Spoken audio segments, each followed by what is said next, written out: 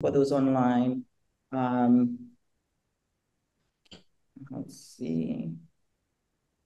Just to talk you through the schedule for today. We will be beginning with our first panel, and I had to get the internet working, so I restarted my whole system. So we are going to begin shortly with our first panel. At the beginning of the day, we will have our students, our capstone students. This is cohort 10, so we're starting with the students who are completing their capstone presentations, and we will have 2 mini panels of the capstone presentations. Then we will have a short break for a snack, and then we will have our community partners roundtable around 11:30, should we stay on track. After that, our graduate fellows at Mona will present to us their capstone projects, because they are also completing 2 years of the program. And then we will go to lunch. And after lunch, we will get a preview from our cohort 11 students of the work that they're just beginning for our collaborative projects. We have a topic every year. I will talk about that in the afternoon. And then at the end of the day, after those 2 panels, we will have a project showcase. This is time to show you all of the things that we have been working on and are working on for the next year or so. This project showcase will include the collaborative project of cohort 10, which we previewed in our 2023 showcase, which was held in January, and to show you their work on that project as well. And so we will spend some time showing you the details of that project, previewing the ones that we have ongoing. We have many projects going. I think something like the count was somewhere close to 12 when we did a list of all the projects that are actually going on right now at Cray Caribbean. So I'll give you some details on those. And then that will be the end of our day before we go to a special reception for those of us in person to celebrate our students as well. So I'm going to ask the students who are presenting on panel 1 to join us down in the front. Kiara Marcel, Michaelis Lewis, and Kelly Vidal to join us in the front, and I will talk a little bit about the capstones while they get settled.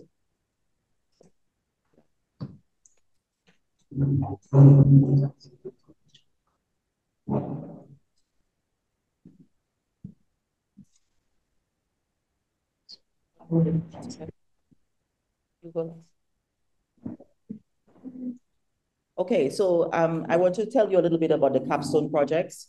Students spend 2 years approximately in the internship program at Dominica State College specifically. So at Dominica State College, the degree is an associate degree, and it's a 2-year program. So the program is designed for that academic context, and the students spend 2 years in the program. They begin the program in semester 1 with a foundational course, Digital Humanities Research. They take service learning curriculum hours throughout the program. They have a summer intensive service learning experience in the summer between their 2 years. And in the final year or final semester of the program, they are asked to use all of the skills they've learned both in the classroom and working on their collaborative project in year 1 and into year 2, and apply to something that they want to think about, any topic of their choosing, because usually for the other parts, they are provided guidance from me and the team on what projects that we will work on, especially the collaborative projects. So one of the things that is great about the program, it's interdisciplinary. So students don't necessarily get to pick the collaborative project, but they get to find a way to make it apply to their interests and their majors, etc.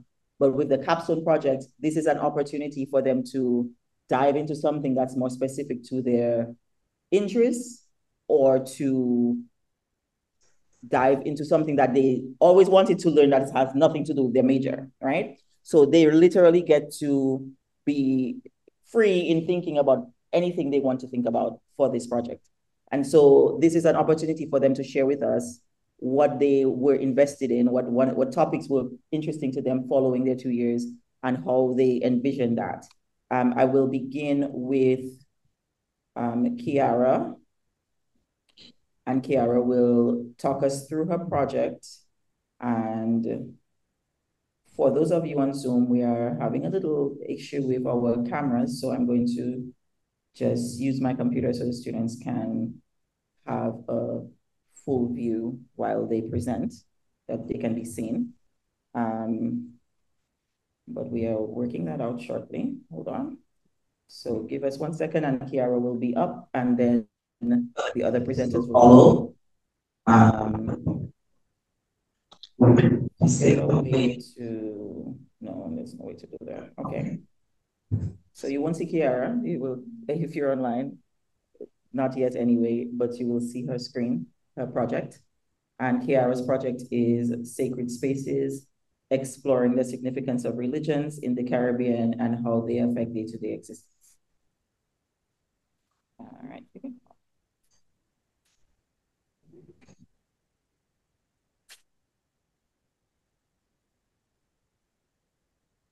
So good morning, everyone. My name is Kiara Marcel, and sorry. Good morning, everyone. My name is Kiara Marcel, and I'm a second-year intern here at the Create Caribbean Research Institute. And the title of my project is Sacred Spaces, as Dr. Shaila Eshbrig mentioned. And Sacred Spaces, it is a project that aims to explore the different religions practiced here in the Caribbean and their significance in our day-to-day life. Because I think a lot of the times, we see different religions and we don't necessarily think they affect us, but I would like to investigate the different aspects of them and emphasize that they do affect us in more ways than we may think. So this topic, of religions, was selected because religion is something I hold very dearly to my heart. And at the point in time where we had to select our topic, I was working on my research paper for English, in which I explored the Protestant Reformation. So I was already very in-depth into researching religions, Christianity to be exact. So I really wanted to explore different beliefs contrary to mine. So for the purpose of this project, I explored the 6 major religions, namely Christianity, Hinduism, Islam, Voodoo, Santeria, and Rastafarianism. However, because of time constraints, I will only be briefly discussing Christianity and Voodoo. So to begin with, as we all know, Christianity was a religion brought to us here in the Caribbean by the Europeans, also known as Christopher Columbus and his crew.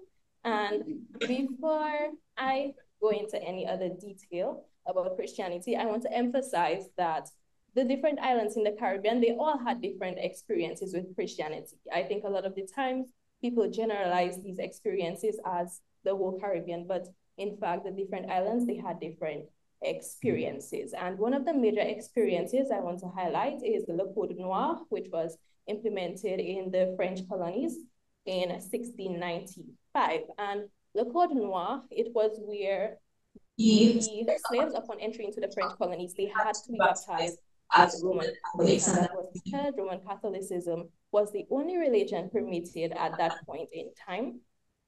And this was done in an effort to basically strip the slaves of any previous identity that they had before they came into these islands, so as to reduce the probability that an uprising will occur. And however, after the Haitian Revolution, the approach to Christianity in the Caribbean changed. So the slave masters, they were no longer trying to force the religion onto the slaves because they feel like if the Christian slaves were united by similar beliefs, which was Christianity at that time, then it will increase the probability of an uprising occurring. So as a result, they were basically grabbing at different things to try to control the slaves. And that is where the slave Bible comes in. And I must mention that some of the colonizers at that time, they despised the idea of some of the slaves learning Christianity because they didn't want to share their religion with the heathen. So the slave Bible, it was something created 3 years after the Haitian Revolution. As I said, the colonizers, they were basically so scared, they were shaking in their boots. So they were basically grabbing at different things to try to control the slaves. So some of the slaves, they were already Christianized. So they were already practicing Christianity. So of course the Bible was something they would have wanted to read. So in order to control them, what the slave masters do, they created this slave Bible, and it was entitled Parts of the Holy Bible selected for the use of Negro slaves in the British West India Islands. And when I saw the title of the Bible, I was kind of surprised that it was so straightforward. But anyways, so yes. So in that Bible, they removed anything that would have allowed the slaves to, think that they deserve justice. So they removed anything that contradicted slavery or contradicted the behaviors of the planters at that time. And the scriptures that emphasize obedience, such as obey your master and so forth, these things were obviously, put in the forefront so that the slaves could see to try to kind of control them. So yes, this wraps up Christianity in the Caribbean, and I touch a little bit more on the slave Bible and stuff in my project, which you can take a look at on your free time, of course. I also included a link of the slave Bible in case anyone wants to explore or read it. And now we move on to voodoo. And voodoo was one I was really interested in researching, as it holds a very prominent significance in our slave history, dare I say. So to begin with, before the slaves were brought to the Caribbean, the religions that they practiced were ones like voodoo and Santeria. However, I must mention that voodoo, it is no longer, of course, in its purest form as you would find it in Africa, as a lot of these religions, they were changed throughout the whole process of the slave trade. So voodoo, it is a combination of Catholic and African rituals, and this is because, as I mentioned before, in 1695, Le Code Noir was implemented.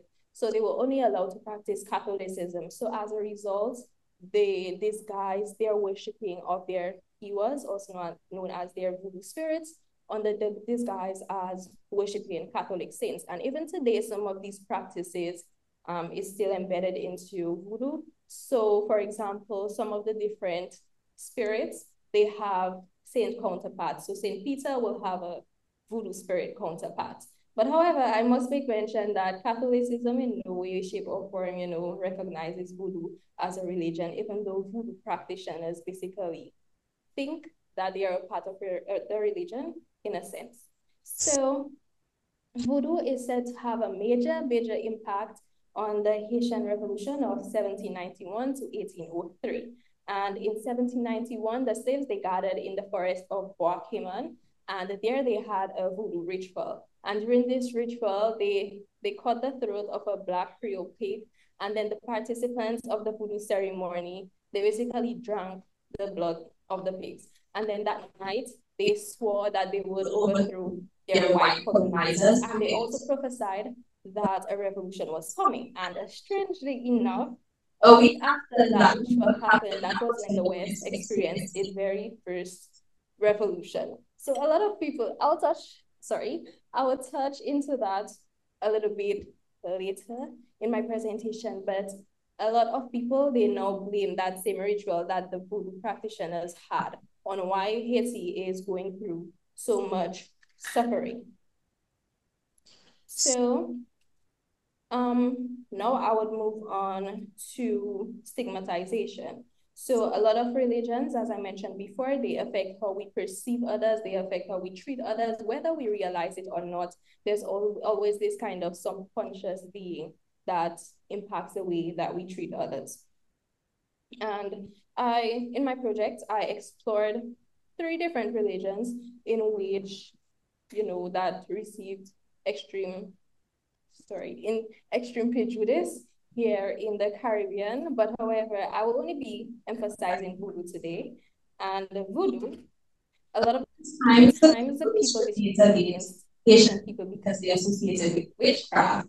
And during my research, I was trying to find the difference between, what people deemed as witchcraft and what was actually voodoo. I mean, I couldn't find a clear-cut reason why voodoo was so different from witchcraft. However, it is something I'm going to look a little bit more into. So a lot of individuals, they draw the conclusion that Haiti's extensive voodoo practice is the cause of the nation's suffering, as I mentioned a little bit for.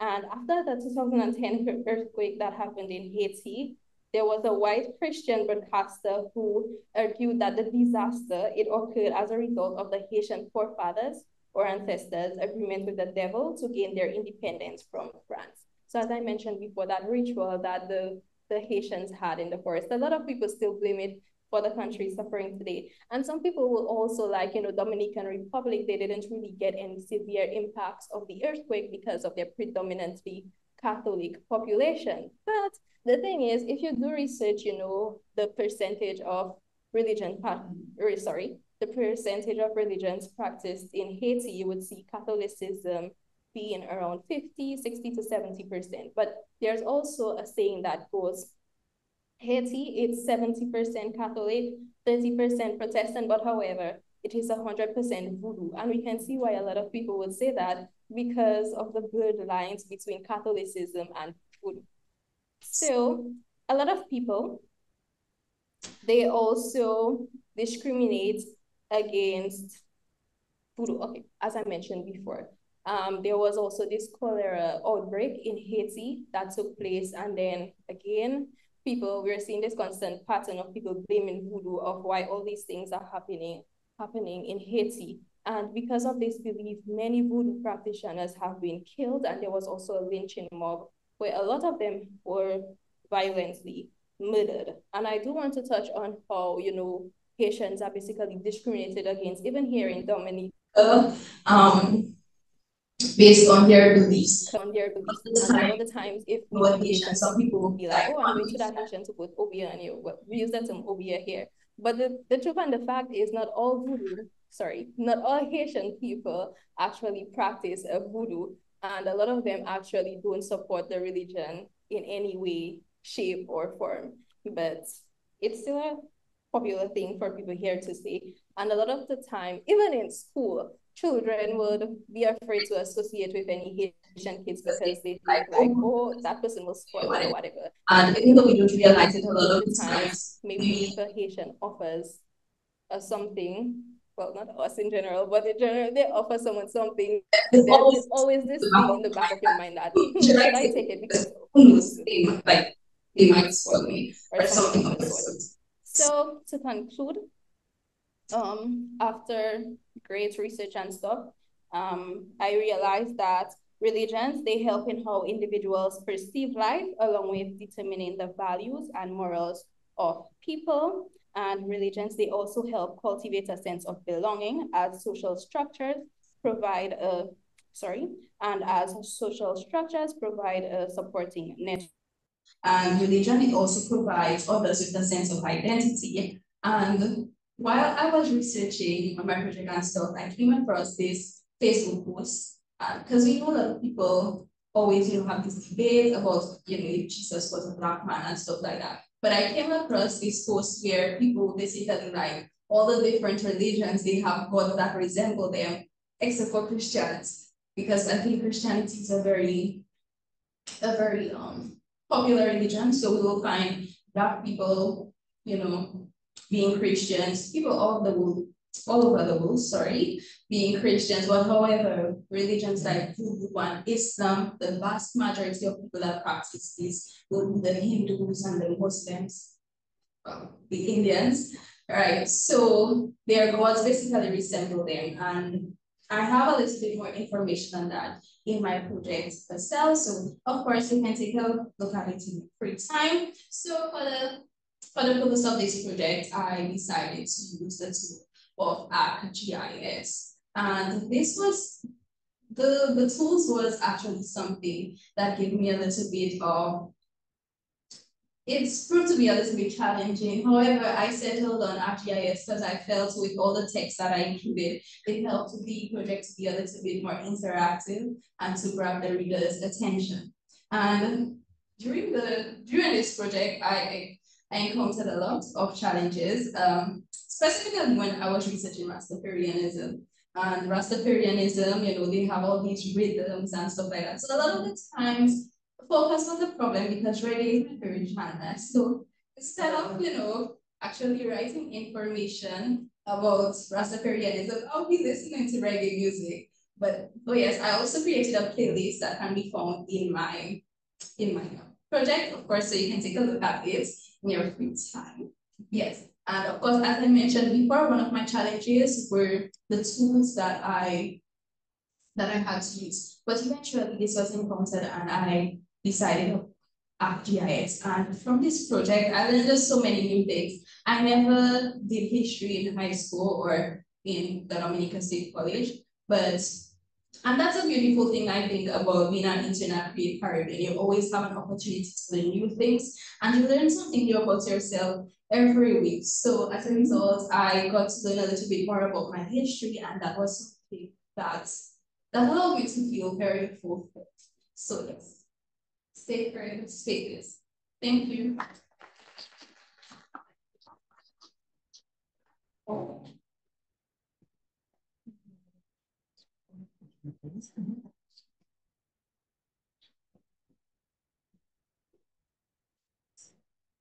Okay, thank you so much, Kiara. Our next presenter is Michaelis Lewis, and we will have her come up and talk about her project on technical beauty standards, the good, bad, and the not so bad.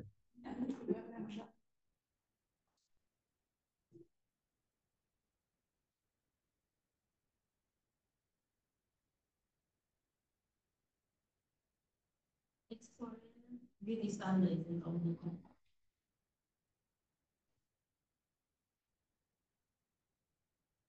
Good morning. My name is Michaelis Lee, and I'm an intern at Create Caribbean. For my capstone project, I wanted to explore the beauty standards that we may have in Dominican. Understanding the concept of beauty standards. Beauty standards are often influenced by a wide range of factors, including culture, media, and society. In the context of Dominica, these standards may be shaped by the island's diverse cultural heritage, historical influences, and contemporary trends. Factors influencing beauty standards. 1. Cultural diversity. Dominica's rich cultural tapestry, comprising of indigenous Kalinago people and descendants of African and European settlers, likely contributes to a varied perception of beauty. 2. Media representation. The portrayal of beauty in local media, as well as exposure to international standards through various platforms, can significantly impact how individuals perceive it. 3. Societal norms. Traditional beliefs and societal expectations regarding beauty and grooming practices can play a pivotal role in shaping prevailing beauty standards. Research focus. My research delved into several aspects of beauty standards prevalent in Europe. Specifically, I investigated the prevalence and impact of the hourglass body figure as a standard of attractiveness, the significance of skin quality in relation to the pursuit of attractiveness.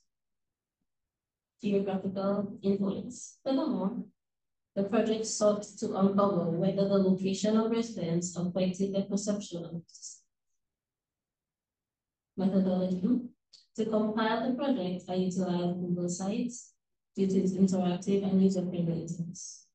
This platform was chosen with the intention of encouraging user engagement with the content. Google Sites offered a range of templates and customization options, allowing me to create a visually appealing and dynamic project presentation. The platform's seamless integration with other Google Workspace tools such as Google Docs, Sheets, and Slides facilitated the efficient organization and embedding of various project resources and materials. The responsive design of Google Sites ensured that the project content was accessible across devices, catering to a diverse audience with varying technology. Compiling interview responses. One of the most engaging aspects of the project was compiling and analyzing interview responses. It was fascinating to observe the stark contrast in opinions, even within the same gender. This process provided valuable insights into the diversity and perspectives of beauty standards within the community. User experience. The simplicity of using Google Sites for content display greatly enhanced my research experience, allowing me to focus on the analysis and presentation of findings. Additionally, this platform facilitated seamless navigation for users engaging with the project content. The only challenge I faced was while preparing the project at first, I approached it from an American point of view. After being informed of this, I quickly refocused and specifically looked at the responsive automatons in comparison to regional and international systems. Overall, this project offered a multifaceted exploration of beauty standards in America, shedding light on diverse viewpoints influenced by factors such as geography and cultural perception. Great Caribbean experience. Time management.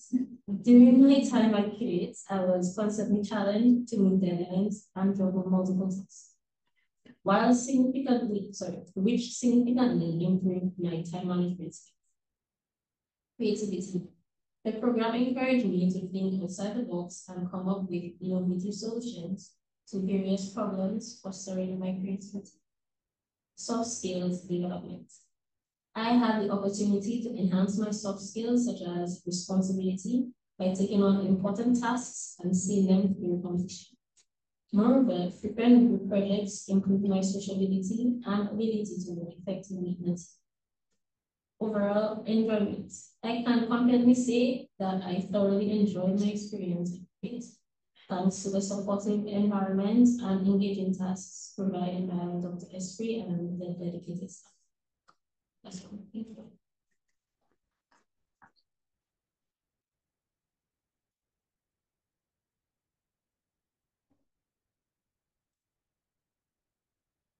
Okay, thank you, Michaelis.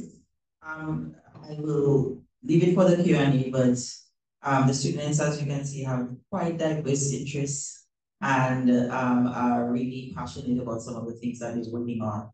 And it really comes off in the quality of their work as well as their, their presentation and discussion of it. I don't always tell them to do, their own data collection. Sometimes a lot of these projects, we do historical based work. And so I expect for them to look at just my primary sources in the library or whatever. But some of them have had key interest in doing some of their own data collection, and that has been very good and encouraging for our students and our country and region to know that students are interested in doing that level of work. So congratulations to me. I was looking at the map of the distribution of people who participated in the survey. So that's quite interesting. Our last panelist on this panel is Megan Vidal, and Megan will be presenting her work on Sino-Caribbean, Chino, yes. Let's look at Chino-Caribbean. See, she's correcting me. See, my work here is done. Chino-Caribbean history, and it's quite an interesting project. And let's listen to Megan talk about her work.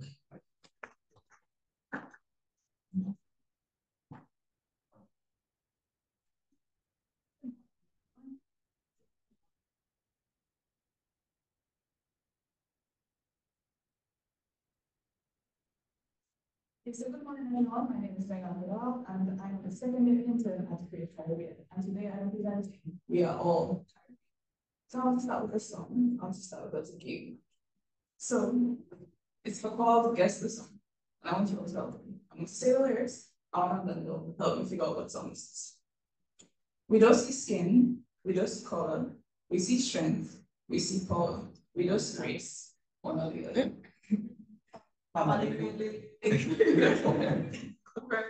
No, when the song came out 5 years ago, my perception of the Caribbean was very limited.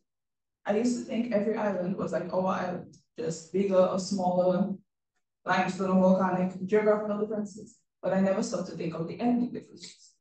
So when I heard Beagle's Grace, what a grace we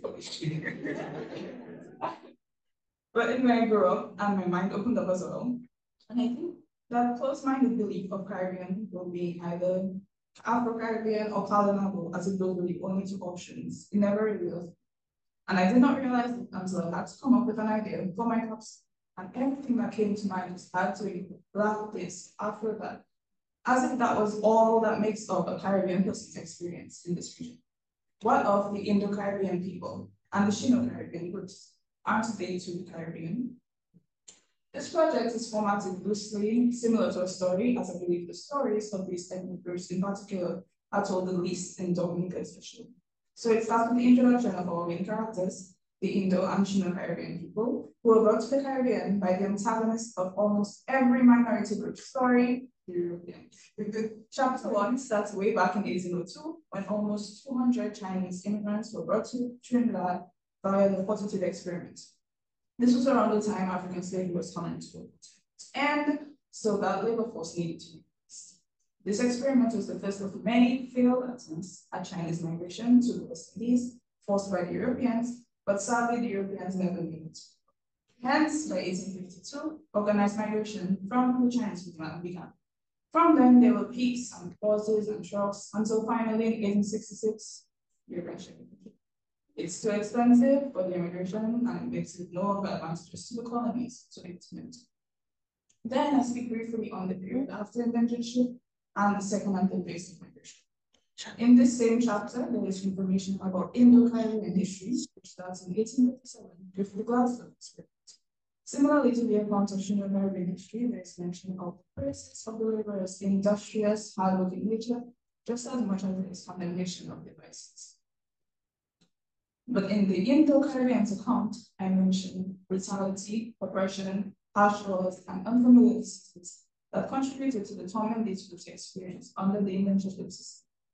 Once again, I touched on the period post-indentureship, how Indo-Caribbean is continuing to cling to their native customs and the difficulties faced by those who return to India looking back. I proceed to the second chapter, which is entirely made of maps and highlight areas within the Caribbean and Shino-Caribbean populations, including their presence at present. Chapter 3 is based on the exact opposite of the message Skinny Fabulous and Marshall Montana preached in Family, as it is about racism. It speaks of the roots of discrimination against Shino and Indo-Caribbean. Although there are many recent events that contribute to the rifts between these groups and Afro-Caribbean people, this is also caused by interferences of European powers, oh my gosh, it's also so gross, during and post the indentureship period. I conclude the project on a positive note though, because why would we in sense, with chapter 4, the festive finale, which mentions the contributions of Indo and Shino-Caribbean communities to the fabric of Caribbean society via cuisine, religion, music, economics, cultural events, and customs. I used ArcGIS because I knew what I wanted the project to entail, and that tool was most suited. As we saw in chapter 1, I used the timeline feature to display the historical facts, and in chapter 2, I incorporated maps. I was already familiar with the tool as it was also used in my very first individual project at Great Caribbean, Space Place, and Mexico. My main challenge while doing this project had to do with sourcing information after finishing on chapter 1. The numbers for the populations of these ethnic groups differ depending on what site it is sourced from, and no one seemed eager to speak of the racist experience in it. So information was all around limited. However, I do hope this project draws attention to these groups and helps get rid of the us and them dynamic that we may not realize we have. Sometimes the otherness of our fellow Caribbean people is so deeply ingrained when we speak that we may not pick up on it, but it's not very kind. After all, we are all Caribbean.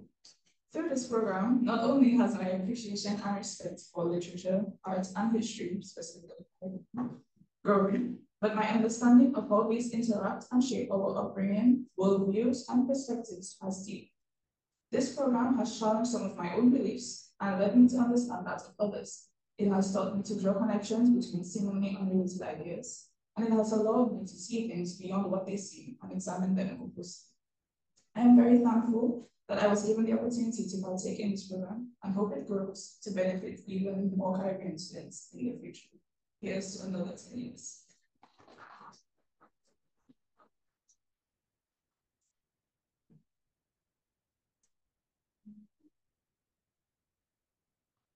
Thank you, Megan. I don't have 10 years, but the kids are all right, so y'all got it.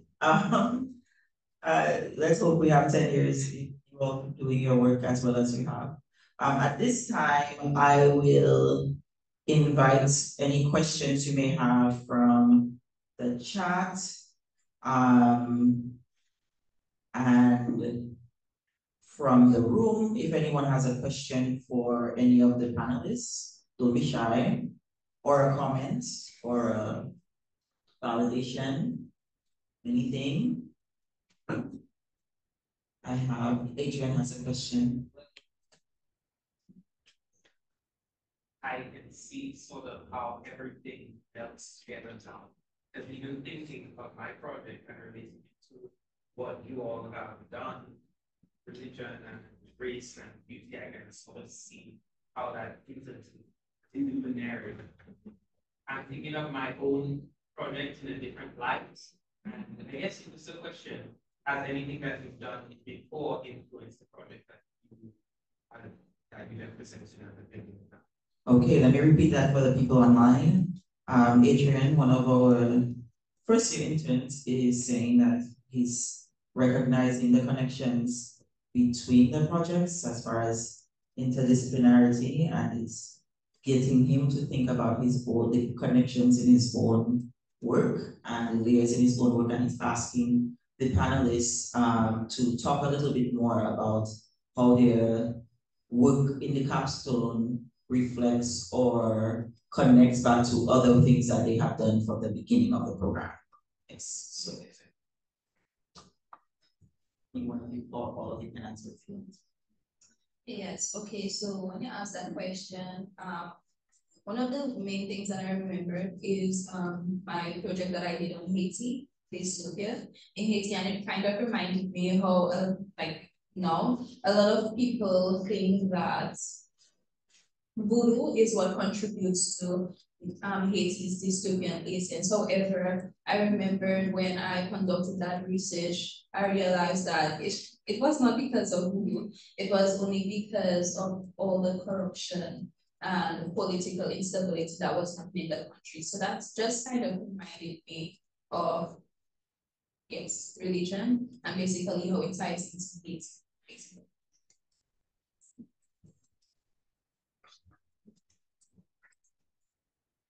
So what came to my mind when your question brought up was the first project I contributed to in Career Caribbean. That was a project that was already in progress before me. It was visualized Caribbean literature.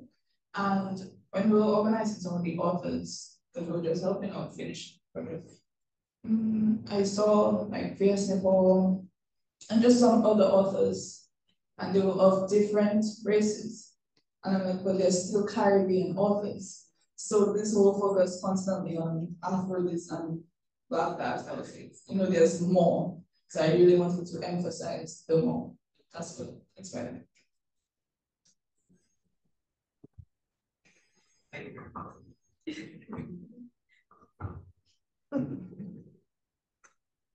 You didn't have thoughts?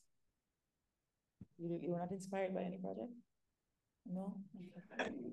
Nicholas does not want to be on the mic for more than 2 minutes at any given. Okay, so thank you so much to this panel, because Nicholas doesn't want to speak on the mic for more than 2 minutes. There is a question actually in the chat from Cecile Marie, who's asking about the Code Noir. So Kiara's nervous. I've seen that you mentioned it, and there was a link to some documentation online, but as for the moment, there isn't any project collecting all the versions of the Code Noir online. I would like to know what source did you find? Do you remember? You want to pull up? Your references? Check the room. Since we will put the link, Kiara has a reference list. They're required to obviously cite their sources. So once we share the link for the published documents, can you put that link in the chat, because I think it's what you did? I just. Okay, yeah. So post that link in the chat, and you can review her her reference list and find the exact one where she found that. The students are really encouraged to use primary source as much as possible, look at libraries, archives. So we go to with Learning about the Digital Library of the Caribbean, which has digitized many primary sources. So a lot of them get to start there. They encourage to use Google Scholar and to vet their sources and all of that stuff. So they find quite a bit of information. And we, at the beginning of every topical project, we keep a Zotero file. Some of the students have their own Zotero file for their capstones. So that's another way, even if it's not something that they ended up using, they might have found a lot of useful things that they keep in their Zotero file. For those of you who don't know Zotero, it's sort of research assistant software that allows you to click all your sources and be able to produce citations, but also keep notes and collaborate and share resources with other people. So we can also try to publish some of the Zotero bibliographies for people who might be interested in them. So we have those as well. Okay, let's give a last round of applause to the first panel. And I will invite the second panel. Two members are here in person. And so Kiara, Jada and Bijou join us. Alicia Desiree and Jada Lambs will be presenting in person. We have one student who already had to leave the country, who has done her capstone and it's sort of pre-recorded. So we will begin with her project, Sophia Roberts, and we will share that on the screen, and then we'll have the in-person panelists join in after that. Okay.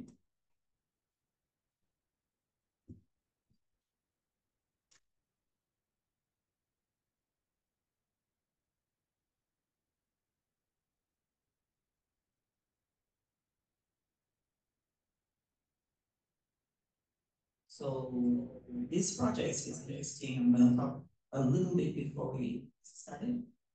Okay. It is designed to be an augmented reality experience, so all of you can play it on your own time, which is why you see Zama on the screen. Because Zama's in the room, you can flip the camera and put it. So we will try to put a link to it in the chat. It's there already. Where, okay. I don't see the mind. Okay, so you should have it in the chat, says Sophia's project. And once you have it in the chat, you can actually place it in the room with you and experience that project from your phone or your tablet. And it's quite an interesting experience where she did what we call world, what's it called? Yeah, it's not augmented reality, there is image tracking, world tracking is what she used to do that. So you place objects in the room with you and you sort of have an immersive experience of the storytelling in the room with you. It's one of the technologies that they learn in the program and we get to experiment with. So she's tried some of that. So let's see. Someone's gonna be in the background a little bit, but we can, want me to be in the background? Yeah. Okay, so stop. And I will do it.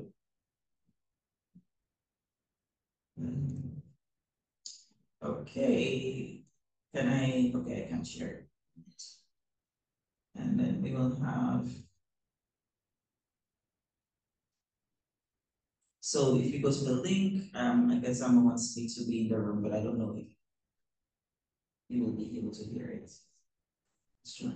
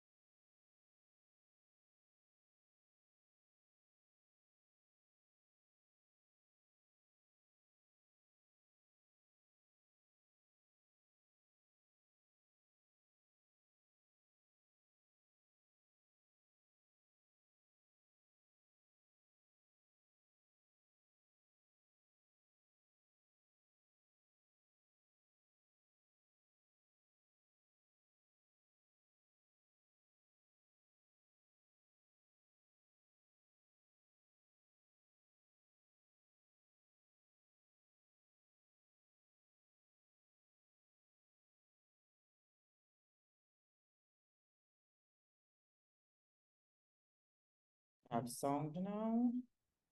Y'all didn't hear it before? So I played all that and no one heard. I'm so sorry. I thought did we hear it? Okay. Can you confirm that you heard it online? Okay. Okay, great. We are going to move on to our in-person panelists. And the echo? I was trying to figure out where what I needed to do. Okay. Good now. All right. You can hear me too? Yes? Okay. So we're going to move on to the next panelist, who is Jada Lance. And she will be presenting, excuse me, Women, Race and Class, an examination of Angela Davis's seminal work. This is quite an interesting project. I have a lot of thoughts. And I'm very happy for you to hear it.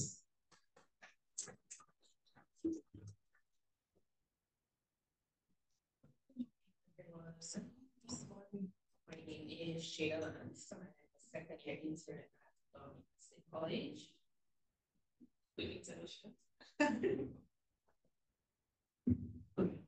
I'd first like to begin by sharing the inspiration behind this project. Initially, I wanted to shy away from the discourse of racism and its effects, seeing that it's a very sought after topic. But given the name of my project, Women, Race and Class, I think Angela Davis's book, Women, Race and Class, has profoundly shaped how we understand the intersections of systematic oppression. This project was inspired by Davis's ability to weave together the struggles of race, gender, and class into a cohesive narrative. Today, I'll shed some light on some of the key themes from her work: race, privilege, intersectionality, intersecting inequalities, and how they continue to resonate in our world today. Feel free to read the project in detail. Let's start with race. Often, we think of race in terms of physical characteristics like skin color or facial features. But race is fundamentally a social construct, used historically to justify unequal treatment and segregation. Despite progress, racism still persists today in more subtle, systematic forms like microaggressions. It's embedded in our institutions and influences outcomes in health, education, and racism isn't just about individual prejudices, but about the structures that create and sustain inequality. Connected to race is the concept of privilege, especially white privilege. It's essentially unearned advantages white and light-skinned individuals, like you said, receive in society. These advantages can range from better representation in media to a lower likelihood of being questioned. Recognizing privilege doesn't diminish anyone's achievements, but instead highlights how systematic advantages have historically been skewed. I'm a firm believer in the saying, understanding and addressing white privilege is crucial for real progress towards equality. Intersectionality is another key thing, coined by Kimberly Crenshaw. Intersectionality examines how various forms of oppression like racism, sexism, and classism intersect and compound. For instance, a woman of color faces discrimination not only because of her gender, but also because of her race. Intersecting inequalities highlight the economic dimension of these issues. Women of color often earn less than their white counterparts and face significant economic barriers. These inequalities are rooted in historical injustices, such as slavery and segregation, which have left lasting scars on our economic landscape. The disparities in wealth and opportunities are stark persistent. Education is another area where these inequalities play out. Despite higher education being seen as a part of equality, women of color often face a system that doesn't fully support their success. Affirmative action policies, which once opened doors, have been rolled back, making access to opportunities even harder. This ties into the racial wealth gap, where Black households have significantly less wealth than white households, a gap that higher education includes. Angela's influence extends beyond her own work. Figures like Audre Lorde, Bell Hooks, and Kimberly Crenshaw have built on her ideas, advocating for more inclusive and intersectional approach to activism. Today's movement is socialized Black Lives Matter means to continue this legacy, using technology and social media to amplify marginalized voices and drive social change. Looking into the future, there is potential for progress. The spread of activism through social media has allowed more voices to lead and catalyze collective action. However, meaningful progress requires a sustained commitment to dismantling systematic inequalities and addressing the intersecting forms of oppression that many individuals continue to face. Working on this project has been in my aim and been inspired by the resilience, creativity, and activists who have worked tirelessly for justice. To put it short, they really saw the dream and they worked towards that. Their stories are living legacies that drive continued advocacy. This project was completed using RTC. Off record, a part of me wished that I could use the other tools for the process of this project, but you know how the thing goes once Black people get something, we tend to stick to it. ArcGIS became my comfort tool over the past 2 years, and I still like Rachel was started his white paper. Dr. Esprey continuously advised me to use another tool. In my defense, I tried, but deep down I knew that was going to happen.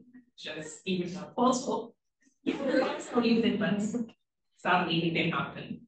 One challenge I faced was the invisibility of race in many contemporary discussions about gender and class.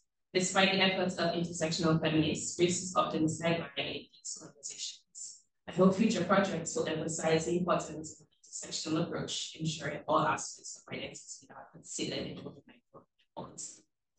Going back to the program, these past 2 years has been one of the most interesting years of my life. It definitely made my DSA experience better. Knowing me, I probably would have just gone to classes at my home, I'm not gonna lie, but the program made me a bit more social, just a bit more, in an environment that I was not familiar with. I got introduced to new tools that I would have probably never used at ESE, and some of which will stay with me, GIS, maybe. Despite being jail or money at most times, I would most definitely recommend this academic enrichment program to incoming listeners.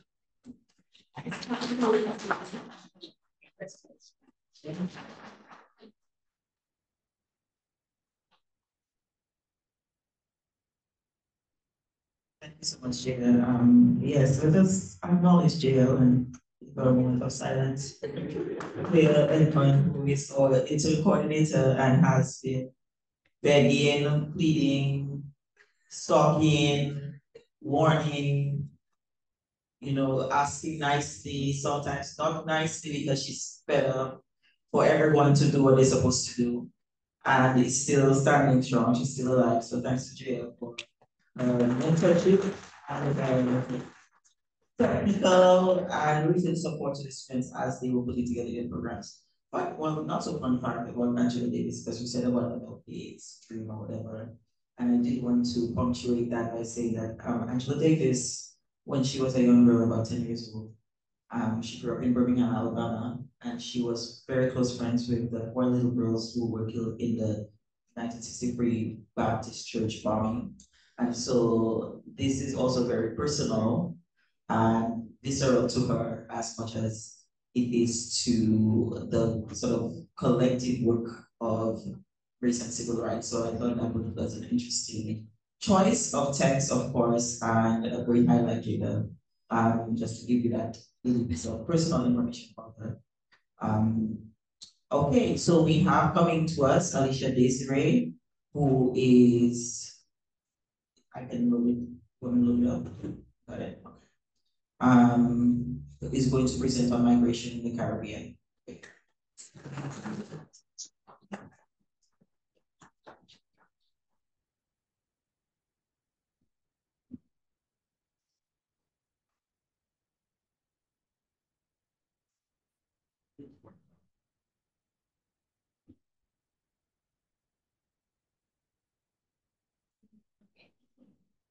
Okay. So good morning, everyone. I'm Dr. Esprey.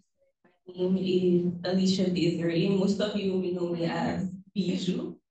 So I am a intern at Great Caribbean, and I am a computer science major at RTC. And initially, I wanted to focus on migration in the Caribbean, but initially I was to focus on illegal migration in the Caribbean, so what we know as backdoor. But finding data for that was difficult, and some of it just didn't exist. It was not just hard to access, but just didn't exist. So instead, I changed my direction to the cultural impact of migration and contemporary migration patterns and how it has affected Caribbean people, not just personally and in family homes, but our overall development as a region. The Caribbean is known as a melting pot, but what is inside that melting pot? What is inside that melting pot? So many different ethnic groups have migrated to the Caribbean for many different reasons. Whether it be for work, they were seeking asylum, or enslaved. They have contributed in some way to our culture. Yeah, some more than others. Each group follows the same pattern. So on my homepage, you can see I have the Indians, the Chinese, the Canadians, the Africans. Each group follows a pattern of the introduction as to how they came to the Caribbean, why, what did they experience, the treatment and all that. Then it also explains the influence that they have and how we can see it today. So we're going to take a look at the original, the Calian. They were the first to come to the Caribbean from North America, and they lived a fully sustainable lifestyle. They lived a fully sustainable lifestyle, and they were the first ones here, and they were the first to resist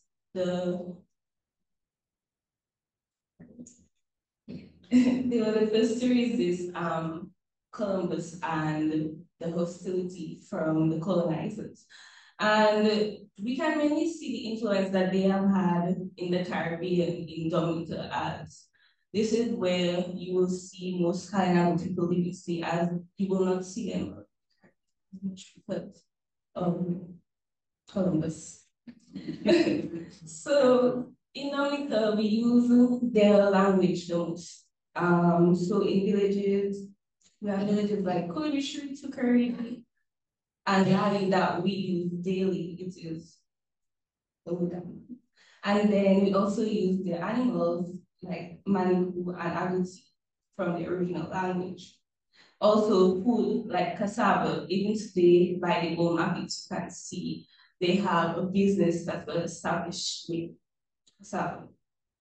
Next, we have the Indians. And the Indians came into the Caribbean as we know as indentured servants.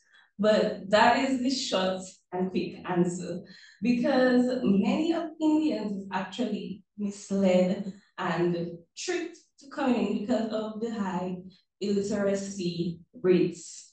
And they put their signature on contracts that they couldn't read. So when they arrived in the Caribbean, what they thought they were going to experience, that was not the case. Yes. So they have influenced many traditions and foods. Some popular foods would be chicken curry, roast doubles, and my favorite, curry goats. So, and they also influence chutney music as well. Not sure if you're familiar. Now, the last group that I'll be looking at today is the Chinese, and most Chinese you would find them in Jamaica, Trinidad. And they were brought here to save sugar plantations, but that did not go as planned. Yesterday.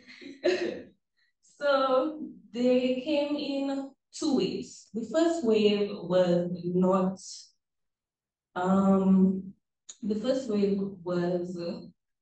they were fleeing from the opium. So it was not really against their will, but it's not something that they wanted to do anyone their homes.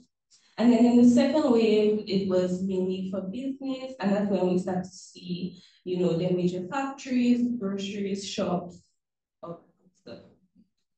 Now, they haven't had a lot of contribution, let's say, culturally, but they definitely had a major contribution when it came to introducing gambling into the Caribbean with their game called Play. And then in this section, lower down, you would see that I have a link to a song. It's a Chinese man singing calypso, and the calypso song is named Omati Chetty. Now, I wanted to highlight this because I believe it displayed a great fusion of these cultures because it's calypso, and then the Chinese man is singing calypso, and then it's a song about an Indian lady and how he wants pottery, which is an Indian dish. And this is just to show how today we see so many different aspects of so many different cultures, Indian, Chinese, African, Caucasian, we have to mention it. And I just believe it's so great that one region can have so many different influences. Now, the next aspect of my project, I'll be looking at contemporary migration patterns instead of the historical ones. So the first thing I'll be looking at is families and how families have been influenced by these patterns. Now, firstly, historical migration patterns have contributed greatly to our culture, but they have also affected our families greatly as well. So in the beginning, when the Africans came, a lot of families were displaced due to planters selling, different family members in the space in the family. And a lot of women had to raise the children on their own, many children at that times. And this just developed further into our lives. And then the Indians, after the emancipation and became as indentured servants, the Indians also interacted with the Creole. Although they brought their families, they still had families with Creole women. And unlike the Indians, the Chinese actually kept two families. They had one in China, and then they had one in the Caribbean.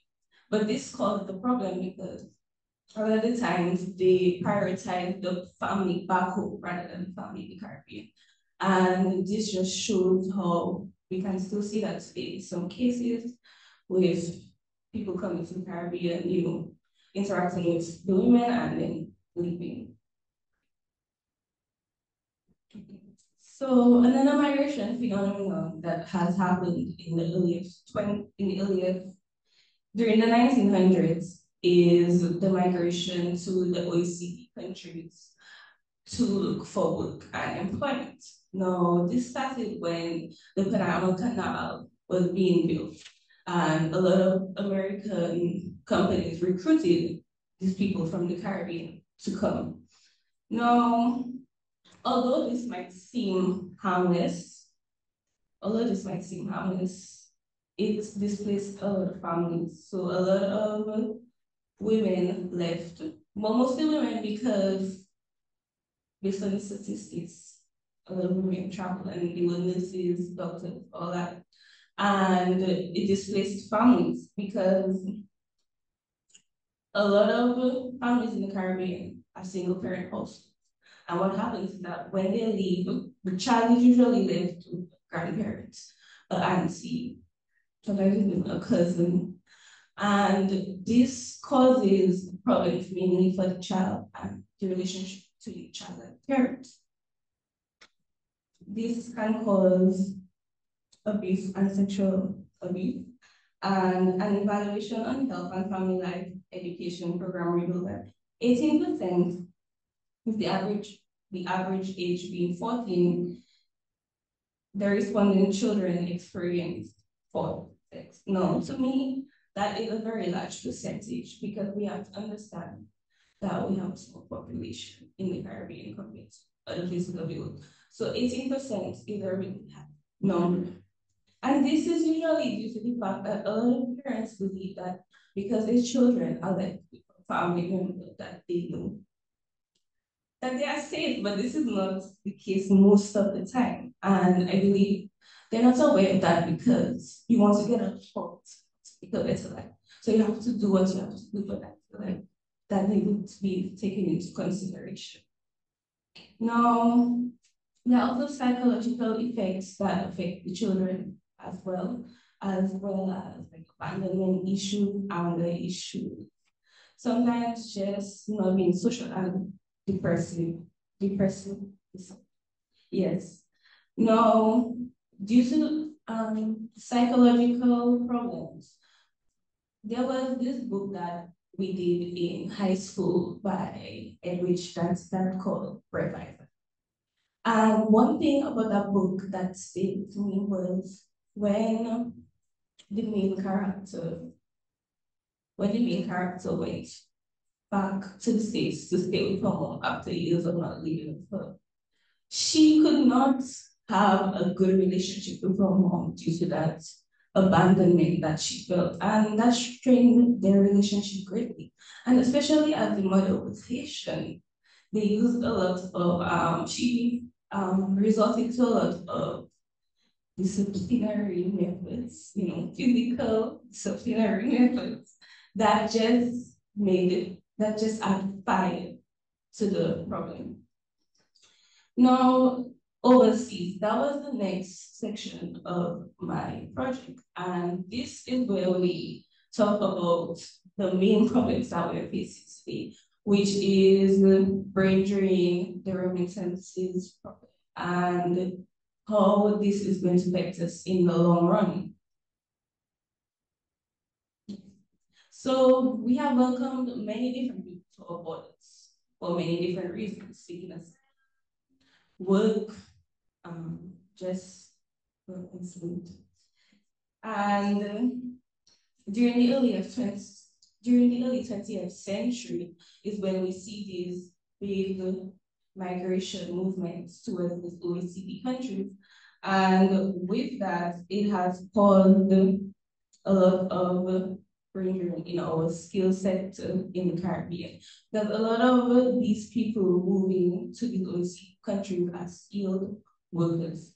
I really wanted to go into depth in the sector because I got lucky and I got great statistics for this. And I believe we need to take a look at this process more because it's only increases, literally just steadily increasing. There's no decrease.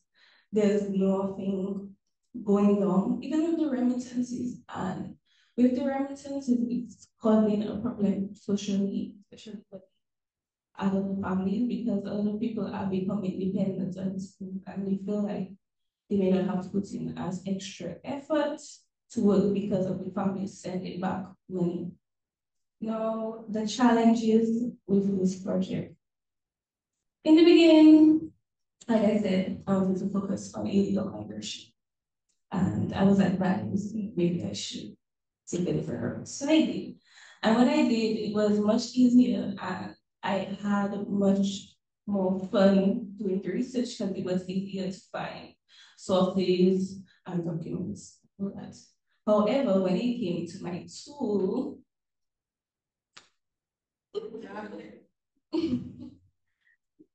I chose to use Jet because I was advised that let's give ArcGIS a break. And I chose Jekyll because I'm a computer science major and I felt like this is something that I could do. So I definitely underestimated Jekyll. And I felt like it wasn't hard, but to start off was difficult. And that's always the case. So setup was a little bit difficult. And then even though it's a template, you have to find where everything is, change it. I wish I could have more graphics and I wish my charts were interactive so that I could see the numbers and all that. That's the only thing that I would say I regret. But other than that, it was actually really fun using the tool and I'm proud of how it took because compared to how I started, I think that was a great change. My experience at Create. In the beginning, I was lost, honestly. And I was like, whoa, what am I doing? And during my last seal is when everything came together, and I remember why I'm here because of the literature, the history, the digitizing, the coding. That's something that I love. And I would just I'm grateful because I got to learn a lot of different things, experience a lot of different things. And about research as well, because I believe that research was just a simple thing, but now I see it as a big. Thank you.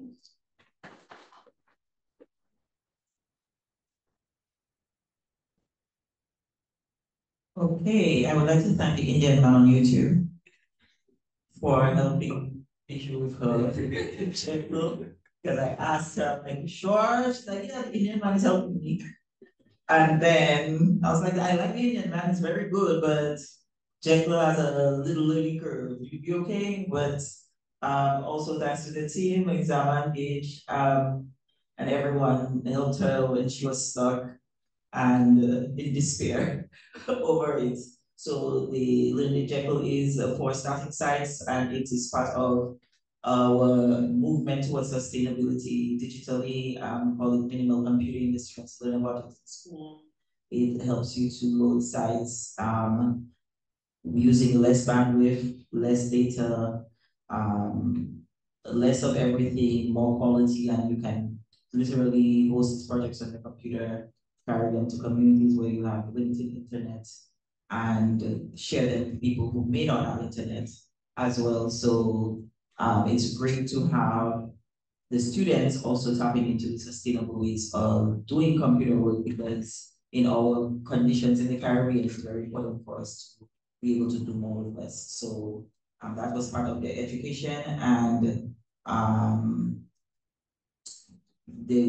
I see people asking about the link to the project. So once we publish the project, we will share the link to it on the project's page, because Bijou's project is still hosted locally, and so we'll be able to share a link for that. Once we publish it, I will get to that in the next few days to publish it on our server, so she will have a public link to share it with everyone, okay?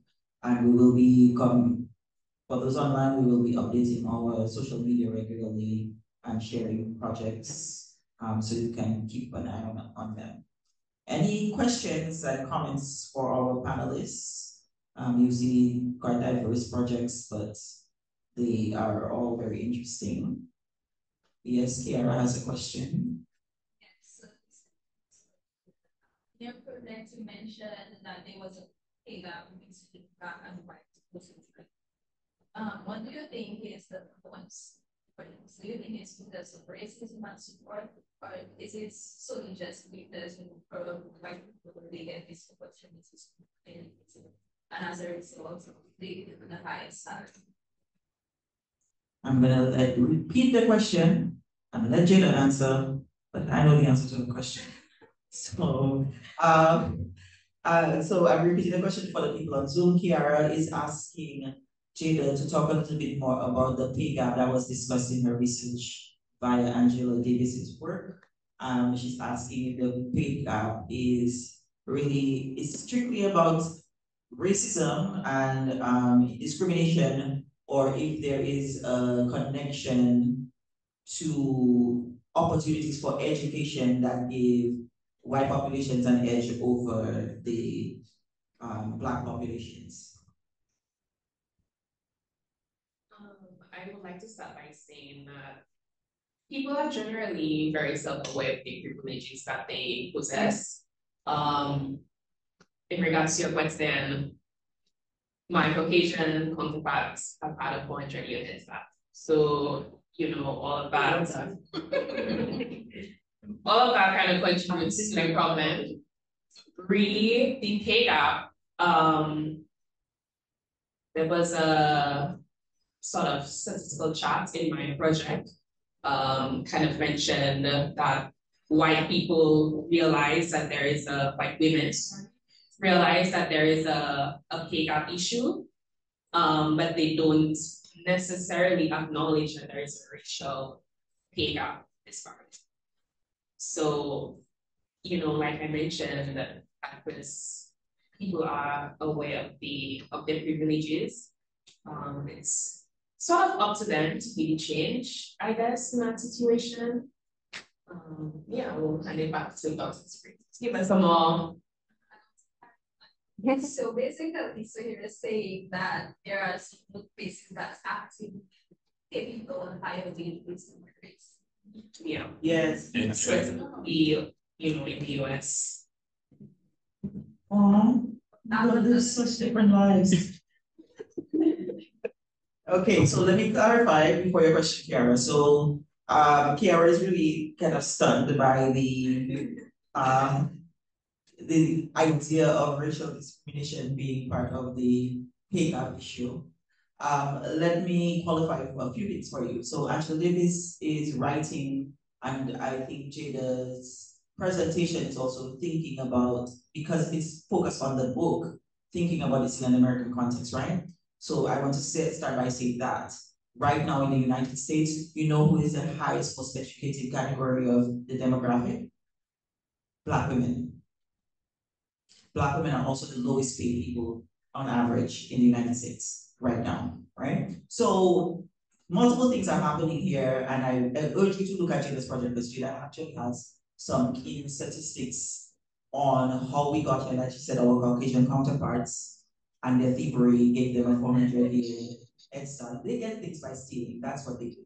They've been stealing long before we came in the picture. They stole from each other. You watch a great show on Great British Castles on Netflix. They've been taking each other's castles and putting up people's heads and keeping it. So this has nothing to do with us. They've been stealing from each other. They just things. That's for a long time. Now the great Gaulle himself, Columbus, started stealing stuff. He didn't even come on Dominica. He just pointed. He's like, I want that. That's what they do, right? It's almost like window shopping. He was going around.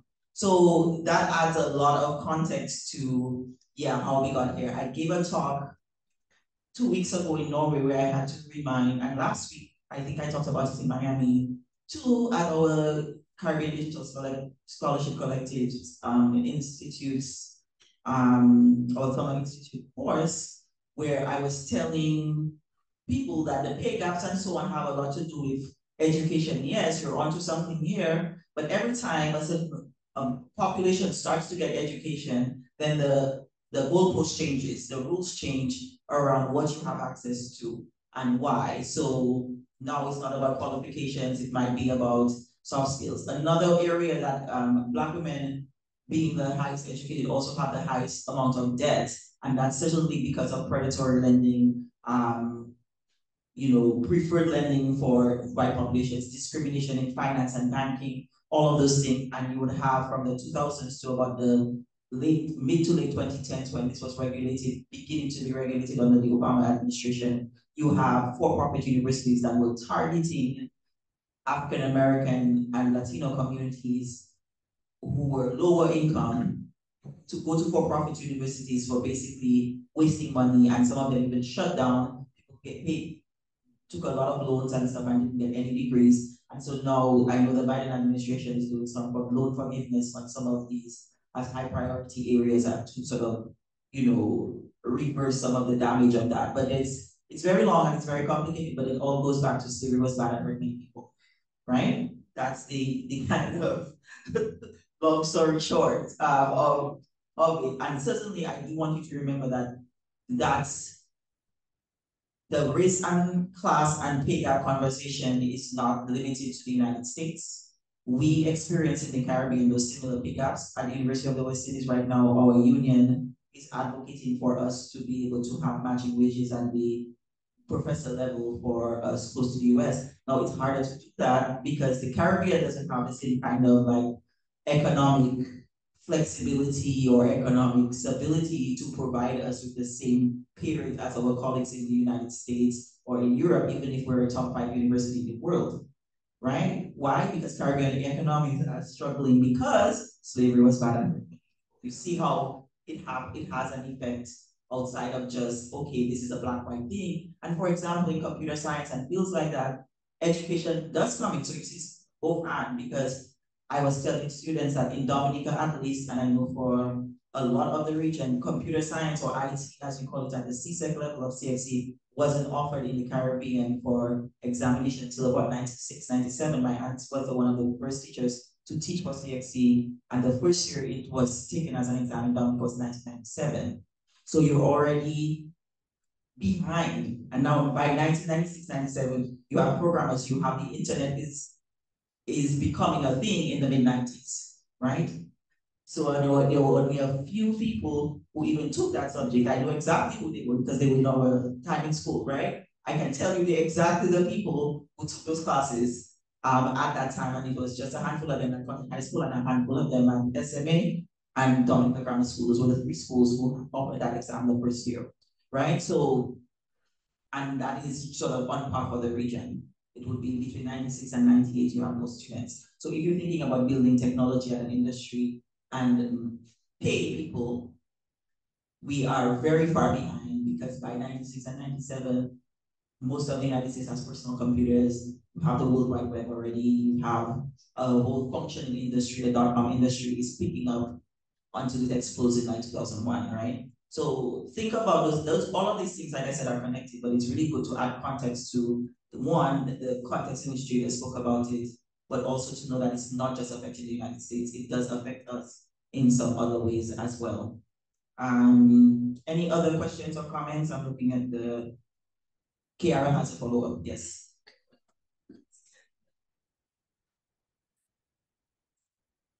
Debate the wide issue of especially when it comes to beauty standards, because a lot of times I think people say, oh, like people are basically held on this study still. But is it really about race or is it just about personal preference? No, it's about race. Everything is about race. You've been with me long enough to know the answer to that question. Personal preference is designed by acculturation as much as it is anything else. So what you perceive to be a preference, what did you learn about history? No, history is neutral. You roll your eyes at me like I make the rules. I'm just the preacher. I didn't write the Bible. Let me tell you. This is just how it works, right? There's no such thing as neutral history. There's no such thing as just you just got there. And people, I've come to Dominica. Let me tell you a personal story because it's a close. Not more than 5 times a day, Saturday, and I got here midday, has someone commented on my body. Not less than 5. Why? Because that's how we make small talk in Dominica. That's culture. They don't even care about my body. They just want to have something to say, right? Not less than 5 times a day. It's not personal necessarily. Sometimes, you know me, depending on if you don't know me well and you say something, I might, act like myself. But I have come to an age where I understand that part of it is about culture and how we are learned to acknowledge people's bodies in the space, right? That comes from everything from race to your physical body types.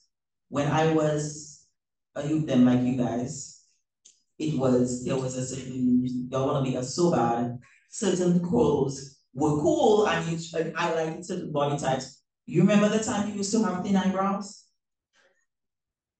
Few more minutes, please. Remember the thin eyebrows section? Let's not go back there, right? That was like a bad time in our lives. All of those things you think because we were watching TV and all of the girls had thin eyebrows. But who were the girls on our TV?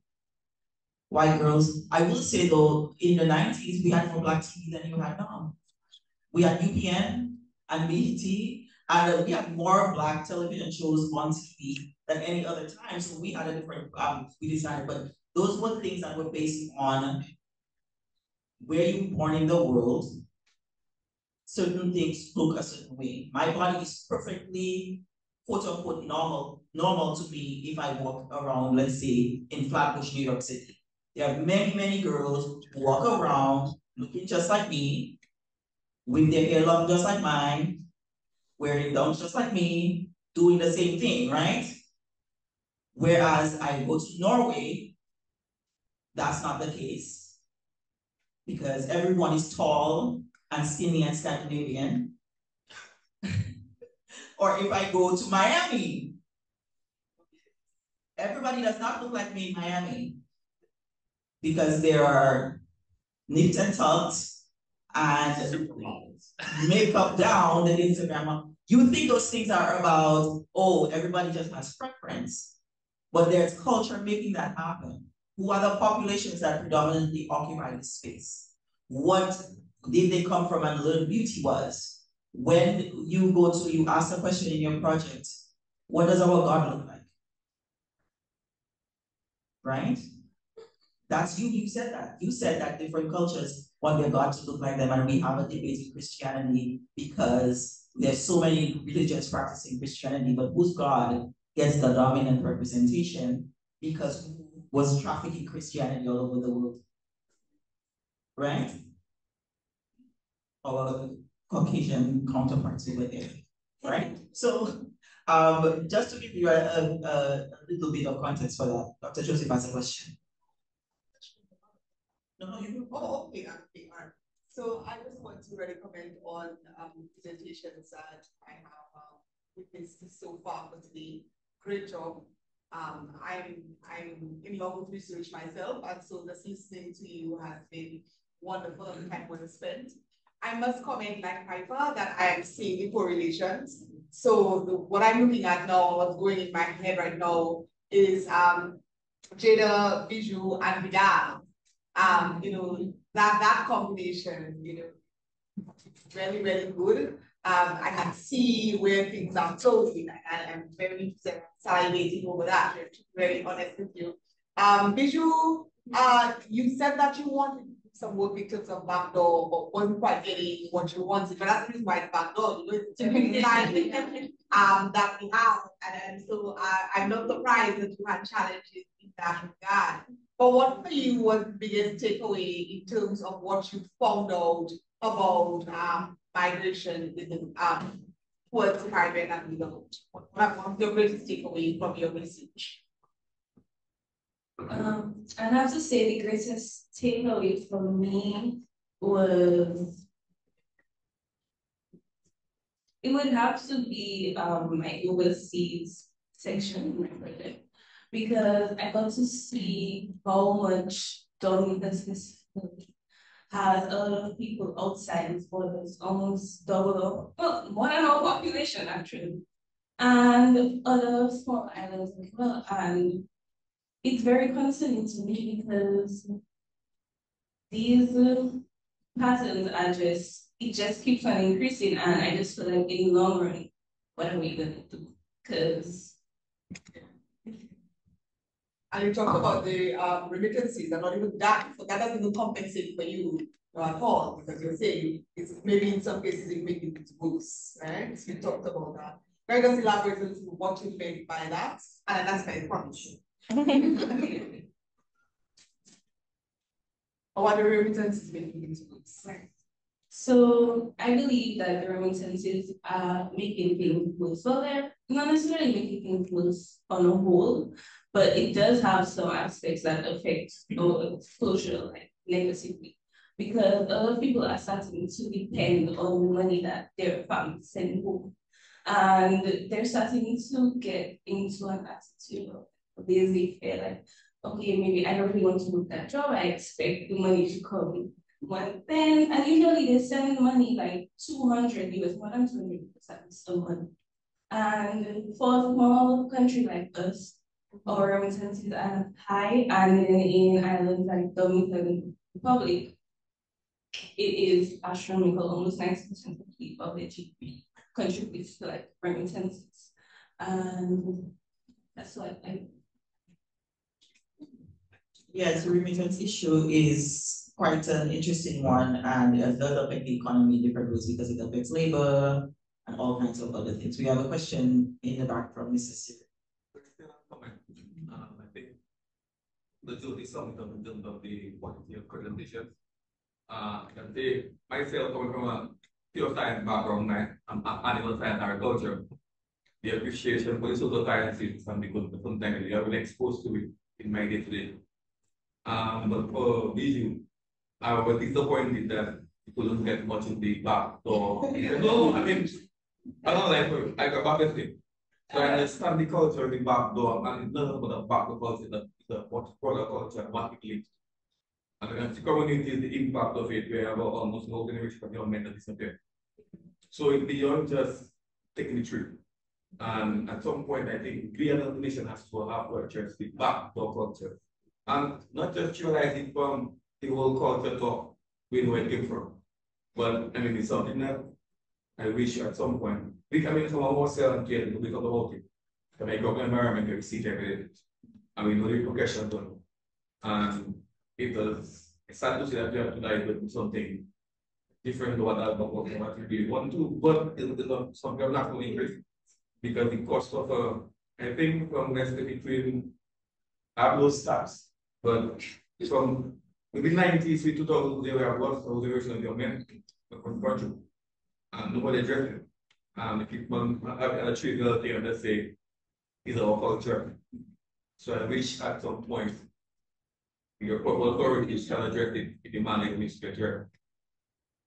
Okay, thanks so much. I actually really wanted Bishop to be able to do that because we talked about it and it was really interesting and it's interesting to me. So it might be a great Caribbean project later.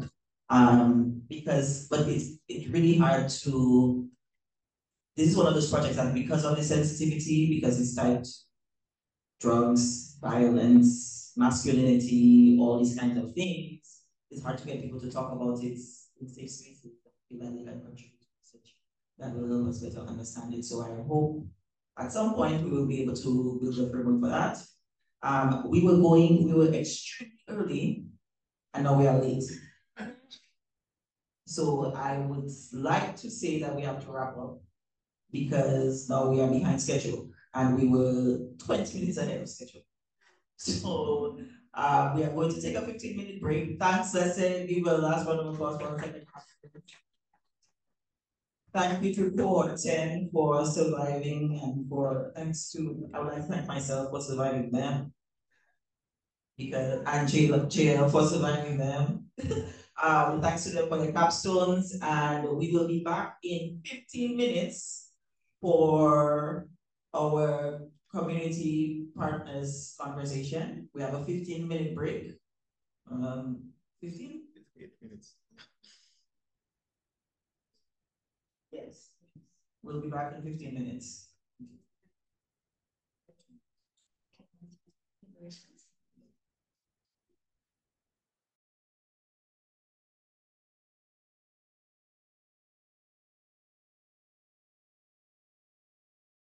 When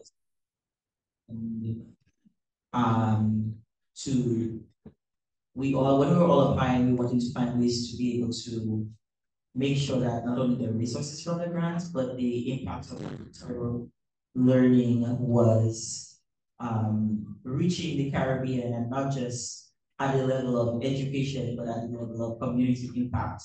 And so we wanted to have a way to have our students engage with community partners, something we had already been doing because the Caribbean is sort of built on service learning as a premise, and we had partnered with many organizations and institutions before, but I really was invested in having community organizations have training within their organization so they could design things for themselves and be sustainable.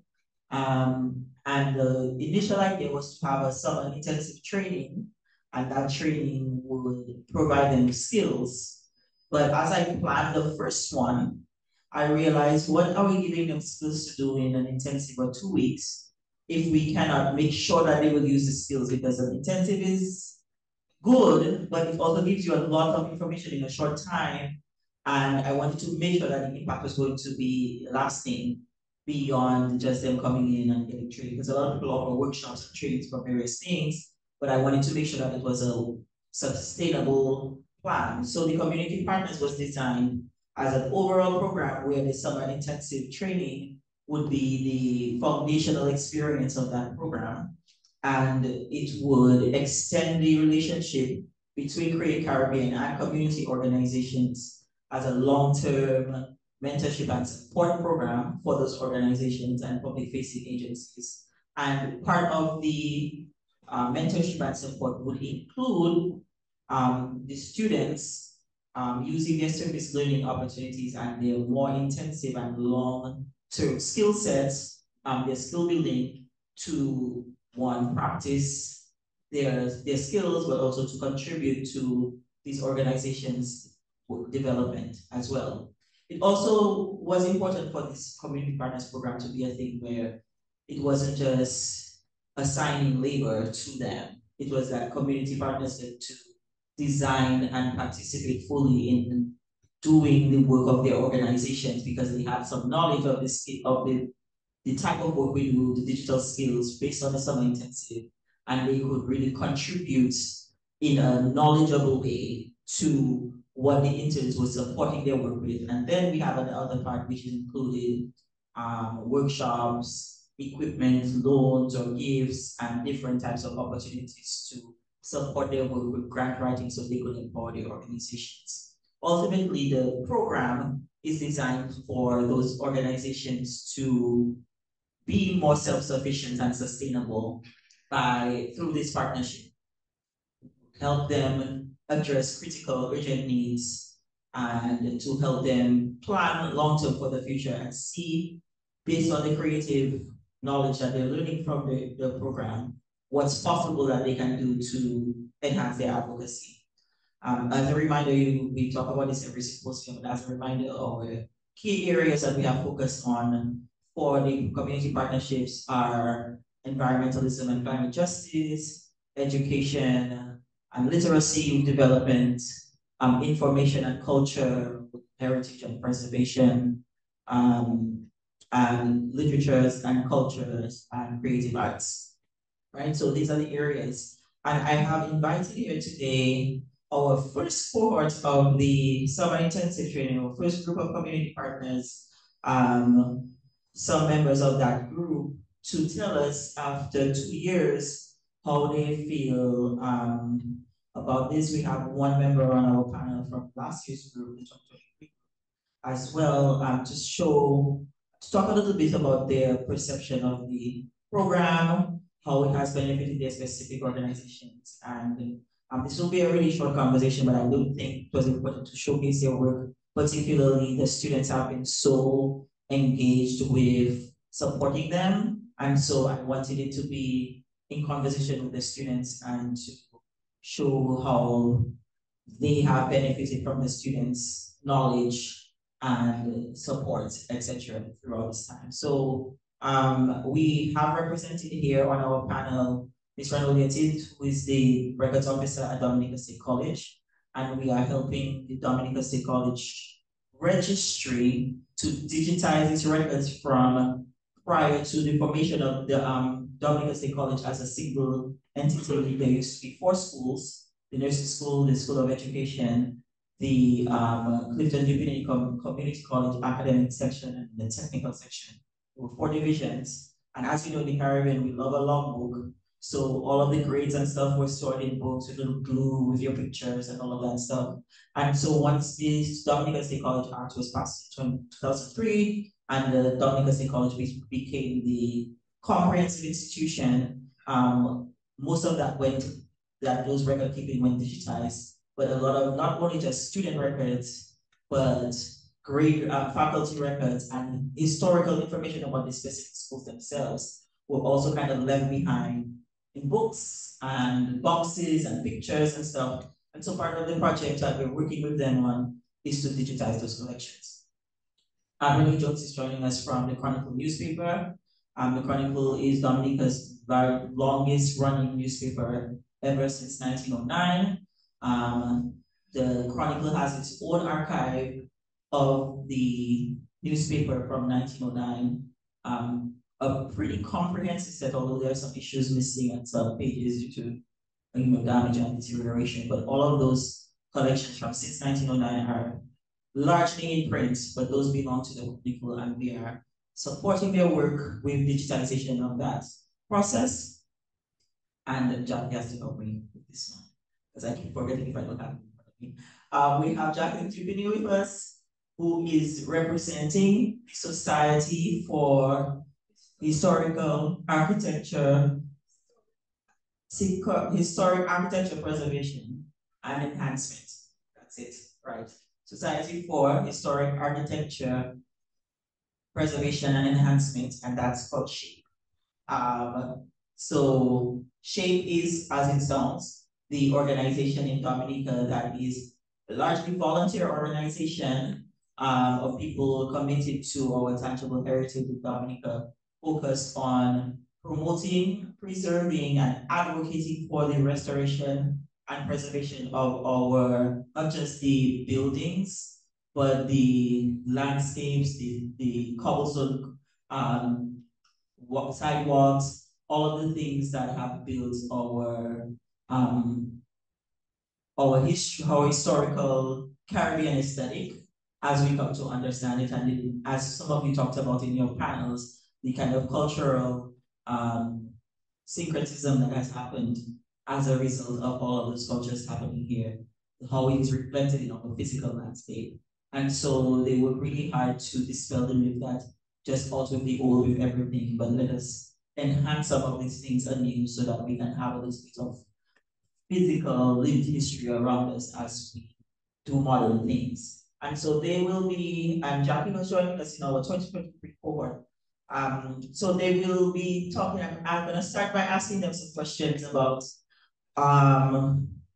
why they came to this program. Some of it because I asked them, but also because they had needs. And so I will give them about a minute each, you see, short, to talk about what their needs were and what they were experiencing and in terms of challenges to get this kind of work done at their various levels and what brought them to our community partners program. Let's make this. Just pass it on. Yes, well.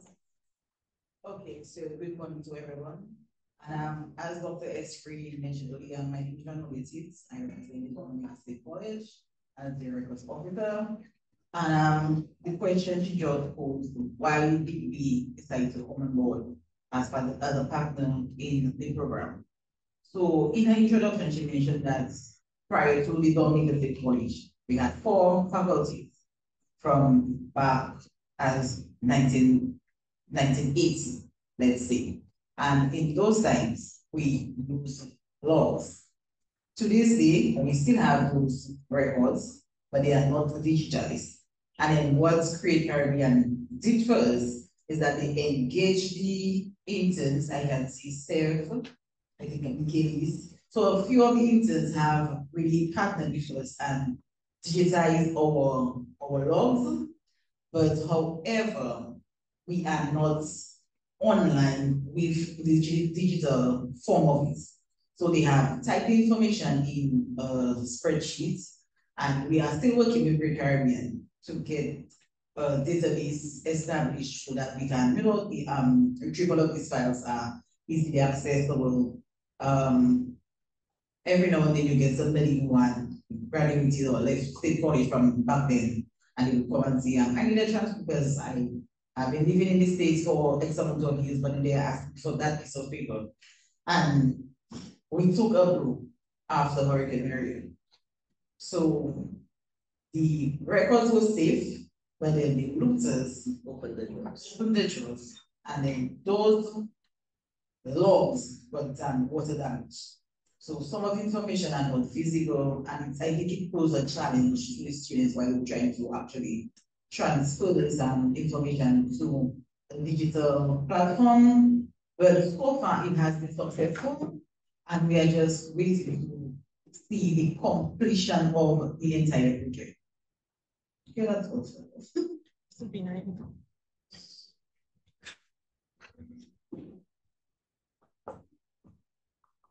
Good morning, everyone. I'm Harriet of the Chronicle newspaper. Like Dr. Esper said, we are 115 as of January 16th this year. We celebrated 115 years. We came on board with Create because, like Dr. Esper said, she asked us because she knew our needs. It was a history with the Chronicle, which I think began with my dad when he took over the Chronicle, when he purchased the Chronicle to create the longevity of the newspaper. So she knew what our needs were and the opportunities that she had. She engaged us in that. So our project is preserving and digitizing the historic records of the Chronicle, which is 115 years of issues. We do have some records that are missing, some that are damaged, some that are chopped up. Because with the need for the records and for research and stuff, persons borrow the records and they chop it up. They take a X-Acto knife to it or scissors, and so there are certain parts and stories that are missing. So that creates some challenges and issues for us.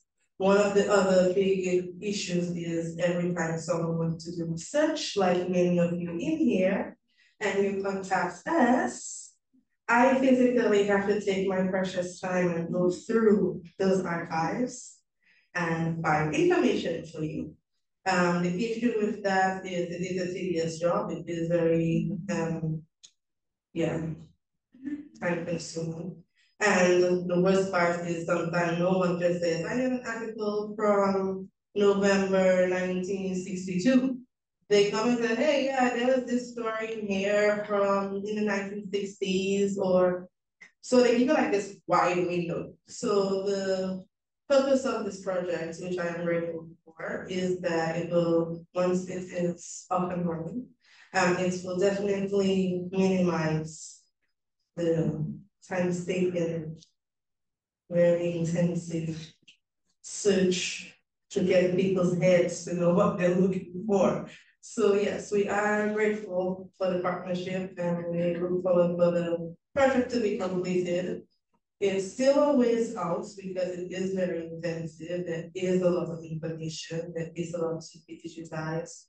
And the quality and quantity of some of those archives are very fragile. So that's creating some issues as well. So we are thankful to be here.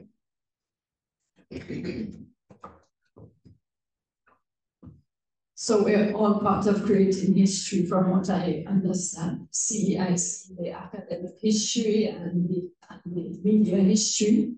And we at Shape now, we are just we are a group of heritage passion-driven individuals who have seen over the years how we have lost so much of our built heritage in Dominica. And that heritage dates back to the slavery period, and we are at risk of losing quite a lot of these monuments. For instance, the Barracoon building it's the only existing slave trading market in the Western Hemisphere.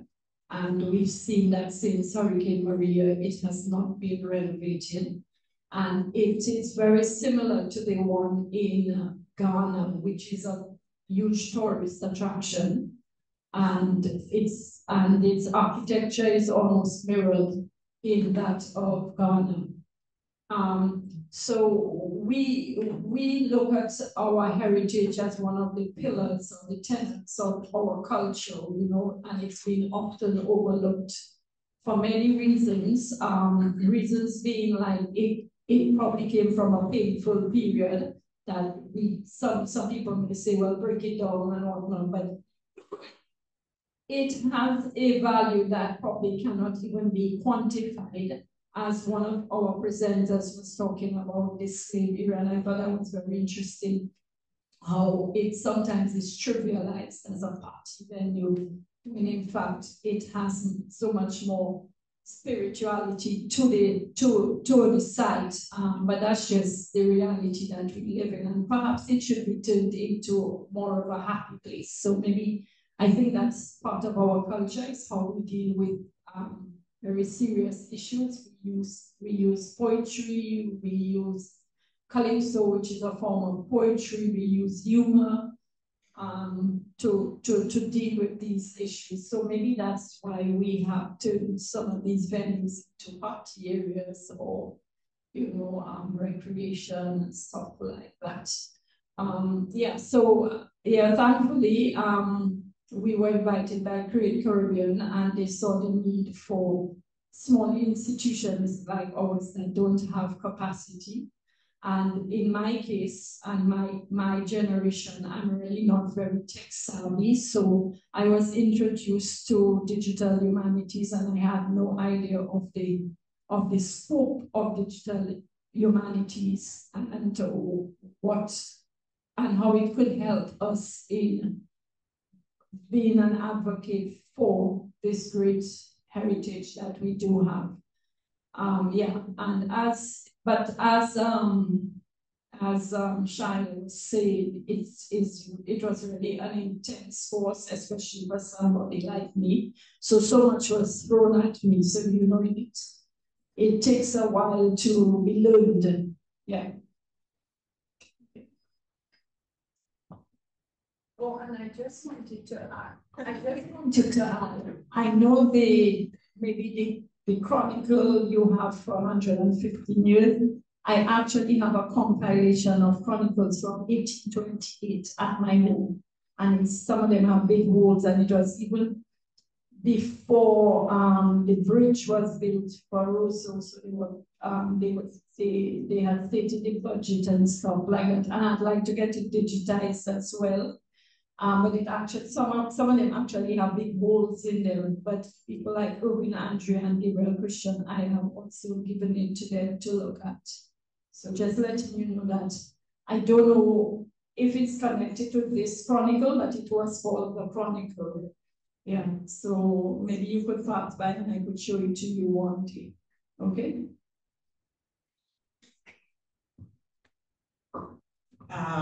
Just to thank you all. So Jackie, there was a Dominica Chronicle, and that was under a different ownership. They actually have digitized copies of those on the Digital Library of the Caribbean.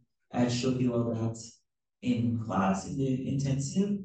So Digital Library of the Caribbean has some of the issues, and they also have the new Chronicle of Frank Barron and the Barron family. Also, some of them digitized the early years, 1909 to about 1922. Digitized. So there were two Dominica Chronicles. One was under by a different publisher, and it sort of closed down, and then someone else reopened the same name in 1909. And that's the one that we have now. So they are kind of connected, but they were two separate publishers for that time. And I want to do a little shout out. Most of you don't know this. Abrali is, what she just said, her dad. I worked at the Chronicle. Her dad bought the Chronicle in January 2014. I started working with him in February 2014, and he designed a logo on your shirt. Yeah. So he and I worked together for where I was? When you designed the logo, where were you? How did the logo come into being? Where was I? You remember?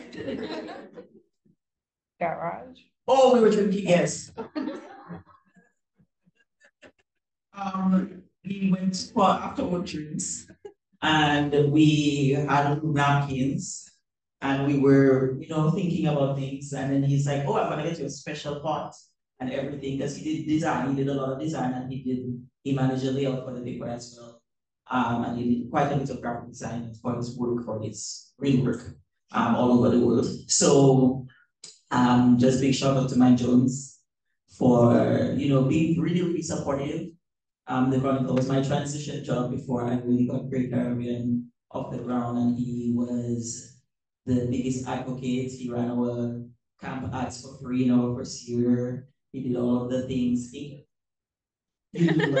I guess. But also, I do want to say that foundationally, Mike really saw and believed in the vision. His idea, he was the one who came up with the sun in the logo and all of that stuff. So it was really an integral part of the process of making Great Caribbean. And so I actually, in 2022, when we started, I really thought it was important to bring in the partners in the very first year who have always worked with us when we had nothing, and to sort of pay it forward with the grants to be able to provide this resource. I've included Dominica State College.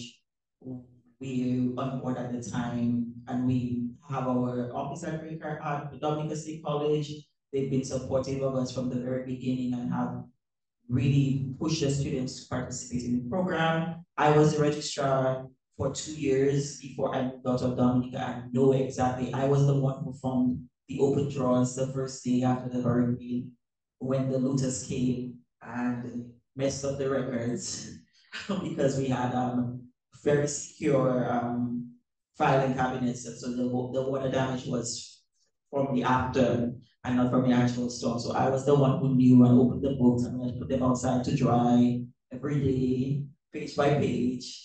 So I really understood then what the needs were in terms of that. And we also had on board another organization, public facing agency, really supported us that could not be here today, is the Dominica Library and Information Service, particularly the National Archives.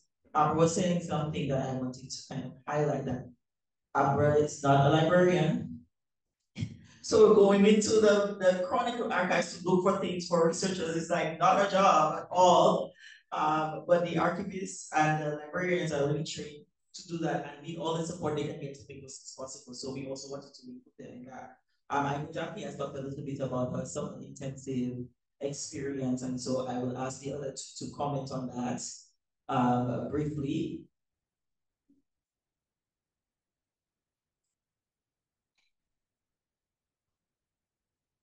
Well, I am not I am basic tech savvy. So I can operate my phone, I can operate my laptop, the basic stuff. The intensive program went straight to the deep end, but I gave Shiloh a lot of looks. And I was probably not the pet and not the clown, but definitely a trouble child. Because everyone, Abra, not no. So it was, a fun time. I'm still trying to wrap my head around a lot of the concepts, but it did show a different side to what the possibilities are and how they can be used and effectiveness and purpose and why they are needed and how to preserve and how to ensure that we have information definitely. And I am in the news media arena, that it is not what I was trained to do. I went to school for business management, but my dad did the gist newspaper, and sadly he passed actually yesterday, was 8 years. So I don't know why I try to find this season to bring me on camera, but so it is an inherited legacy that I am trying to champion my way through. So just doing the best that I can. So every now and again, Chyla has to knock some sense into me, just like she did in the intensive program, but trying to make the best of everything.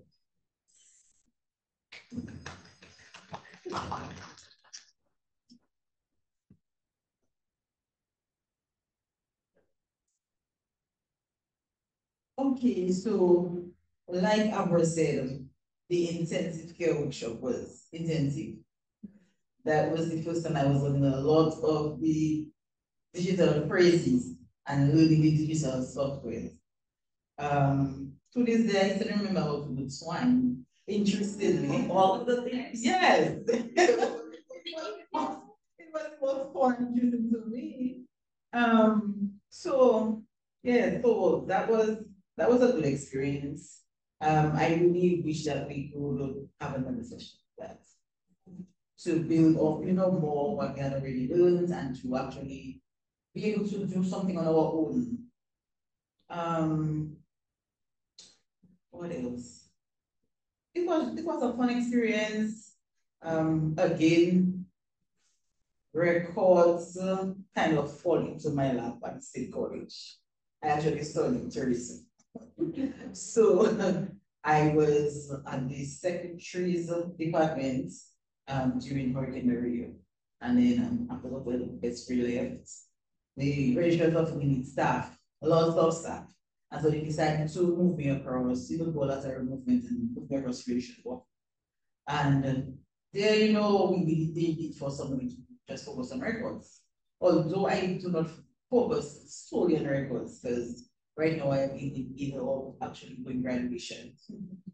So graduation is in July, and we are kind of just looking, to see that students have completed and get that going. But being in the records chair has been interesting, and again, as I said, I've been able to the intensive care program, the intensive summer program. It was a good experience, and I just look forward to just building on that in the future. Thank you all. Every time I think I'm gonna close on Quick Caribbean, I imagine your father telling me, let's have something to eat. You hungry? Because that's what he used to do when I was mad. Yeah, Abra has my cup. My father stole my cup, and I saw we could just. So I think I already answered one of the, well, you kind of predicted one of my questions in your response, which is what would you like to see more of? And we have the students working on the projects, and Jackie has been seeing some. I saw some of the designs that the students are presenting for remodeling some of the buildings. The students are doing interesting work with 3D modeling to help shape, try to help Dominicans see what's possible by doing those sort of future models. We have scanning, and we are going to build a database for the colleges, a lot of data for both the other projects because of the volume of material that we have to process first. And this is sort of a long-term relationship in terms of the labor part and just doing the actual work. But in addition to another intensive course, what other things do you think or advice for Create Caribbean or recommendations in terms of the kind of work you do and what you would like to see more of in the Caribbean, at Create Caribbean, and from the young people particularly, because I keep telling them I'm soon to sign off the retirement letter and pass it over. But what's next for us, and how do you imagine that the usefulness of this kind of space in what you imagine or what you want to see check it out? Okay, so in the future, in the long run, I would like to see creative. That's maybe that we share or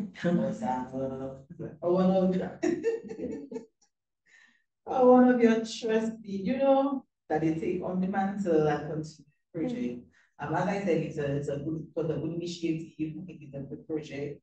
I'm sure that the students can attest that they have been given good opportunities to showcase their capstone and stuff like that. So I think we should continue with, and I think that you will stay on college campus. So so that will be cool. And we'll continue on, friendship partnership. We'll always be close to right near you. Close to us. But yes, I pray for the continuance of curriculum. And that the interns can go out. I don't know most of them come to one study, but that they will study and come back and maybe contribute to that to what has been started, and we can move from there.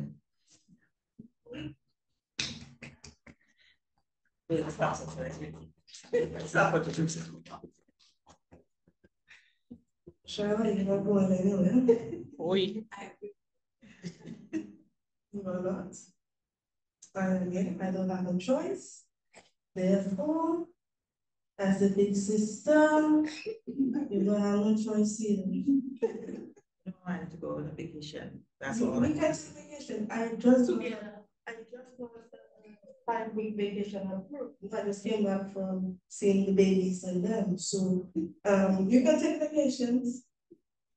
We can even give you 6 months, not all months, huh? We'll come on, take a month, we'll come on, take a month. But You're not showing anyone. As long as having to keep kicking, you have to keep kicking too.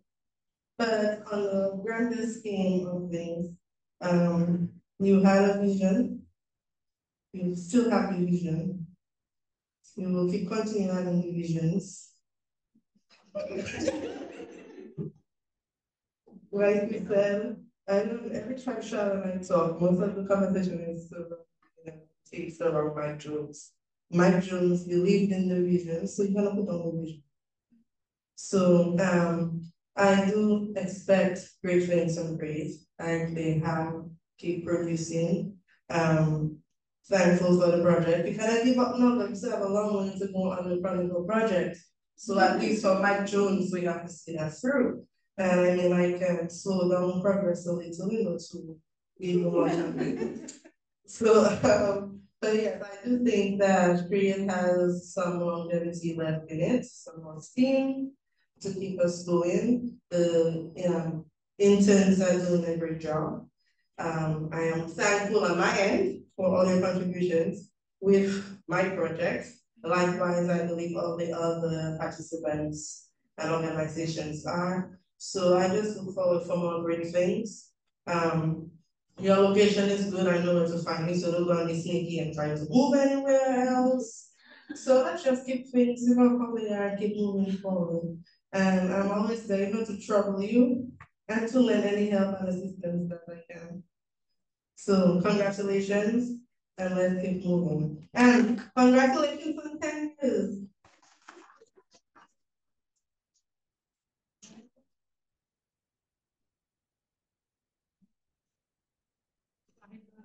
A few months ago, somebody told our organization, if we don't recruit young people and train young people, all our work will be done in vain.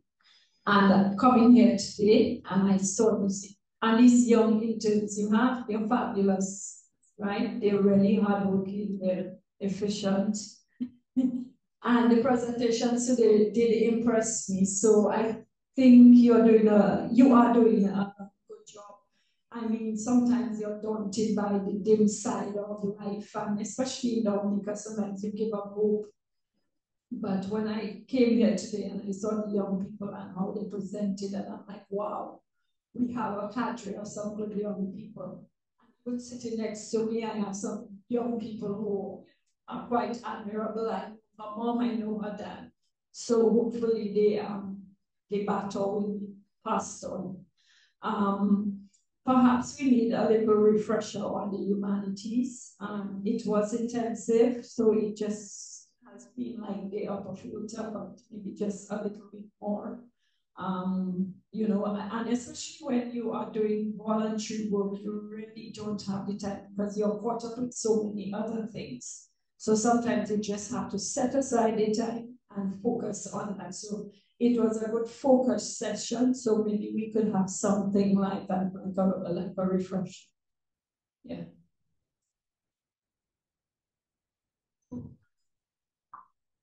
Thanks to everyone for ensuring that I do not retire. But this was good feedback. I will say the last year I've been very, very difficult schedule-wise to do the follow-up technical sessions that we do have scheduled. I remember at the beginning we were doing the grant writing ones, but some of those were supposed to also be focusing on one skill in the intensive. So we let's say take time and go deeper into it or go deeper into one of them, and people, participants who would want to learn more about that will attend. So we are bringing those back once we get the schedule situated. I am happy to see, like I said, I wish that we would get more people to know the work that we are doing and get more sort of support and visibility around that kind of work. And we will reach out to our community partners as well to help with that, because I am not as worried about the future, but I am worried, like with you, about the migration issue. And one of the reasons I feel Great Caribbean is that students would feel that they could do this kind of work at home, and they have been doing it once the resources are available. But also we have to acknowledge it's a Caribbean thing, it's a Dominica thing, that they need to be educated, they need opportunities, and as much as many of them would like to stay home, the challenges presented drive them elsewhere. So I really hope that the experience of doing this work here in Dominica and so many of us, including this program, which is one of the first, being part of history in this way and being the first to do this will kind of inspire them that Dominica is not too small for you to think big and to dream big and to do big things for yourself and for the organizations. All of us have a part to play in those kinds of things, and they are learning so much about how history is ever present, like everything we do in our daily lives. And the consequences we're experiencing, the good ones as well as the bad ones, are because of historical things that we may not have been taught or may not have been emphasized or we forgot about and we are repeating, right? And so these types of programs are really important to enrich students understand about themselves and perhaps their advocacy. Maybe they can pick up a cause that they are passionate about. All of my students are in some club or another. As okay, are doing environmental planting trees somewhere. Everybody is in student government. They are activists in their own right. They are doing this kind of work in their school organizations and so on. And so they already care about things. And these are the types of people who end up in organizations committed to caring for things. So I am thankful for the opportunity that they get from you participating in the program too. Particularly the Chronicle has been very interesting because one of the students came up to me and said, there was a man named like a priest and he was writing something and his name was Father Jolly. And I was like, okay, like he was a real person. He was just here. It's been a long time. And so things they're like so disconnected from and they're learning so much about history from going to the newspaper and scanning the newspaper because while they're scanning, they happen to read this thing that happened in 1948 and are learning history that way, a way they could not learn history in a textbook in class because CX is teaching them how to plant sugar that we're going to be re-enslaved. So I'm happy for the opportunity that they get because of the work that they do with people to really learn history and also to practice professionalism. We're working with very sensitive records and so on at the college. They sign confidentiality agreements. They do all of these things, and the students are super professional about the work that they are doing, the level of care they take with the documents and so on, their best practices and all of that. Really still the only people they make talk are us. So when they go outside, they are not embarrassing, and that's really important.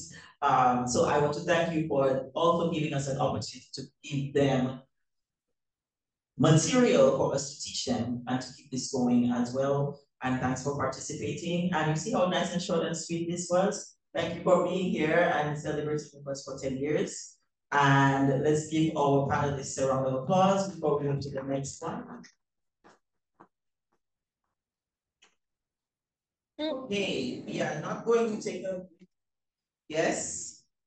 Hey, we are going to go straight into our next panel, and I'm going to cue it up.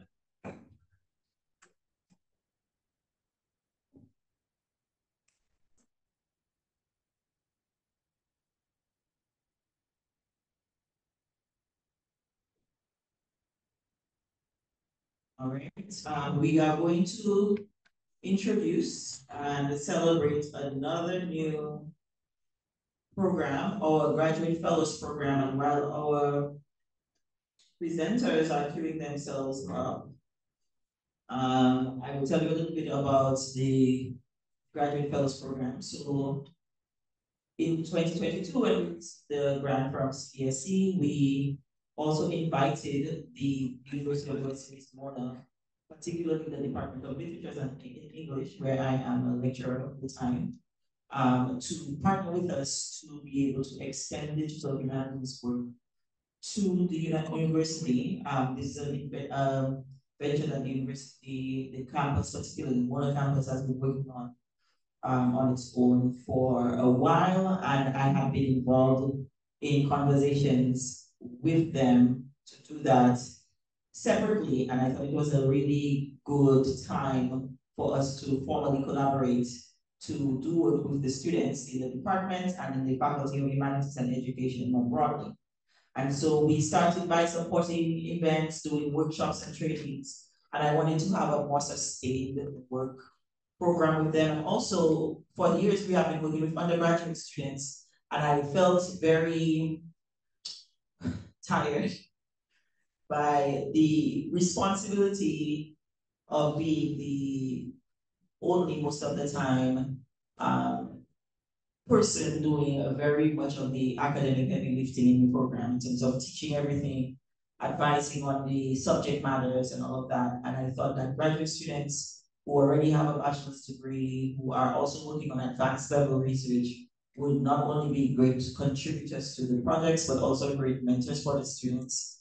And especially cohort 10 benefited quite a bit from working with the graduate students on their initial projects, their first individual projects that they presented on in January, and on the collaborative project that we worked together. So the Graduate Fellows Program began in 2022. We have two students in from the Literature and English Department for a 2-year. This is their last semester in the program. So they are also presenting their capstones in the program. They have supported us on various digital projects, working with us, with our students at UWI as well. And now they are going to present their research to you on what they have. Again, they have the same prompt almost as the undergraduate students. So after working with us collaboratively on many different projects that were designed sort of institutionally, they get to work on a project of their own, with their own ideas and their own interests. And so we are going to have them present on that.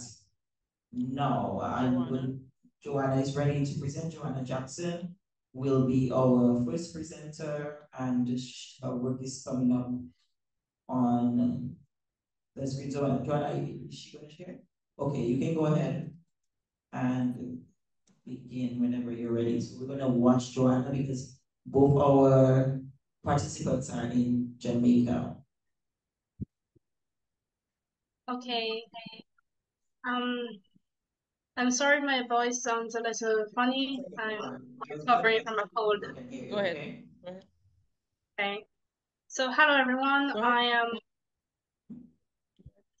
Hello everyone. I'm Joanna Jackson and I am a graduate fellow, and I've been a part of Create Caribbean for 2 years now, going on 2 years. And I'm really excited to be nervous, but I'll press on. Now, a little bit about the project. It's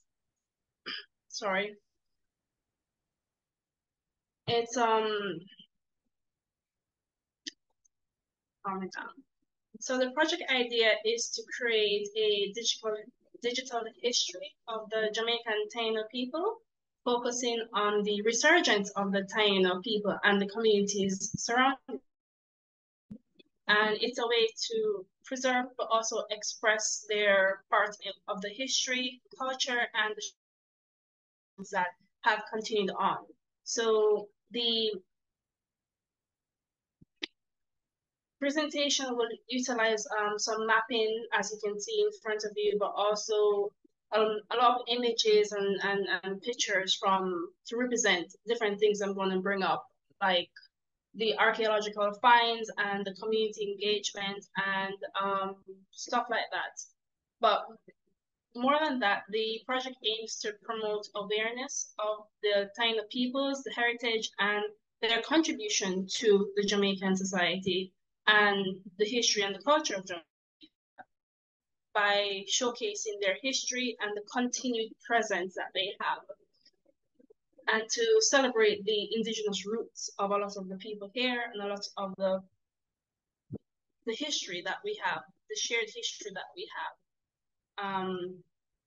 So trying to bridge the small, tiny communities to the wider Jamaican population.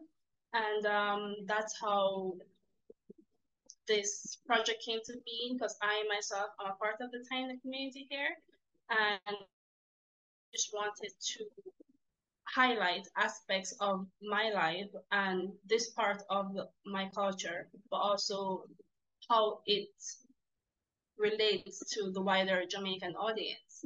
And when I was thinking about the project, I really wanted to highlight that aspect of it. So the title of my project is The Myth of Extinction and the Representations and Realities of Jamaican Indigenous Life. The project is basically combating the myth that Taínos in Jamaica no longer exist, that they were, killed off during the Columbian times. That's not true. The population is greatly diminished, but they're not non-existent. We're still here, not just in body, but also our culture has remained a bit broken, but still here. Okay, so I'll jump into it, and starting off at the Asafu. This is a compound located in Portland. It is a part of the Charleston Maroons, and it holds significance for the Taínos here because prior to the 15th century, Jamaica was inhabited by only the Taínos, really. And then after the invasion of the Spanish, a lot of decimation of the culture happened. That includes the killing and the breaking of the line of chiefs or caciques. The Arawakan word for chief is cacique, and the word for chieftainess is caciqueani. So what you see in front of you here is the of a new Taino chief, Cacique Calan. Is the first in 500 years that a chief was named in Jamaica. And this happened at the Asafu land in Portland on Maroon grounds.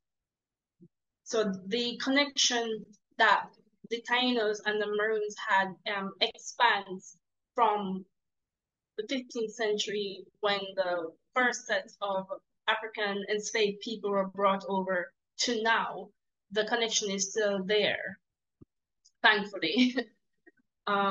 So this ceremony happened in 2019, and it marks the end of the 500 years of Taino subversion, and it has challenged the widely accepted belief of extinction.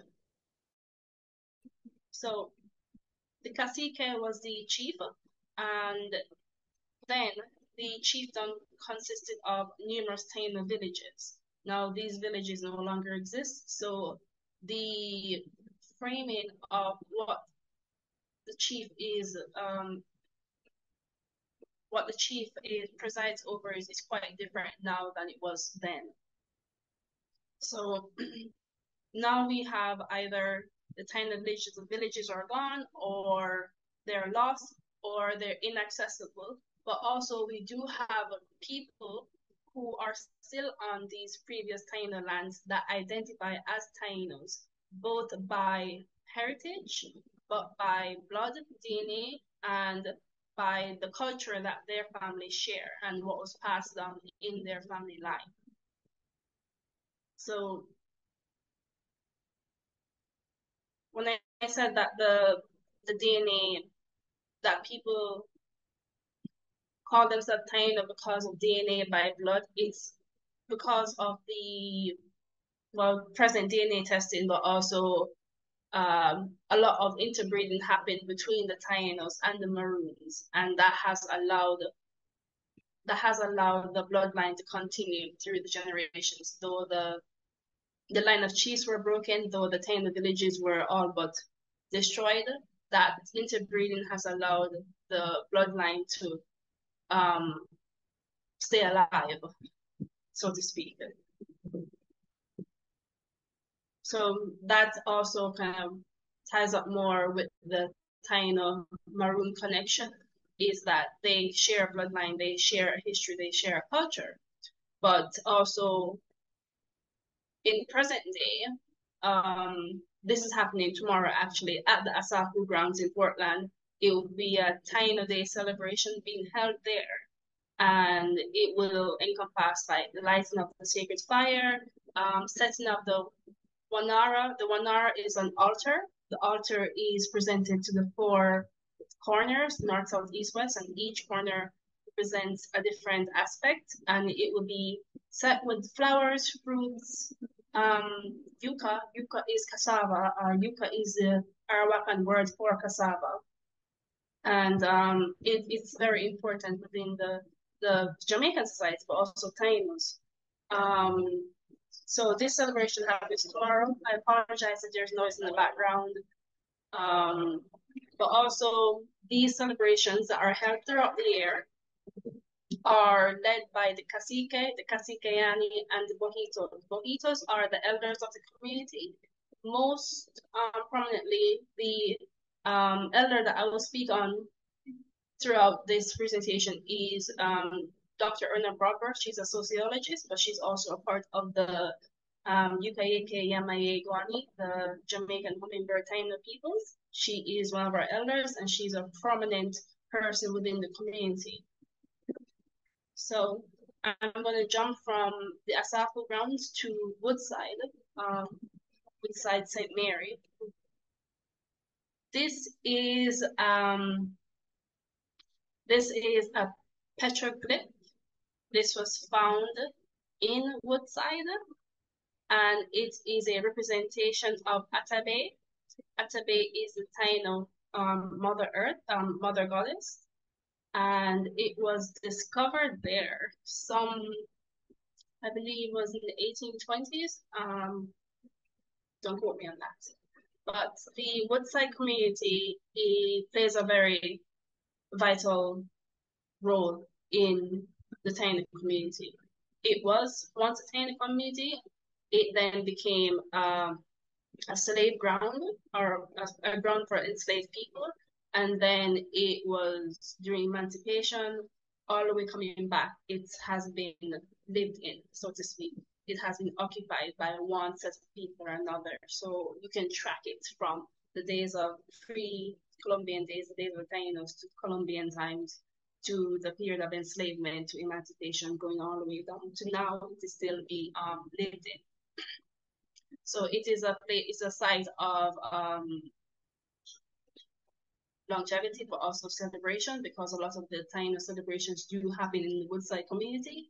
And this right here, Atabe, or as the locals call her, One Bobby Susan, because she only has, or the image only has one breast. So she's been nicknamed as One Bobby Susan. So this was found, I'm trying to get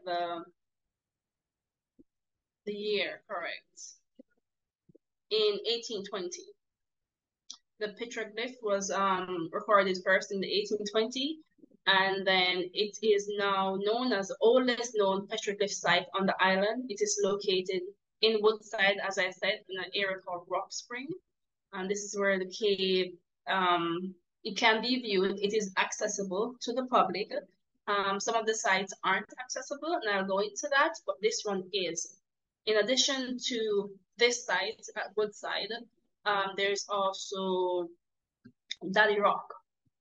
Now, Daddy Rock is, as you can see, well, behind here, this is a hill, and below the hill, there is a cutting of the rock where it's cavernous. People can fit in there. And it is said that former enslaved or runaways will go and hide there. And it became a gathering spot pre-emancipation. And then it is now used during Taino festivals as a honored place where visitors will bring offerings of fruits and flowers. It will be cleaned, it will be honored. People will bring prayers and incense there as a show of respect. This is Daddy Rock. It's located very close to Atabe, the first petroglyph I showed, but further up. Atabe takes some climbing to get to. So yeah, I'm gonna jump now because I'm running time. I'm watching the time. So since I'm kind of sticking to the artifacts or the petroglyphs and the petrograph, I'm going to jump to Kemshot Cave, and I believe this is also located in St. Mary or on the cusp of St. Mary. This cave, it's well known for the pictures that are found on the stalagmites. So it is notable primarily because these are Taino carvings that were discovered on the various stalagmites. And I believe the count is 104 different carvings found on them, if I'm not mistaken. And so there's no doubt about the legitimacy of Tainos being in Jamaica, but also they show that the caves aren't necessarily accessible to the public. There's a safety issue. It is also found on private land. The caves are located on what was once a plantation. It is owned by a family now, so you can't really access it without express permission. But it is one of the sites that shows evidence of Taino heritage and culture, like physical evidence, besides pottery that was also discovered there.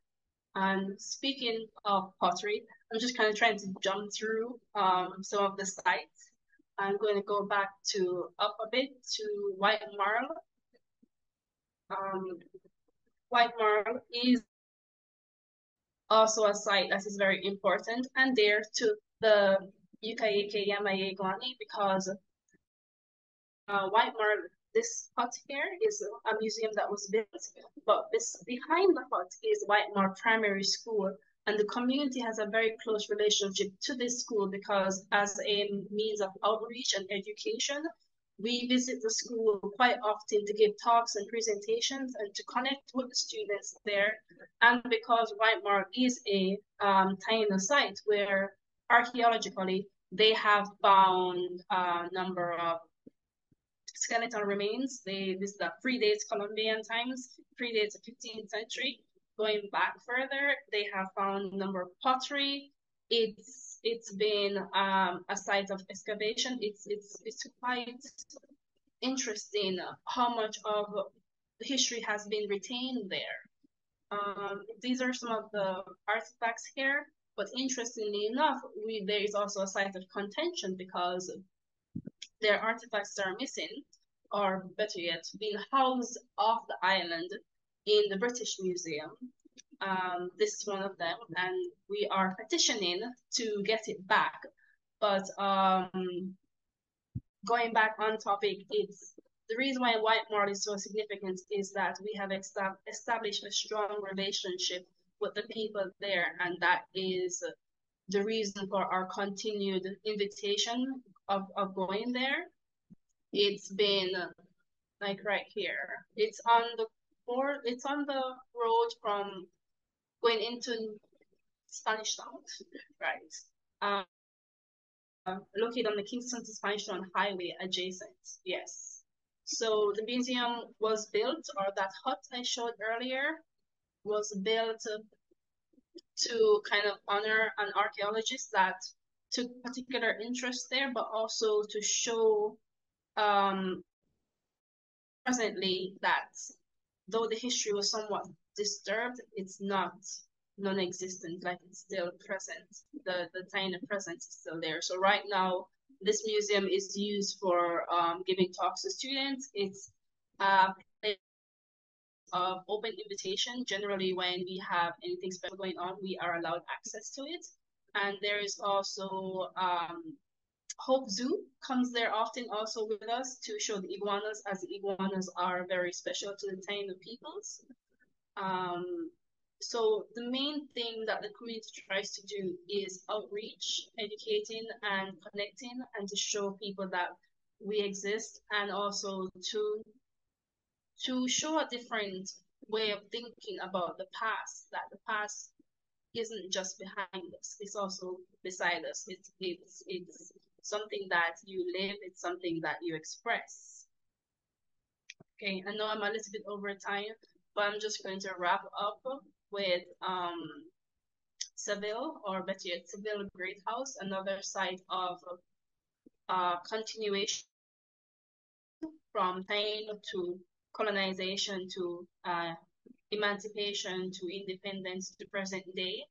It's a site of continuation, and it is still holds great meaning for us in the community, and it's a place because during Taina Day festivals, when we go there and there are a number of school children there, they come to us and we try our best to connect with them and to show them aspects of their culture that dates back to the time when Tainos were, more abundant.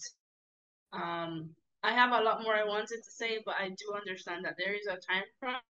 So I'm gonna wrap up here and just kind of say that I'm really thankful I got this chance to present, and I'm going to build more on this presentation because I do want others to see and access it.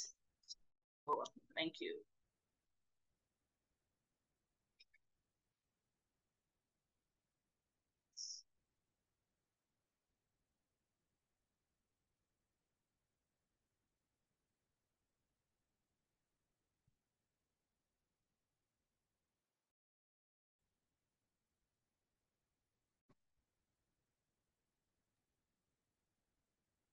Okay. Okay.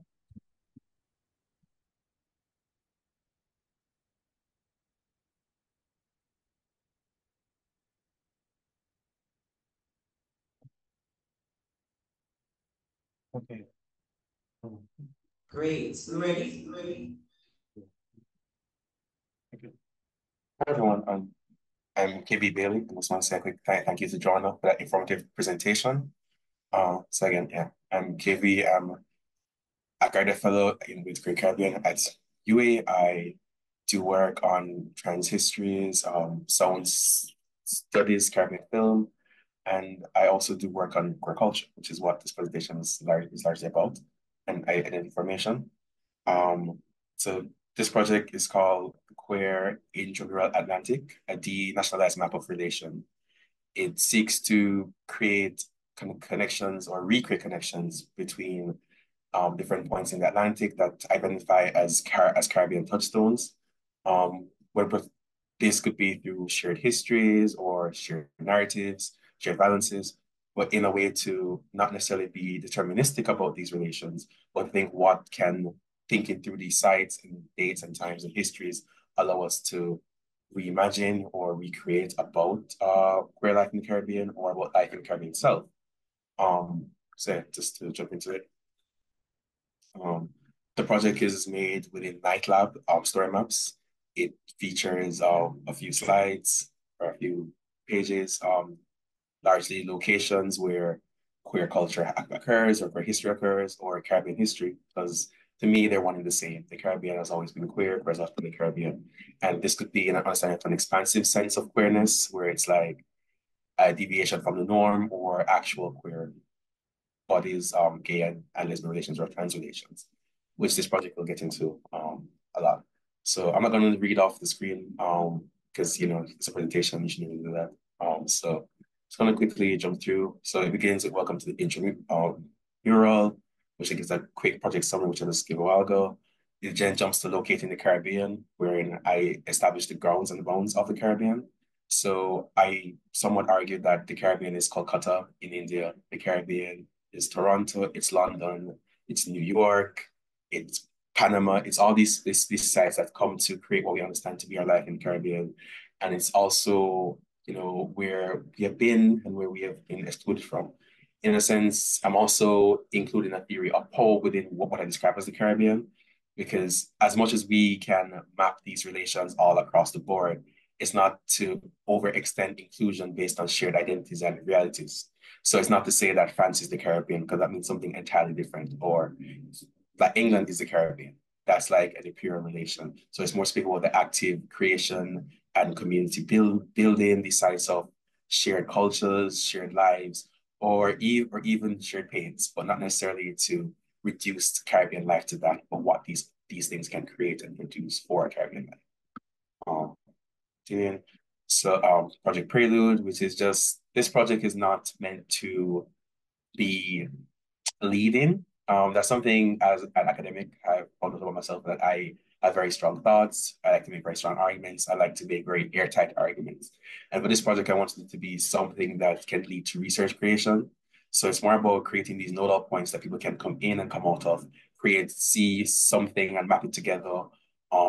See 2 points that they think are similar, different, and want to argue about or want to go and research further. So it's more about that than opposed to being a bit didactic in terms of teaching. It's to people can come and think for themselves and develop, which is something I'm always anxious about. That I'm scared when teaching or talking to people, maybe I explain the wrong thought or I give something that I think is bad to them, like, oh, in this grace of let's all work with these ideas together. But you don't know what will stick with people, what they leave with, and then you're like, oh my God, I created somebody that believes that people should die because I explained some 20th century or 16th century philosophy, but this project, I thought that I'd release the reins of it and let people come and see for themselves and believe for themselves. So yeah. So this project maps throughout time in some sense, or this variation of it. There'll be multiple different maps, but for this map, I'm doing one that's focused on how we come to ideas of gay and lesbian and queer in the Caribbean. So it begins for me in 1492 with Who's a Sodomite. And for this one, I'm largely using quotes from the theoretical texts, poetry, some videos, manifestos, stuff like that, these different media sources or these different creations that queer people have created through the Caribbean, on even the extended Caribbean, as I said before. So who is a sodomite? So historical records has identified, this has been just who was against the British or the Europeans. It could be anybody. It could be the Kalinagos, which occurred in Trinidad. They define them as sodomites because they allegedly ate people, stuff like that, which we all know is not true. This could be people who were out of marriage, who were having sex outside marriage, who were divorced. It became a means to classify people as other, to rob them of their rights that belong to them within a society. So sodomite queerness has this fundamental history in the Caribbean, where upon initial contact, there is a queer coding of this entire region. And this extends to India, which the map goes to Calcutta, where sexuality, skip the page. Yes, where sexuality becomes developed in 1770 as a concept and as a term, where people start to decide that, okay, what is sexuality is that which is not heterosexual, which is not Christian. It is to further other. And it being developed in India in 17th century, right before, and by the British at that too, right before in the indentureship period, leads to this, great queerness and sexuality in Caribbean and how oppressive it becomes and becomes contorted to be, because of the fundamental idea that the Caribbean is hedonistic space, evil space, and therefore associated with queerness. And then when sexuality is conceptualized, the other, the Indian, the Black, the Chinese, the Asian, these are the people who they have in mind as who are sexual bodies, people who have a sexuality. And then this extends into questions of what is gender. Here I have a quote from C. Riley Norton who does work on trans bodies in the United States and slave narratives, and how gender was this very plastic, elastic thing for like slaves, wherein there used to be a lot of cross-dressing to escape the plantation, where male slaves would as female slaves and female slaves as male slaves to fool or subvert or hide, whatever suit to the purpose to what they would do. And because, Black people weren't necessarily seen as gendered beings, it was very easy to do. So it was whatever, purpose that gender presentation served. That if this is the best way to escape, why not do it? And this lends to like the complete kind of deprogramming or degendering of the Black body, or how we can take advantage of this idea for ourselves. But we know the history is how it goes. We know the story of Serena Williams and these athletes who have been banned from track and field because they have too much testosterone or they're too fast and all these things. Gender is very vulnerable for Black bodies and just POC bodies regardless. So So moving on from the ideas of gender, we move into 1912, back into the Caribbean. You know, if queerness is this evil thing, this bad thing, well, where's queer love? And can you find queer love in the Caribbean? For this location, I come back to Jamaica in 1912 with Claude McKay, who is a poet. You know, he's done great work. He's big in the Harlem Renaissance. In 1912, he writes these series of poems in his collection, The Constable Ballads, about this man that he falls in love with in the police force. And they're really long, sad poems because eventually this man leaves the police force and Claude McKay is still there. And he eventually gets depressed and leaves. And this is what leads to him leaving the island eventually, you know, heartbreak in the police force. And this poem and the idea about it is like, you know, he's in the police force, there are queer people in the police force. It becomes a thing in the 1940s to 50s where there is inquiries by the vice president of the People's Party. There's inquiries within our public media. There's like investigations in the Gleaner. There's just lots of like paranoia and hullabaloo about, are there gay men in the police force? You know, is the body designed to protect these Jamaican citizens? Is queerness there? And as we establish, queerness is antithetical to society. It's also antithetical to the nation. You know, you're not supposed to have queerness anywhere. So Claude McKay provides evidence that, you know, he was a queer man in the police force. And now there's this big paranoia about, where are there queer men in the police force? And granted, they didn't know about Claude McKay and his friend who he loved, or partner who he loved. But it's the idea that, you know, there's this pathogen and we must go and search and find it. And whilst they didn't find it, it was actually there. You know, there was queerness in the police force throughout the entire forever, as people can say. And then from this point, I moved to the 60s, where I'm thinking about, is it dreadful to be a lesbian? This is from Michaela Silvera, who writes on her experiences growing up in Jamaica in the 1960s, 70s, where she talks about how her family would like explain these stories. They described these wonderful women who she thought were so free and liberated and did what they want, but they were called man royal or sodomite, which are a term for queer. And if you remember, sodomite was also, from the get-go, is a term for cannibal, also queer. So these weird conflations, these words over things that overlap and repeat themselves throughout time. And so yeah, she takes on, you know, the dread words that so dread that women dare not to use these words to name themselves. There are names given to women by men to describe aspects of our lives that men neither understood nor approved. Dread words is very interesting in this context because dread at that time was used to describe Rastafari. So you have this kind of weird linkage between Rastafari and queerness because, you know, dread becomes this like feeling, this greater affect about how one might feel about a particular anti-relation to the nation or society, a negative connotation.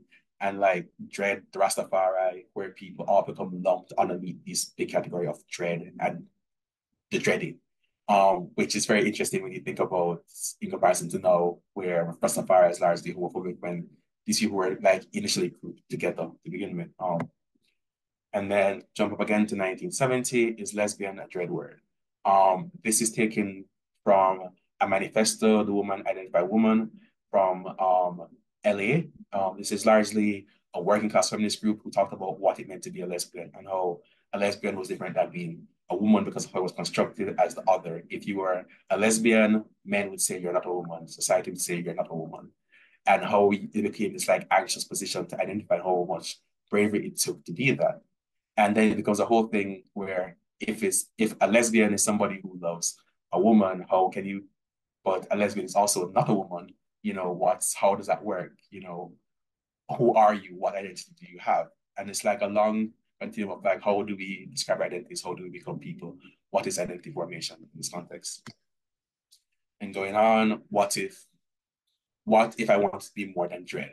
Which begins to here, this is by Audre Lorde from Zami, where she begins to tease out the idea that, you know, we don't know who we are. There's so many discourses about saying you're this, you're that, you're bad, you're evil, you're antithetical to who we should be. And she's like, being women together was not enough. We were different. Being gay girls together was not enough. We were different. Being black together was not enough. We were different.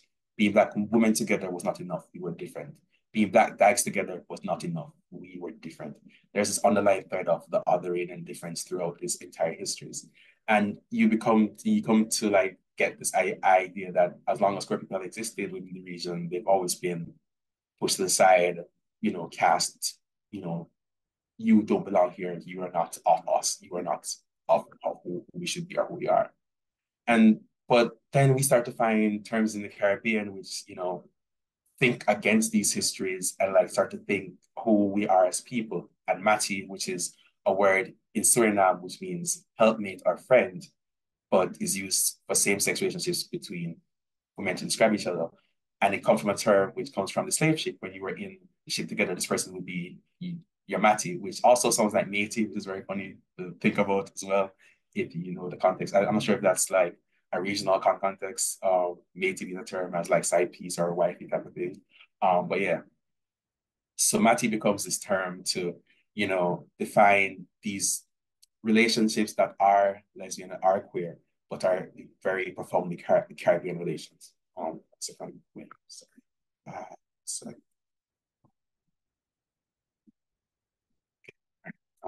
continuing. Yes. So here we have the band who is writing in the 1990s, thinking about queerness and like, where might the size of queerness be in another place, not here. Matty shows an example of trying to find identity within ourselves, and that maybe it might not be enough, but it's trying to find something for you. On the flip side, Brand is trying to say, where can I find identity? Where can I find togetherness? Where can I just be who I am as a citizen? He's jumping across from 90s, and we have get to 2000s, and we have Shani Mutu, who her work for herself. She's a queer, also writer of queer books. Some of the best I love. I love Serious Moves at Night, which I've written so much on. She's thinking through her writing as a means of creating permission to live and exist in the world. She's not trying to recreate the world per se, but trying to find these little moments where she can exist as a person, as a full and whole person. And that's what it kind of comes about. That's what people have to do with strategies of invention, of recreation, of trying to live within this world.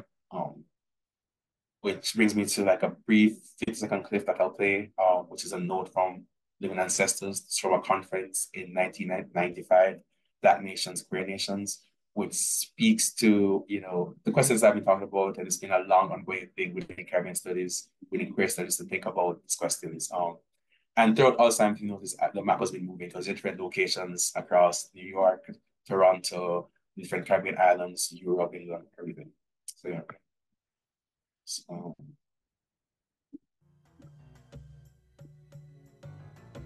you black, you stay there. Don't cross the line and come here and stay with us. If one is to be out of the closet in a society that is homophobic, then one has constantly to deal with assaults on one's dignity. And so you will end up asking to be respected as a homosexual. If I lock you into that identity where you are now, and I lock me into this identity where I am now, I mean, how are we going to come together?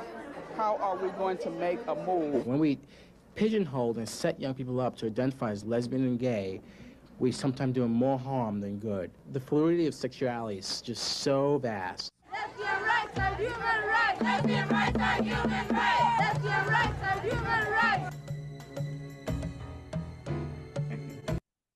Just to think quick thoughts I've been having and sharing, that this is a long diasporic tradition of thinking these questions and trying to find what are the answers. And maybe there are no answers to be found, but I want to do my part in contribution to where people can find the resources to think through these questions themselves. So I want to speed through the rest of this because I imagine time. Hearing, I was going to get into a bit of the homophobia that has inhibited societies of it. I was going to focus on Beenie Man. He has, to my knowledge, at least 2 songs. One which focuses on lesbians, man royals, he calls them at the time, and a next one which is, they stop like Man for Dead, which are really like ballad songs, despite how good they sound. But they're very hateful things. But incidentally, in the 90s, he's on RuPaul's show. He's there with a crossdresser on television, and him and Carlene Davis, when they had that really big song, she's teaching RuPaul how to dance. He's there laughing at RuPaul's jokes, and they're out there just having a grand time. And this kind of speaks to how sometimes it's really just a performance, as one way you could read it, And next, you could read it as like dancehall has always been very intertwined with the queer fashion world. You can think of Elephant Man and his wigs and all these different dancehall artists that take on these very queer aesthetics. And you think about the designers that we know in Jamaica, for example, Dexter 3, the Pottinger who died, he got murdered a few years back, but he was a designer for many dancehall artists. You think of now Nico, I can't remember the last name. They're also a designer now, an old queer designer, and they work for these dancehall artists. You know, they open them up to much of this world after the style of dancehall artists have. Men and women are intertwined with what queerness has been throughout the Black Atlantic or just the queer Atlantic. So yeah, and then moving on to our next documentary is all fiction, where despite the progresses or despite what might be queer life or what the possibilities that queer life could hold here, there's still so much violence. There's not much to do, and there's constant desire to escape. In her story, she talks about how she's like living her life, but she got shot on Monday. And this is like this being recorded on Thursday, but she's just outside, you know, it's just what it is. She's had acid thrown on her. But again, you know, if you deviate from the norm, society treats you in a particular way. And to end, I was going to show a minute of this short film called Batty Boy from the UK, because dread also means vital, and I thought dread is a good thing. So a dread word can be reclaimed, just like Batty Boy can be reclaimed and made into a whole thing. I don't think I have enough time to show like a minute of it, but yeah, it's just these ideas about how where we can think about queerness, the sides how we can make these connections. I've given one narrative of how these like different sides could be used, but there are different narratives to develop from it. There's also not an exhaustive list of all the resources that we hear. This is just me trying to cut down and create one streamlined thing. But there are other stories planned, which are not to be beyond this moment, which such as Man Royals from the Caribbean and Bulldoggers from the States, two very trans lesbian type of genders, and a bunch of others. But yeah, I chose Night Lab because I needed to show the map and how it moved. And this is the one I found that was best equipped to do that. The challenges are it's not very flexible. It's not as pretty as RGS, both to begin with, but everybody's in RGS. I don't want to do the same thing. But it does allow me to show these different sites and to overlay them. So if you look at the map, come back, and look, there's so many different pins to Jamaica, and you can think across the different pins together, or even think across the pins in Jamaica and pins in the Caribbean and down to Trinidad, or just think about the ones that are in relation up in the States, or think about them across time. This allows so much more flexibility than a timeline would give me, which is a next tool that I could also use. But yeah, that ends my presentation. Thank you for listening.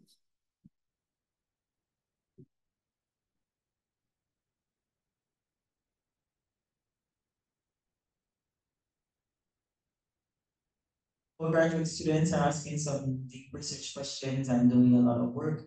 They also participated in the summer intensive because they do not take a foundational class like the undergraduate students, so they also have to come to the training in the summer to get their knowledge built. But unlike the community partners, they have to have an academic context to apply it, and they have been working with the interns, so it was a bit easier for them to with tools. Joanne is working with Neatline and Omeka, and KB said we're using Nightlab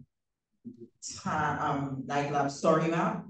And so we have many tools that you will see throughout the day from our students who are doing such projects. Of course, we're behind time because we're Caribbean.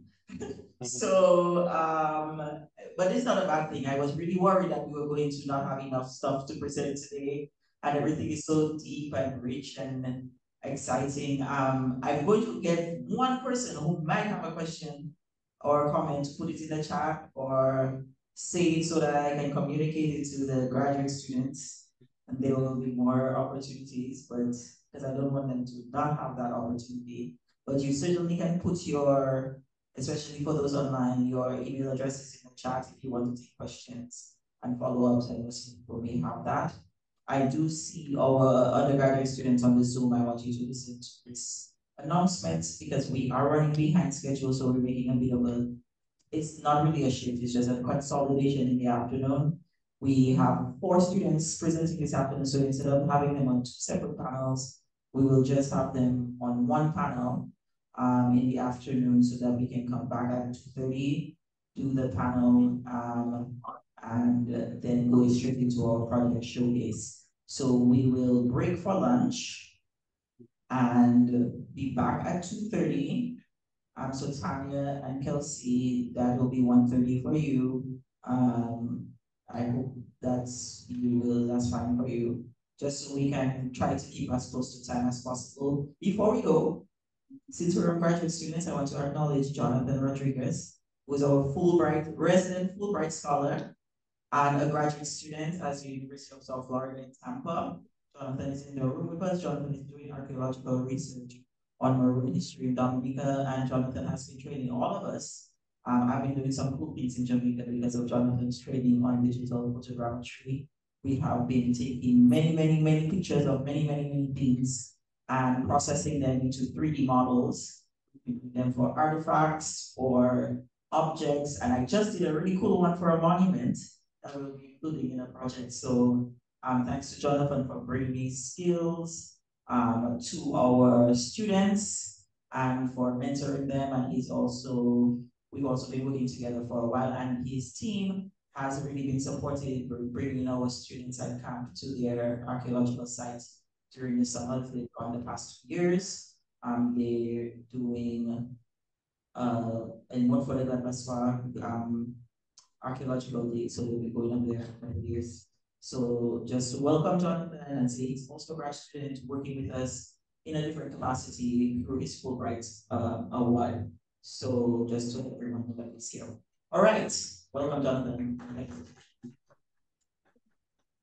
We will be back at 2:30, 1:30 Jamaica time, and then we'll have our final panel with our cohort 11 students, and then our project showcase to wrap the day up. See you then.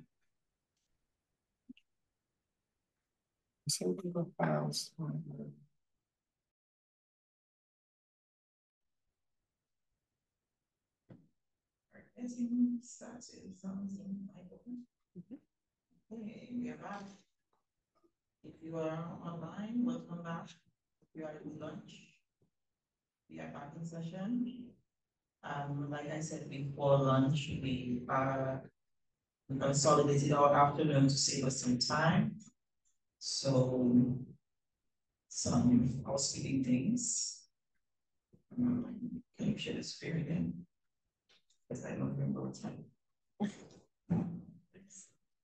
We have 2 panels this afternoon. One is our preview panel for our cohort 11 and our interns who will be presenting to us what they will be working on for the rest of the program until their capstone. And then we have a project showcase after that, where our capstone interns will be returning to talk to us about what they built collaboratively after. And so we are going to run, I don't think we will go all the way to that, but thanks Salma for giving us all of this time. This panel does have 4 people, so we may need all that time for it. So we consolidated our panel, and I'm very happy to say that this panel is the first panel we will ever have that is a joint panel between Dominica State College and University of States. So we have students in Jamaica who are presenting on this panel and students in Dominica, so you will have a hybrid presentation for that panel. And because of that, I will ask them to go alternately in that order. So Sarah, and then Tanya, then Adrian, then Kelsey. Okay, so we are going to get started. Before that, I will share my screen very briefly to talk to you about what we are working on. And I see the parents have come in the room this afternoon. All the parents are here and family members. Some of them are online this morning, and this program is great because For the most part, we get a lot of parents supporting the work that students are doing. And we try to have sessions at the beginning of the internship program with parents to let them know what's going on, what the plans are, for them to be as invested because it's a unique program for our school context. Students kind of have a hard transition time, especially the part where I don't tell them what to do and I don't give them grades. That is really like not the style of living that they are used to. So the transition can be very difficult for them in the first semester because they feel like unless they're getting graded every 5 minutes or given tasks every 5 minutes or told, hey, do this thing and then this thing, then they are not learning anything. But I hope you saw, those of you who followed this morning, got to see that they themselves are saying, okay, after a while it starts to click and this makes sense why we're doing it this way. So I encourage you to encourage them. It's not an easy program and they are doing very well. And I will say all day I have been getting text messages from my colleagues and friends from all over the world teaching at many big universities about how great the students' work have been. They call us Wakanda in the grad team. And so they think what is happening here is it's really actually quite special if you think about like academic learning and what we do compared to how students do the same kind of work at universities. And I've had an opportunity to take students with me on to various conferences related to the grant. And in all instances, the students have been very confident and comfortable and encouraged by everyone they meet, and the work we do here is reflected when they go and take up space with students at all kinds of schools. We were at Yale, we just came from the University of Miami, we go to some big schools with the students and they stand on their own. We went to University of Puerto Rico. So they hold their own in those spaces, and it is a testament to the work that happens here and the training they get, but also that this is what I was saying this morning. Don't feel like you not as good because you're from a small place. So it's important for me to say that. But the parents also kind of emphasize that with their children. I think we already get students who have already been given that confidence sometimes, but some of the students don't come in with that. And it's good for them to be able to experience that. Okay, so we will get started with this panel and I will share for a quick second what our cohort 11 is being asked to do. This is also a first panel, by the way. I would like to acknowledge the most senior people of Craig Caribbean in the room, which is on this panel right here. Both of them have been with us for a very long time. Since they were very, very young in our camp. And it is really now a pipeline program for students who want to come to Craig Caribbean. So in that way, we don't have really new students this year. 3 out of the 5 students of our internship program are coming from camp. And this is like the second year we've had students who have transitioned from camp, Jelena to camp, and some other students went to camp, who are coming into the internship program after that experience. So the programs are connected in that way that we give students exposure young enough that they kind of start earlier to see the value of the work that has been happening. So every year I give a prompt at the beginning of class, or sometimes in semester 2, when they do their foundational work, and I say, here is the broad topic that we will all be working on together. You have 2 parts to this project. You will be working on a project, a large project that will go live for the world as an internationally recognized research project. And everyone will be working on it together in different ways. And then from that, you will find something of minimal interest to you or a lot of interest to you that is a small part of this project that you will take and work on the whole. This year, we decided to talk about Caribbean resistance. A lot of that was influenced by a lot of things going on in the news, as you can tell. There's a lot of war and violence and a lot of people resisting that, and various versions of that have been happening in the last few years particularly while we were going through COVID. And so this year's topic was Caribbean resistance, and I wanted students to talk about ways that Caribbean people have used resistance for various forms of self-making and nation-making, collective building.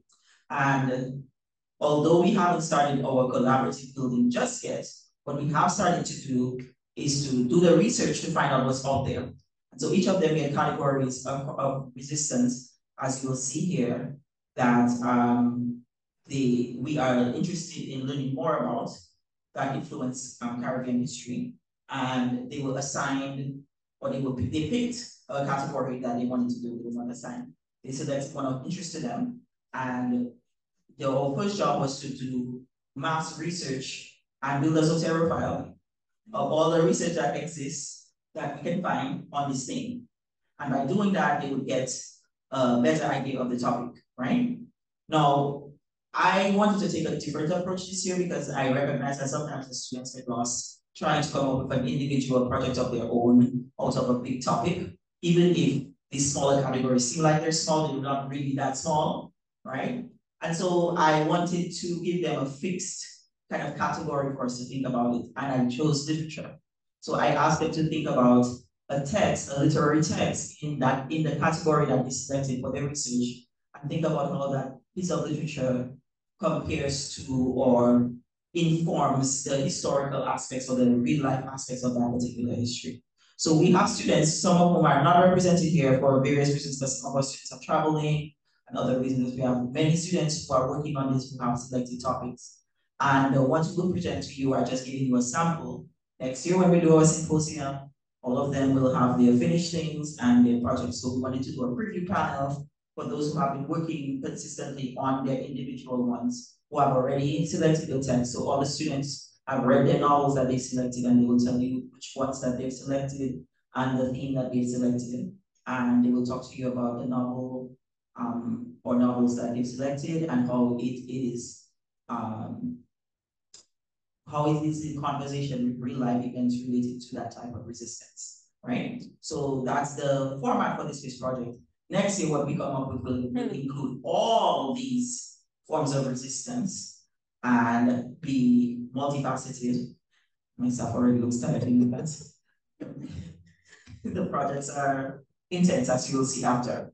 So we are going to get started with Seth Mackenzie, who is presenting on maroon resistance. And I'm going to stop sharing so Sam can share your projects.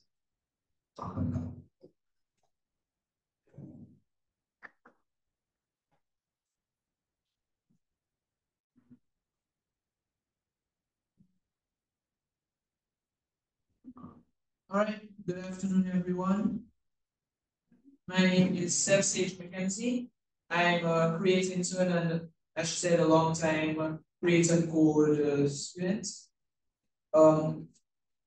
My chosen theme was maroon resistance in literature, and I chose to examine maroon resistance via the lens of the book Farcel, Runaway Slave by Alec Lazar.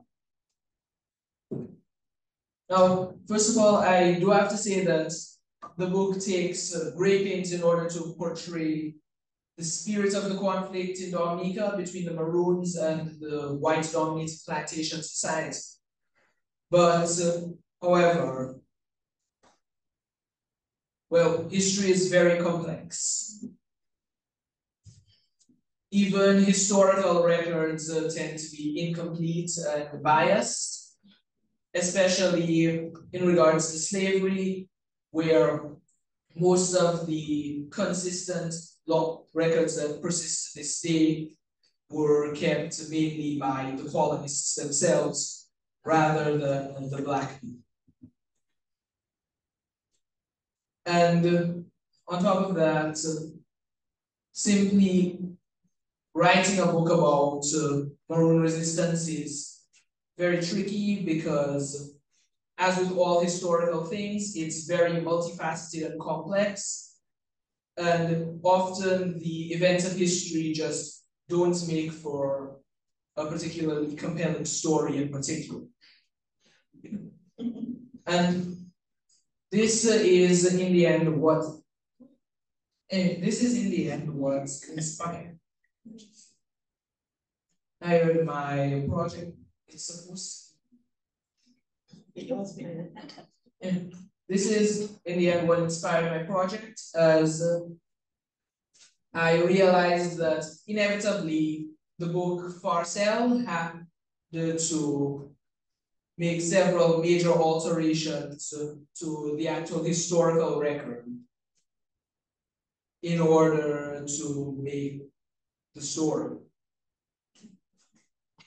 And the project is intended to compare and contrast the true historical record with the events portrayed in Farcell, and especially to show how those events were changed from real history to the book, and how those alterations serve the narrative and help to create and to better get across the spirit of the conflict, rather than a straight, complete historical accuracy, in as much as that's been possible. Now, for this, I used two main tools, that being Twine, as you can see here, and later on, I used NightLab story maps in order to portray the spatial aspect of the conflict and the events. You can see here, this is one of the story maps.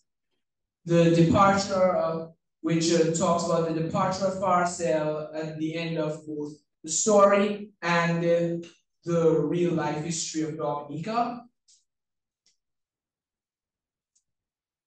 I decided to portray the contrast between the historical record and Farcell by using a sort of parallel story for the Twine.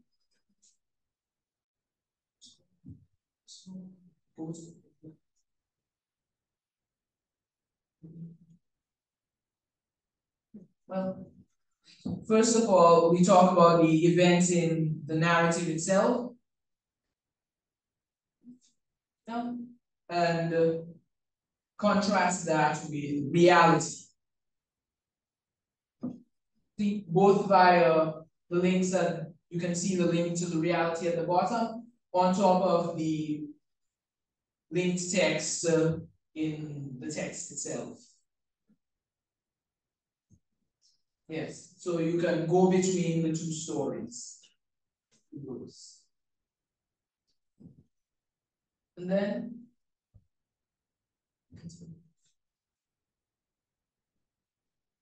we go on effectively for each character or event. We have the description of what happened to them in real life, in contrast to the book Farcell. And we have an analysis. If you scroll, you can see that besides being compiled on the other resources page, the NightLab story map, this one showing the spatial aspect of Bala's death, because you see, in the novel Farcell, he died in Roseau after being captured and executed by Europeans, whereas the historical record shows that he actually died in the forest near Layo River after being pursued. And what that effectively shows in terms of the broader narrative story is that it serves to show the defiance and courage that he displayed even in his death, and the overall resilience of the Maroons. Likewise, Farcell's one of Farcell's main rivals, Captain John Marshall, has his story significantly embellished from real history in order to serve as effectively a foil to Farcell and possibly the main antagonist of the entire story. And finally, there were, among the major changes was in the Haitian Revolution. Because, interesting, this is one of the first things that I realized in the book as a whole, and honestly contributed a lot to my choice to make this the concept of my Twine project. And this is that effectively the timeline of the Haitian Revolution is shifted backwards by a few years. And this allows it to coincide with the events of the Maroon resistance, especially Bala's death, and just in general allows for a lot of really good contrasts and parallels between the Haitian Revolution and the mulattoes' attempts at resistance in Dominica, and well, the Maroon resistance as a whole, especially in the character of Paul Lanier, who attempts to free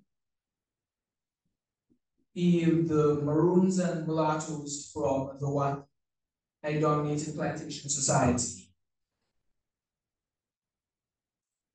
So, in conclusion, what I'd like to say is there were many significant alterations made from strict historical accuracy in Parcel, but all of them serve to highlight the story as a whole and to better get across the spirit of the events in Dominica and showcase resistance in general. I learned a lot of things from this project. There was a lot about Maroons, of course, and the history of Dominica, as well as it giving me a bit more experience in using Twine and learning to embed projects. There were a lot of challenges, in particular, the color for blue still doesn't seem to work. I just don't think it translates well to the project that is used to. And why? And another issue was finding good sources for research because, well, Dominica is not exactly a large or very well-known country, and a lot of the reliable information was fairly limited. However, it was really an interesting exercise to gather the appropriate information. The book, The Maroons of Dominica, 1764 to 1818, by Thompson Fontaine was a very major component of why I was able to compile this much information at all. And it's, as well as a few other books, such as the one by Lennox Honeychurch. If you look at my references and other resources, then you'll see both the books that helped me to gather a lot of information, provided inspiration, and on top of that, really enhanced my perspective on the resistance taking place in Dominica in general, helping me to see it in a different light. So overall, I can say that this project really, really helped me just as a whole.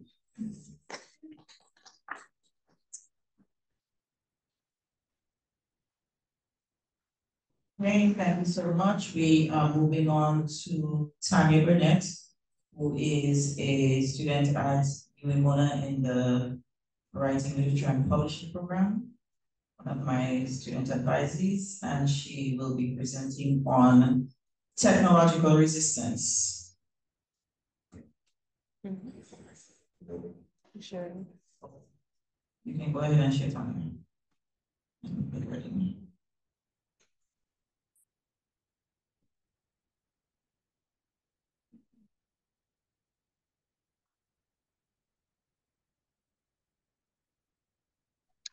Okay, hi, good afternoon, everyone. My name is Tanya Burnett, and I am a first year of the University of the West Indies, as well as a first year intern at the Create Caribbean Research Institute. So, in completing this research about Caribbean resistance, I chose the key term technological resistance, and thus my project traces the major historical events that are alluded to in the novel Ragamuffin by Tobias Buckle, and it also highlights the effectiveness of the technology in various aspects of resistance in the Caribbean history. So I chose to analyze the novel Ragamuffin by Tobias Buckle because it is connected to the theme of technological resistance through a history of enslavement, resistance, emancipation, the fight for independence in the Caribbean, in which tech was utilized in different causes for insurrection and rebellion by advocates, the enslaved and those who were freed.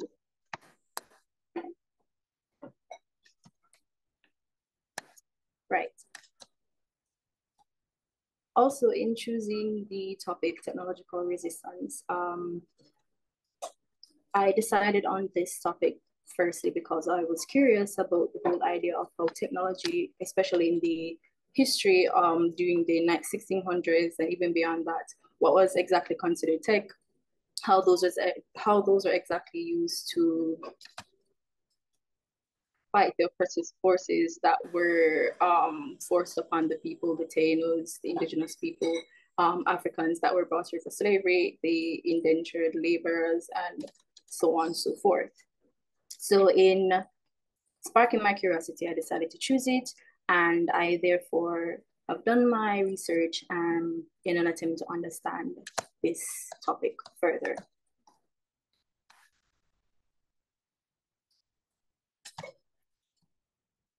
In saying this, sorry, as you can see, I have chosen the digital tool ArcGIS to present or to display my information through after the research.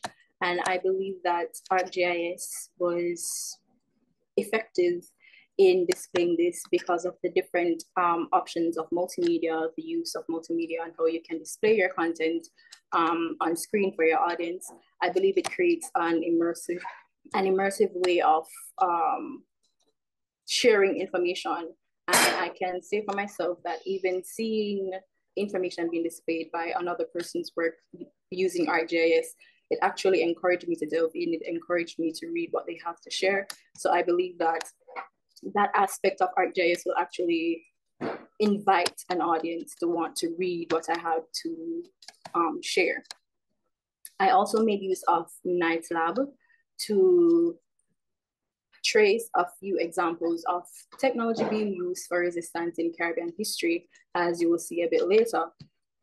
Right, and I believe that that was also effective in giving a concise information about these different examples without too overcrowding each panel or overwhelming the audience with too much information.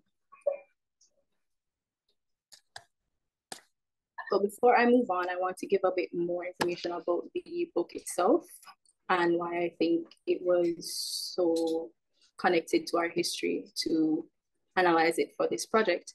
Ragamuffin is basically about the alien forces that are known as the benevolent satrapi, who invaded and enslaved human beings on planet Earth. And in the whole story, it's made up of 48 planets in a galaxy, and the satrapi actually govern the whole 48 planets.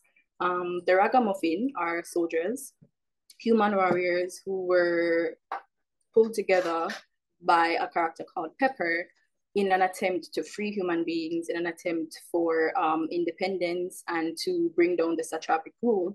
However, they did not really succeed. So humans are living displaced on different planets throughout the galaxy. And we find that Nashara, who is one of the main characters, was made as a clone to Pepper in an attempt to also rebel against the satrapic aliens and to bring down their rule. So we see that she was made using very advanced and illegal tech in the novel, tech that keeps her from aging and tech that allows her to infiltrate the information or the communicative technologies that they have to pull information and also to completely destroy it overall. Right. So as I've said before, the book has a lot to do with a history of enslavement, then a fight for freedom, and afterwards moving towards independence. And even in the novel, though the humans were independent at some point, they were still ruled by the aliens. They still couldn't have certain rights or certain freedoms, like going back to their own planet, since the aliens had used their spaceship that could close up wormholes to their planet to stop them from doing that, from returning home. Right. So in saying all that, right here, I'd like to highlight about 3 things that I think are important, that were important to present in my research. And one of these things is how technology was used in Ragamuffin by a few major characters. And that, of course, includes the benevolent satrapi and the Hongo. The Hongo are basically the human beings who were used. Their minds were wiped and they were used as basically the police for the 48 planets. And the Hongo, they use the technology to keep the people in order, keep both aliens and people in order. And they were also using it for unscrupulous means. However, of course, they didn't let everyone know about that. So yeah, another thing that is incongruence with our history. Enslavers, they tried to paint the image that slavery was good and it was the Black people who were bad, and what they were doing was good for the economy and the social structure of their own countries and so on and so forth. So this is one aspect that was worth noting. So we have the satrapi and the Hongo, as well as Nashara, as I've mentioned before. She was basically created to destroy the satrapic technology and end their reign. And there's also the Ragamuffin, who also used the alien spaceships to, at the time, be merchants, because their whole purpose was kind of diminished after they tried to free humans. However, towards the end of the book, we find that the Ragamuffin, Nashara, Pepper, and some other people, they came together to overthrow the satrapi. They stole some of their tech to use to fight against them, and at some point they did overthrow their rule and they reopened the wormhole to Earth so they could return home. So, right. The second thing that I also wanted to highlight was, of course, the different points in time when technology was used for Caribbean resistance. And as you can see, I utilized the Night Lab digital tool to share this kind of information. I ensured to start as early as I could find information from 1600s, from when Maroons were using British armory against them to fight. I also learned through all this that slaves that tried to run away from plantations, they obtained these these arms, the guns, gunpowder, and all of that from the plantations. They stole the weapons in their cause for freedom, or in their cause to free all Blacks overall. There's also information about that I found quite interesting, the maritime maroons, where it highlights that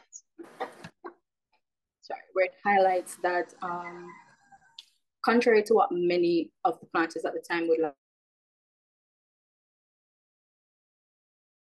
who came to the Caribbean with some sense of navigating the sea, of fishing, and it's that knowledge that they used to escape in double canoes via water channels or to different countries during the 1600s, late 1600s into the 1700s, sorry. Right, so that's just one thing I want to highlight. There's also different information about early newspapers such as the Watchman, the Quran, and the letters that were sent between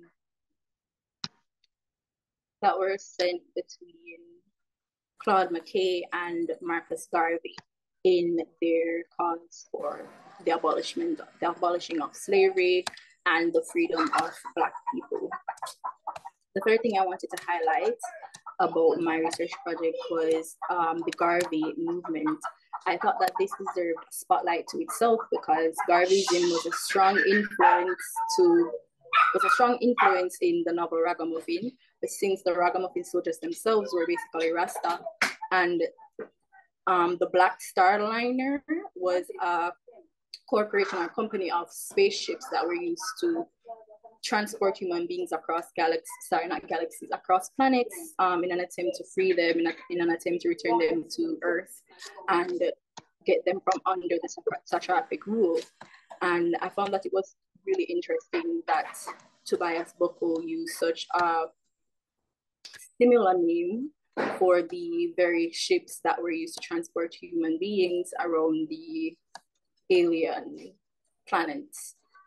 So I highlighted here the original company is called the Black Star Line Corporation, and it was originally founded by Marcus Garvey in an attempt to foster Black trade, transport passengers between America, the Caribbean, and Africa, and to serve as a symbol of Black grandeur and enterprise.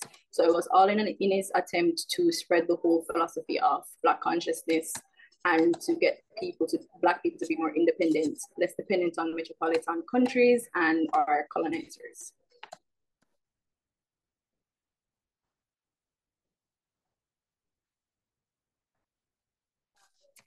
Right.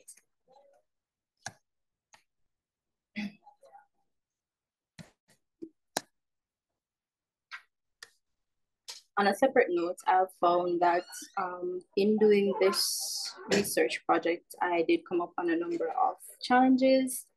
And one of the major challenges that I'm sure many of us have experienced is finding the information to present or to put together to form that final piece of research. And initially, when I thought technology, I thought of social media. So it was a bit hard to find information about tech being used in the 1600s when at that time it wasn't as advanced as I know it and as relatable as I know technology is or should be. So I took Dr. Expre's reminder of the fact that the printing press existed during those early times and it was being used in the attempt to abolish slavery. Hence why I focused on newspapers and the sending and receiving of letters and stuff like that. And then I remember different events during history, like Pan-Africanism, when as time progressed, technology also progressed, and I was able to find more information that was related to my topic.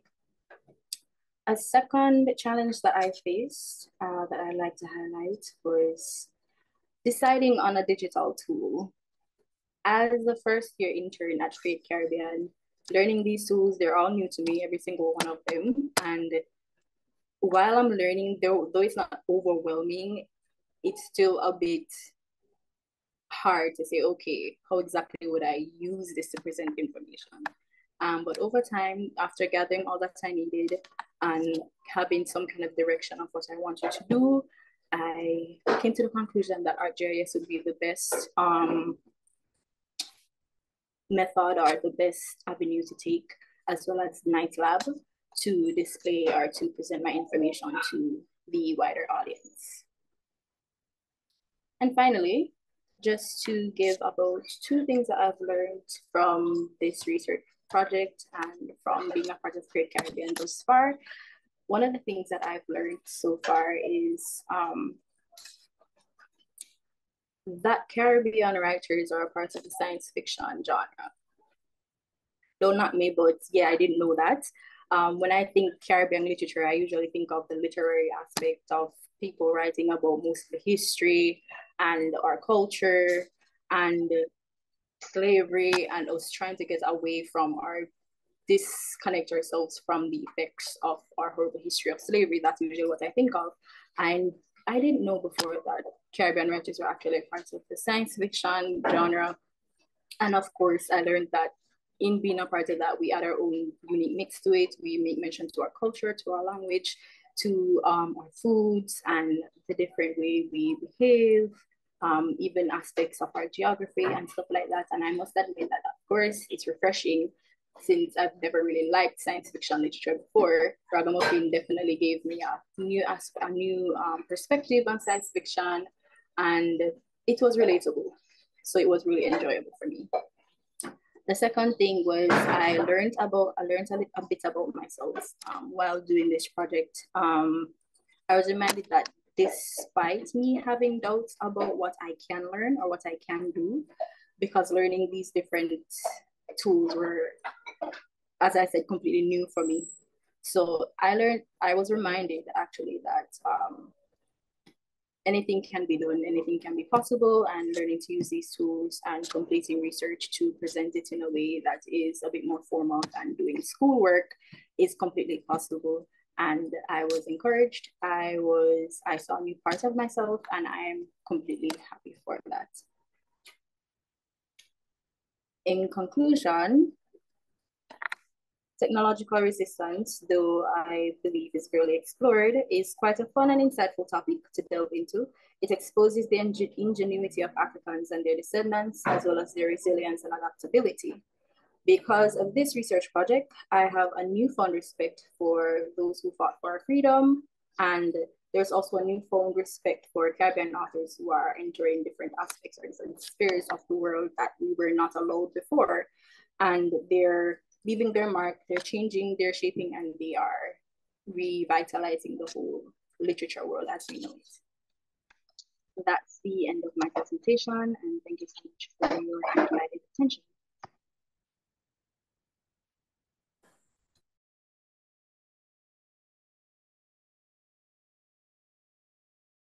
Sorry, I keep forgetting to mute. Thanks, Tanya. Tanya takes a lot of classes with me, but the first class was World of Publishing. I have to remind everybody that's why I won in camp the other day when we had to bring the old technology to camp. And I told them everybody bring a old piece of technology. They were like, 5 to find things, and I brought a book. And I won. I was like, digital technology is only one form of technology. And so because I teach about the printing press class, I'm going to able to make those connections and use it for this presentation. So now we will have Adrienne Piper present to us on disenfranchisement, which is related to voters' rights, and he will talk to us about the novels he chose. Those are paired novels by Michelle Cleve.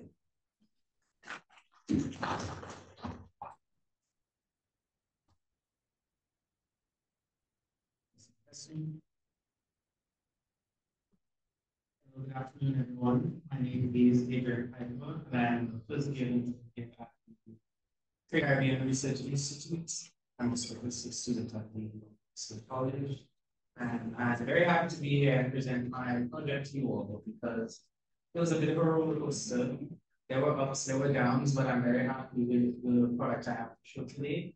And I'm very excited that we get to talk about disenfranchisement resistance with you all, because I'll be completely honest, when I first saw it on the list of resistance, I had no idea what that meant. So I was like, what is that absurdly long word? Why is it here? But I looked it up really quickly, I took a look, and I had a thing, and then I decided that's really what I wanted to explore, and that's for two main reasons. First is that I was curious to see if there was a timeline and trend of enfranchisement in the Caribbean. Maybe it was geographical, maybe it was racial, there were a lot of different aspects where it could go.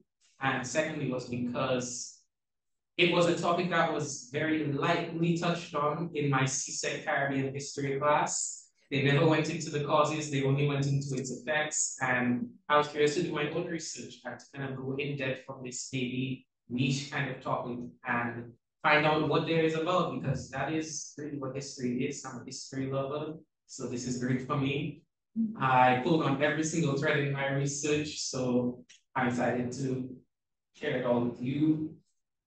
For the novels, yes, novels that I chose a pair of semi-autobiographical novels by Jamaican-American author Michelle Cliff. Picture here. They are titled A Bang and No Telephone to Heaven. Odd titles, I know, I can see the faces. They detail the life of Claire Savage, which, as I said, semi-autobiographical, so it is influenced loosely based off Cliff's life. They detail the life of Claire Savage, a light-skinned, middle-class Jamaican girl from her childhood to young adulthood in mid-20th century. And I chose these novels primarily because they inspired. We were given a list, we didn't have to stick to that list, but I did. And they were the only novels that when I read the plot summary and the synopsis, I had a clear idea of what project I could do. And once that stuck in my mind, it was hard to get out. So I bit the bullet, I chose them. I had a bit of, I was a bit cautious about choosing 2 novels to read. I didn't want to give myself too much work. But in the end, I'm very glad that I did. I very much enjoyed the books that I read.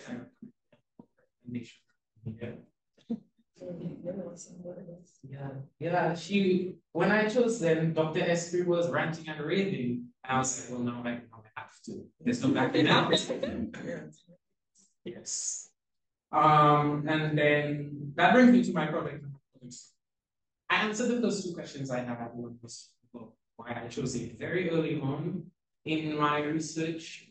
For the second one, disenfranchisement resistance was definitely a part of a bigger battle in the Caribbean at that time, especially during the 20th century. In my research, I found that it stretched all the way back to when formal government was established in the Caribbean.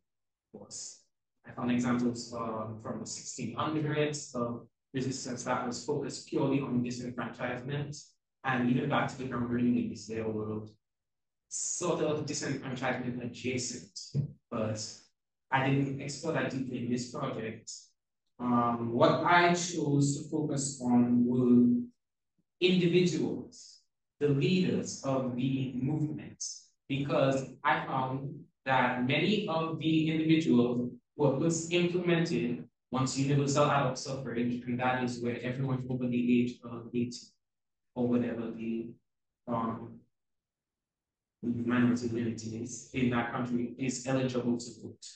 So yes, many of the people who were first elected under universal adult suffrage in the Caribbean were those who were most vocal and most involved in the fight for its implementation.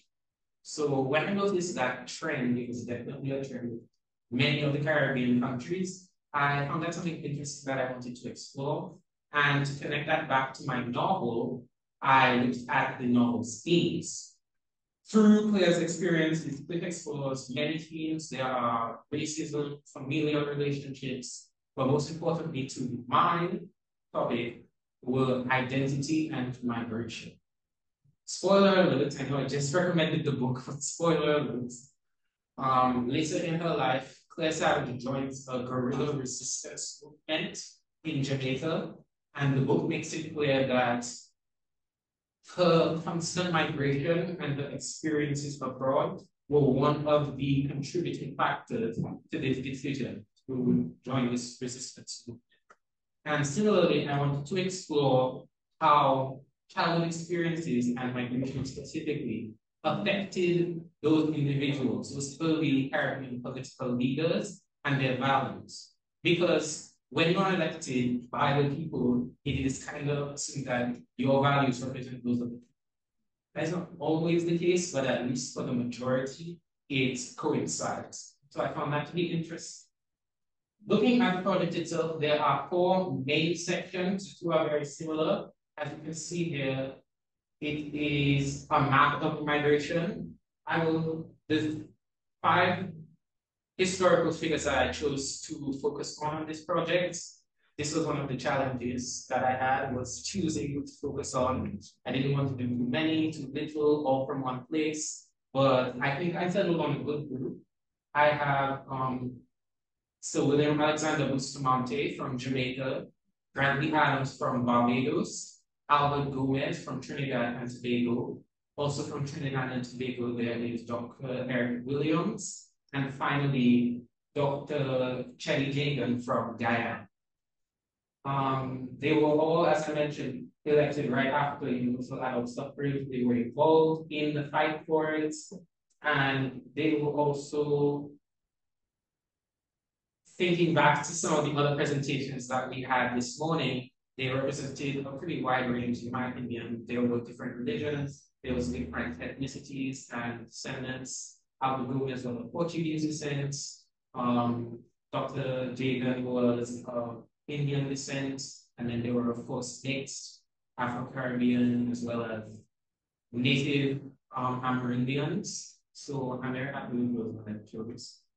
And the migration map that I had, I wanted to treat it sort of like chapters, going back to the literature theme, chapters of their lives. So each area, each new period of migration, each place that they went, I treated as a chapter because I felt like that was the best way to section it off.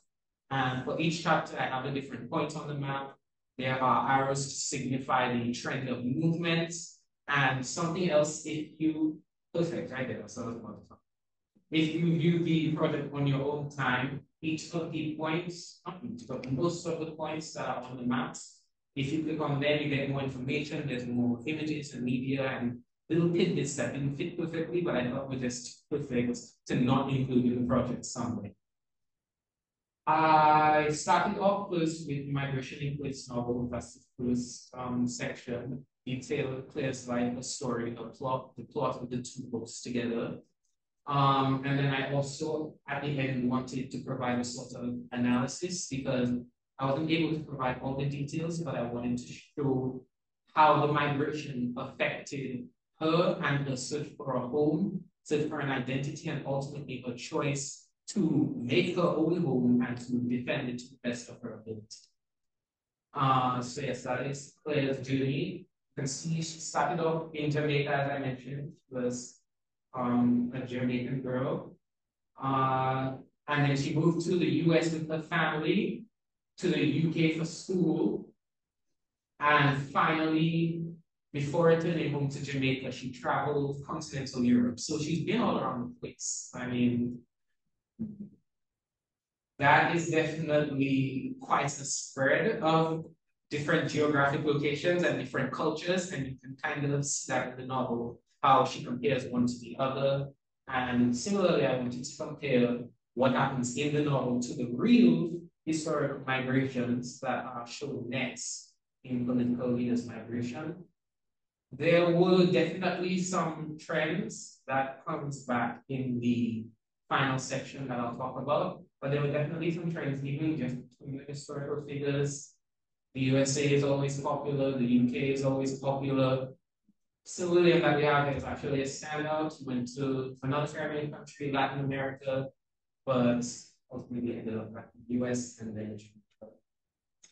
And towards the end, there was a little snippet of it, life after migration. I have a timeline here because, as I mentioned, I wanted to focus on how childhood experiences and migration affected these individuals and their political beliefs and actions. So, of course, I had to kind of provide a brief synopsis of these political actions. So, this is just a timeline I have of their major involvements. I tried to focus on what was linked to disenfranchisement because this is where I regretted a little bit choosing disenfranchisement. Looking back, I'm very happy I did it, but in the moment, I was kind of cursing my myself.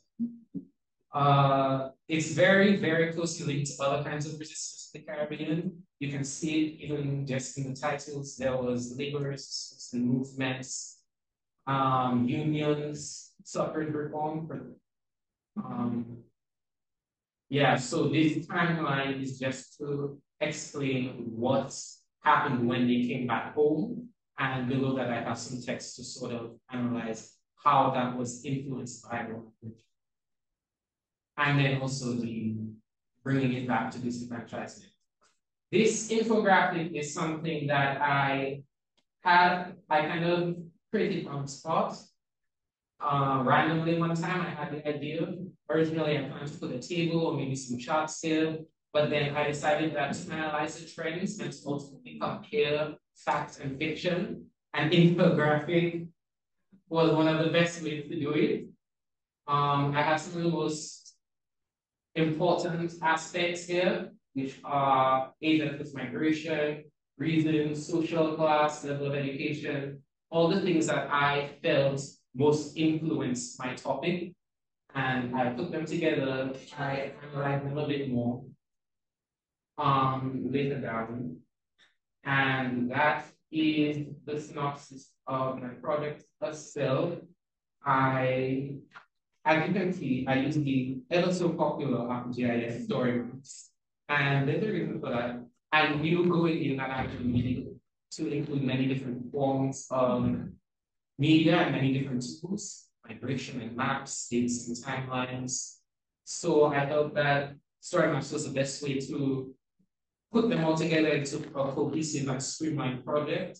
And also I am in fact telling stories and telling the story of the book, but also the life stories of these individuals that really influenced our region. And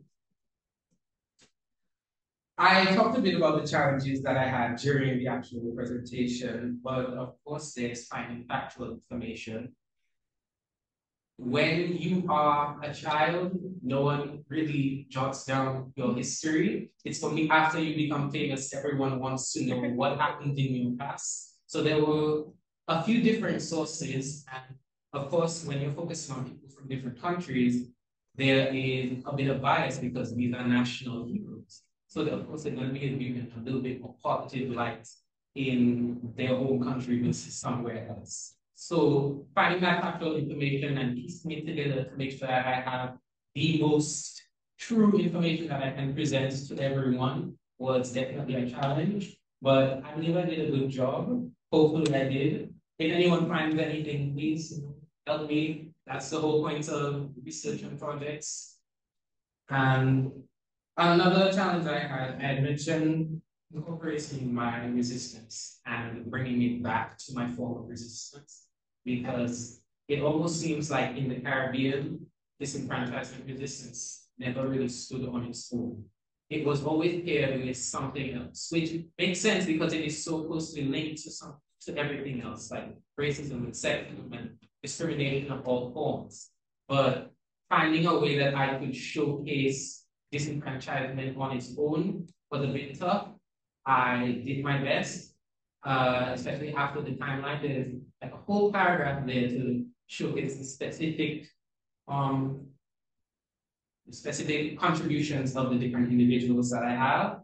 So yes, you should take a look at that if you read my project. What I learned, obviously there's the knowledge. This is a research project. I did a lot of research for this. And there was knowledge not just into what I presented here, but there are many things I had to learn to contextualize the information that's presented here and to better present it in a way that makes it easy for everyone who's reading. If they have no past knowledge, they can understand. And then also an introduction to more Caribbean literature. Even just looking at the list, as I mentioned earlier, books, I was introduced to the breadth of Caribbean literature that we have available to us. This was something that I really wanted to look into when I first entered the Caribbean. I think I put it on my personal statement, actually, and being able to kind of hit that goal in my first year felt very satisfying for me. I read 2 new books from Caribbean authors, from a Caribbean author, and I've learned about, as Tommy said earlier, the different genres that we are in. It's not just literary fiction or history. There's a bunch of different genres that we're really very different from us. The tool of GIS was new to me, yes it was, but I felt confident in it because I did a lot of experimenting before I started my project. So I felt very confident that I knew what I had to do and how to best present my information.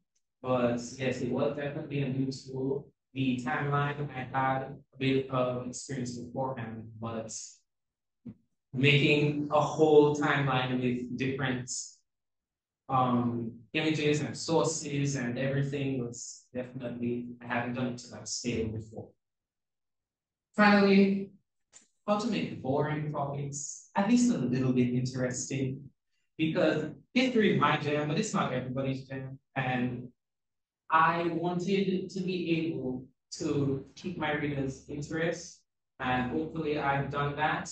Hopefully I kept your interest, not nodding off right now, so at the very least, I succeeded in that. But that is definitely something to kind of engage. That's the whole point of digital humanities, is engaging and interacting with the audience and making them want to learn more about it.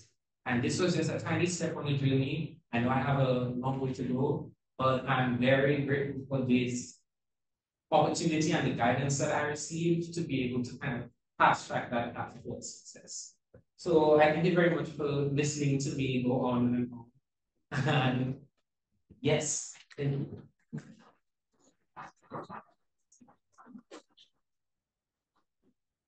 Thanks, Adrian. I think I'm going to put a thing on the clipboard that says, as a child, everyone who started documenting their history, bring all your baby pictures and archive them so that when you become a famous leader, you will have stuff ready for you and the students will not have to do stuff. So our final panelist is Kelsey Grant, who is coming to us from Jamaica. She's just completed her bachelor's degree in the computer science department. I'm not sure, correct me if your major was not computer science, but software engineering, because there are many majors in that department. And Kelsey will be presenting to us on what's Kelsey presenting to us on? Women's resistance. She's going to tell you. I know what her book is. She's presenting to us on the farming of oats, border resistance, I think. She's presenting on, and a novel by Elisha. So I will hand it over to Kelsey to begin.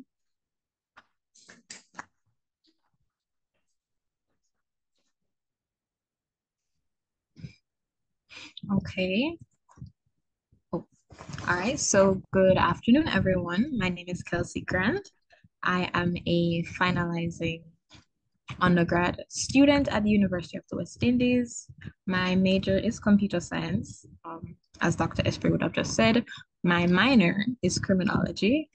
And today I'm going to be presenting my project to you, which surrounds the theme of political resistance. Now, I know you're probably wondering, how does that relate to, what I do, what I study? I mean, computer science, political resistance, like they're not even in the same faculty. Okay. I'd like to think that I'm a very analytical person. In the Caribbean, I think we'll just know it as fast. So you want to know everything, you want to know why everything is how it is.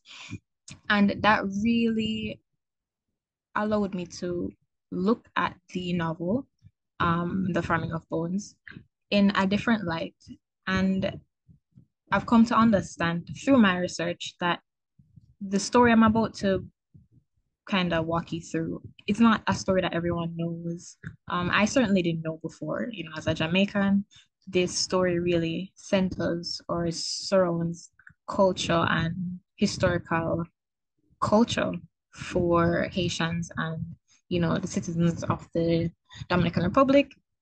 So this is really, really new to me, and I just think that I should share it because it's very interesting, and I think that the history of the Caribbean is way too complex to just be summed up and left as the stories that we've been told or taught in school about the major colonial powers. It's much more nuanced, and I feel like those nuances are what really makes each nation, each country unique. You're not who you are just because of the big things that happen in your life. The small things also have a impact. And I hope I convey that effectively as I present to you. So as I said, my topic is political resistance. Basically, my project is in the form of a text adventure, so to speak. And it basically explores the different linkages between othering, so the phenomenon of othering and discrimination, and how it led to the violence that took place during the event known as the Parsley Massacre. Now, this mainly took place in the Dominican Republic, and basically, violence was meted out against the Haitian immigrants that were working in the Republic at the time.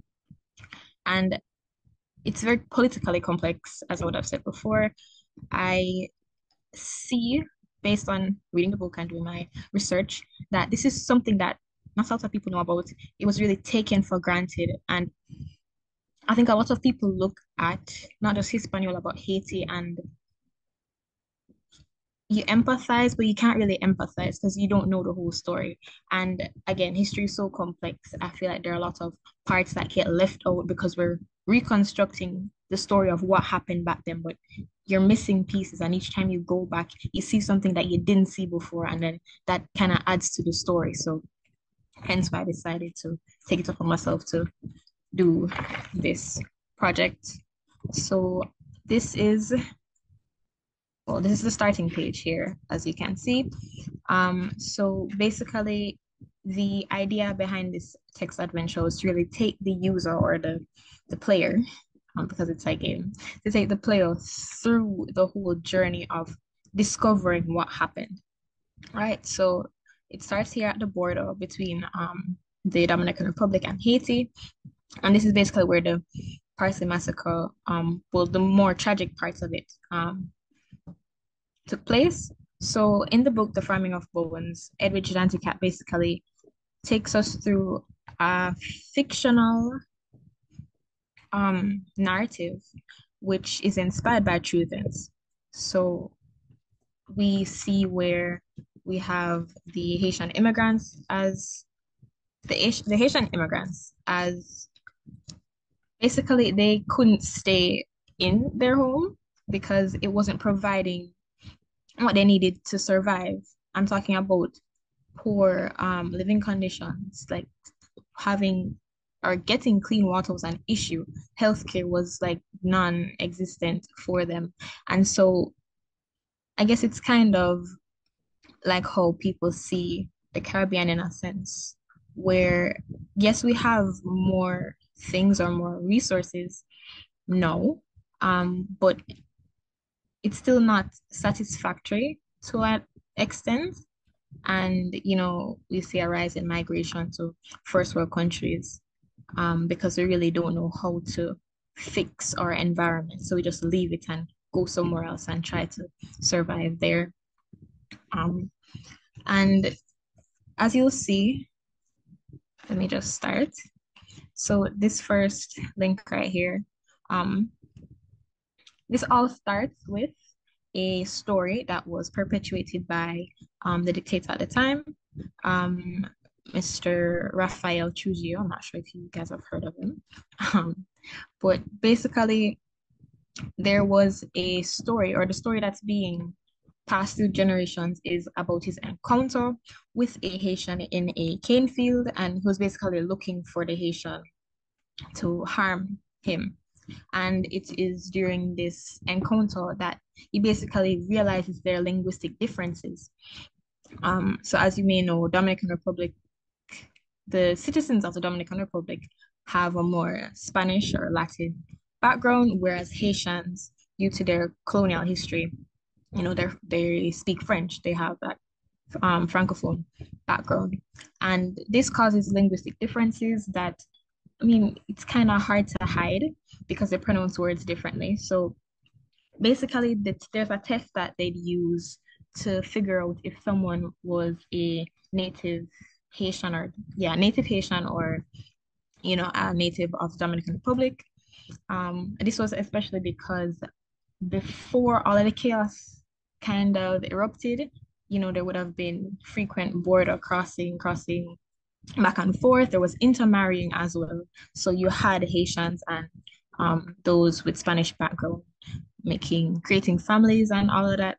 So the test that they'd use is the soldiers in the novel, they'd take they'd carry parsley around with them, the herb parsley, and they'd take it out and they'd look at someone who they suspected to be Haitian, and they'd say to them, "Oh, what is this?" And the Spanish word for parsley is perejil, but the issue is that those with native Haitians, they can't pronounce it. They can't roll the R, so it sounds very different, and that's what they've used to kind of distinguish that. And this is kind of the root of where all the discrimination starts. And it kind of seems weird because it's like, okay, I speak differently from you, and like this kind of snowballs into this whole big thing, and then there's a violent encounter where it's estimated that 15,000 people were killed just because they were Haitian. So I'll just continue to kind of show you more of the story. So basically, what I sought to do was to kind of show the evidence that I would have gained during my research. So here it says look for eyewitness testimony. So I was able to find eyewitness testimonies from like survivors, people who survived this tragedy. So people who would have migrated over to DR and then had to run back to Haiti because, you know, soldiers were killing Haitians and, you know, they had to run for their lives. A lot of them did not make it, you know, but some did. And, you know, they lived to tell the tale, and they basically affirm what I would have previously told you about the whole test with the parsley, and they had to run for their lives because they were being targeted. So the story kind of goes on, and it takes you to different points as if you were doing a real investigation. So you see, we had the border just previously, a picture at the border, and then you have the police station, basically. And so what started the whole violence is the fact that the dictator at the time, Rafael Trujillo de Molina, he mandated that the Haitians were to be killed. And how he did this, it wasn't subtle. Let's just say that it wasn't subtle, but he posited it in a way that made it really seem as though the Haitians were responsible for something that they weren't. Now, his decree, or the purpose of his decree, was to sort of cleanse the Dominican Republic in terms of its economy and social landscape because of alleged reports of Haitians stealing cattle, Haitians killing Dominican farmers, things that were not substantiated, meaning there were no official reports of, you know, that happening. So it was really just what he was saying, or what he gave, the reason that he gave at the time. And just to give you a bit of background, so the Parsley Massacre happened in 1937. This is shortly after the Great Depression, which would have been in 1929. And basically, the economic landscape at the time, it was not where it was supposed to be. It was dismal, and people weren't a fan of the dictator at the time, basically because, you know, the country's going through this big thing, and, you know, we're suffering, we're struggling. Like, how could, you know, what kind of leader are you, right? So he, instead of taking the blame on himself, he assigned it to, or kind of scapegoated the Haitian immigrants at the time, saying that, you know, it was their fault why this was happening because, you know, they're allegedly killing people and stealing cattle. And he basically posited to the greater public this remedy. And that remedy, he said, is that, well, at the time, he gave an address basically to the nation, to Dominican Republic. And he's saying that he has a remedy to fix all of this. His remedy is basically getting rid of the Haitians, and 300, at the time, 300 of them were dead, and he said this remedy would continue. So he mandated the soldiers to hunt them down like for sport, like blood sport, and kill them. And that's essentially what happened during the Parsi massacre. So there were a lot of, yeah, so the game kind of goes on, and in an attempt to expose you to much of what I just said, as you can see here, this is a picture of an actual survivor. I believe she was around 80 years old when this interview took place. I just inserted a picture here. The fact that this happened and it's such a mystery to the wider world is very baffling, because I'm sure if people knew at the time, it wouldn't just be it wouldn't go away as quickly as it did, because 15,000, if not more, people were killed because of their heritage, because of where they came from, because of how they speak. And I don't think anybody can really explain like a better reason based on the circumstances, the evidence. Like there's no good reason. There exists no good reason why this should have happened. And I say that because there are three parts I want to really highlight with regards to this project. The first being the survivor accounts. So you have people that can tell you, oh my gosh, this is what happened. This is what we had to do. I lost my family members. I had to leave everything behind. So this actually happened. It was something that many people experienced. This actually happened. Another thing, as I said before, the remedy that Trujillo came up with was very dastardly, if you ask me. I don't think, again, that there's any good reason for that to be done to people. And the third thing would be the current scenario at the border.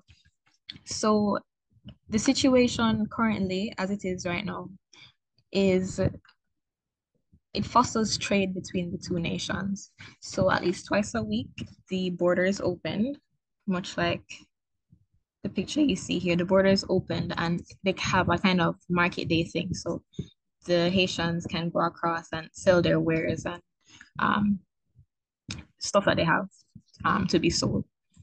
You'd think that, okay, this massacre happened ages ago. If it was supposed to deter Haitians from ever coming back, like don't come back, obviously it's failed miserably, because the border is still, allowing passage and stuff.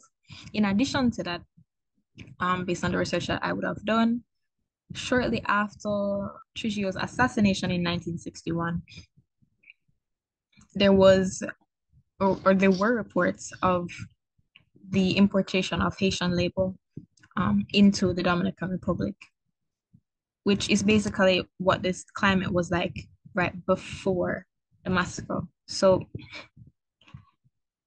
if killing the Haitians was supposed to keep them out, like shortly after, like they came right back. So again, there's no good reason for the violence that ensued, and whatever purpose it was supposed to serve, like it's not very apparent. So that really leads me to just to the conclusion that it really was just because of the economic situation that was brought on by the Great Depression. Trujillo, as a dictator, everyone's supposed to, you have that air of authority. People are supposed to look up to you. The minute people started to, not really be a fan of him, he decided to seize authority again and kind of reclaim that respect that he thought he deserved. And to do that, he decided that, it was okay to kill all these people. So for me, I think this was a very grave injustice. And I spoke earlier about the fact that, history is complex and we might miss bits and pieces. I feel as though looking at the whole Caribbean as a general geographical area, Haiti is probably one of the most pitied nations. And they've undergone so many tragedies, from the earthquakes and the landslides and this, which most also people know about. And I think it's very hard to even say that we understand, because you still have people living in fear to this day, because as I said, the border is open. It's basically a situation where, they migrate for labor to help themselves. Like something like this could very well happen again, like just like that. So they're still kind of in the crossfire, as much as Chujio isn't there anymore. Like if a leader arose in the Dominican Republic that, has the same ideologies, or very well wanted to prove a point and has no issue with bloodshed, this could happen again. So it's very, empathy to me isn't enough. I think this is it's very crucial for us to really try to understand not just the pieces that are okay to broadcast on media, the pieces that everybody talks about, that BBC talks about, that even our own media houses talk about, but the pieces that no one talks about because it's just really hard to talk about. So as you go through and it kind of talks about othering, which is again what I believe really led to this grave injustice. The fact that Haitians were seen as the out group, meaning that they're all categorized as the same. They're all, cow stealers and farmer killers, according to the dictator.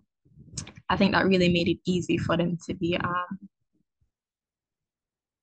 targeted and killed as they were. So really the game just takes you through, like Trujillo's speeches, anti-Haitian sentiments, etc. He believed that they were harming the Dominican Republic. He scapegoated them essentially. Just taking you through everything I would have said. And then once you've explored all the different pieces of information, it allows you to come to the very end.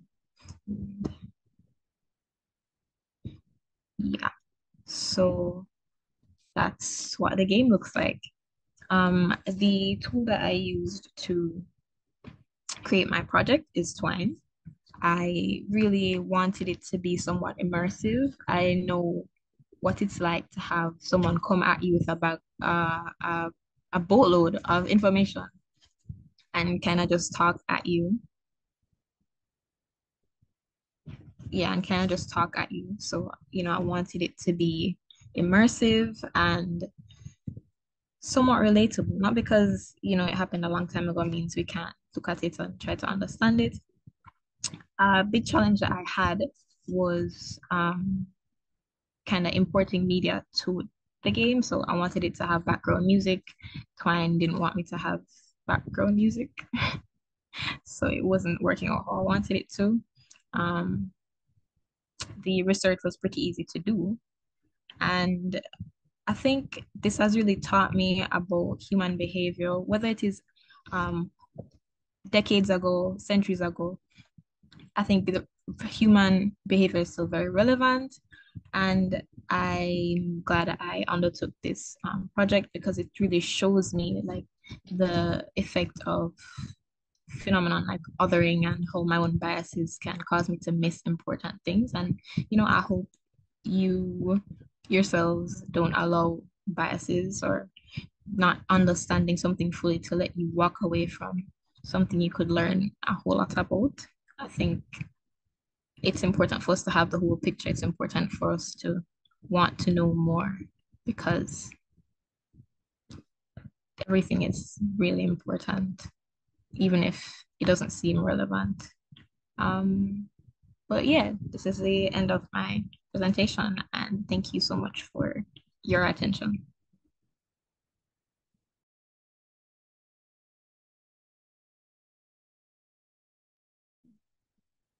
Okay, thanks so much. Kelsey, just again, not one fact. Julia's mother was actually a Haitian woman, and she was a very Creole Haitian woman who was mixed race. But he didn't care. He did completely disassociated and knew she was Haitian and celebrated her and had a huge portrait of her in his house. And still did that anyway. Yeah. So power is weird and it makes people a little crazy. So thanks for your work on that. And all of the novels, I'm sure the students would highly recommend that you read them. So we have maybe 1 or 2 questions, time for 1 or 2 questions. Maybe 1 or 2 if we have any online. Any comments, celebrations, commendations? Yes, Jackie? Yes. What struck me was that why did that era produce so many brilliant leaders in the Caribbean? It seemed to have been an era of nationalism and consciousness. And I don't know if we're now evolving into a materialist era, but I'm not seeing this type of leaders forthcoming in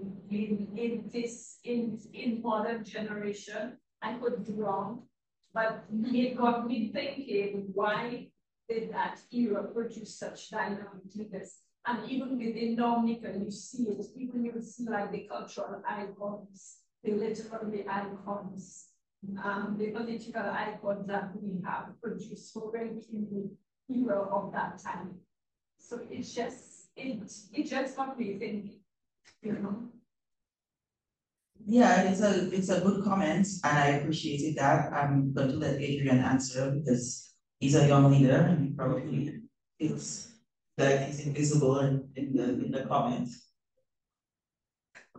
No, it's not as much as that, but while you were talking, I was thinking in my mind, why is that? And something I did realize as I was doing research and doing the trend specifically for that fact versus fiction section was that the people in that era specifically that there was not as wide access to resources, especially educational resources, as there is now in the Caribbean. It's definitely gotten a lot better. Look at all those lovely educated young people there. But definitely during that period, and even the people that I have in my project, they were in different eras. They were born in a period of over like maybe 30 years. So I don't think that considers the same generation. During that time, the people who gained access to that education were those who worked hard and were those who definitely took their study seriously and maybe had a little bit of a born genius, especially when it comes to scholarships to go study overseas. That was something I noticed with quite a few of the leaders, even those beyond what I did in my project. The people who were given the opportunities to be leaders were those who already showcase the abilities of good leaders. So that is something that definitely contributed to maybe why I think there are good leaders in today's society. I just think that they are maybe a bit more drowned out because it is sort of an expectation. You're meant to be a good leader. So when you are not necessarily as highly praised. So the people who were able to become those leaders will definitely stand out. I also want to say that for really obvious reasons, aka colonialism was violent with many people.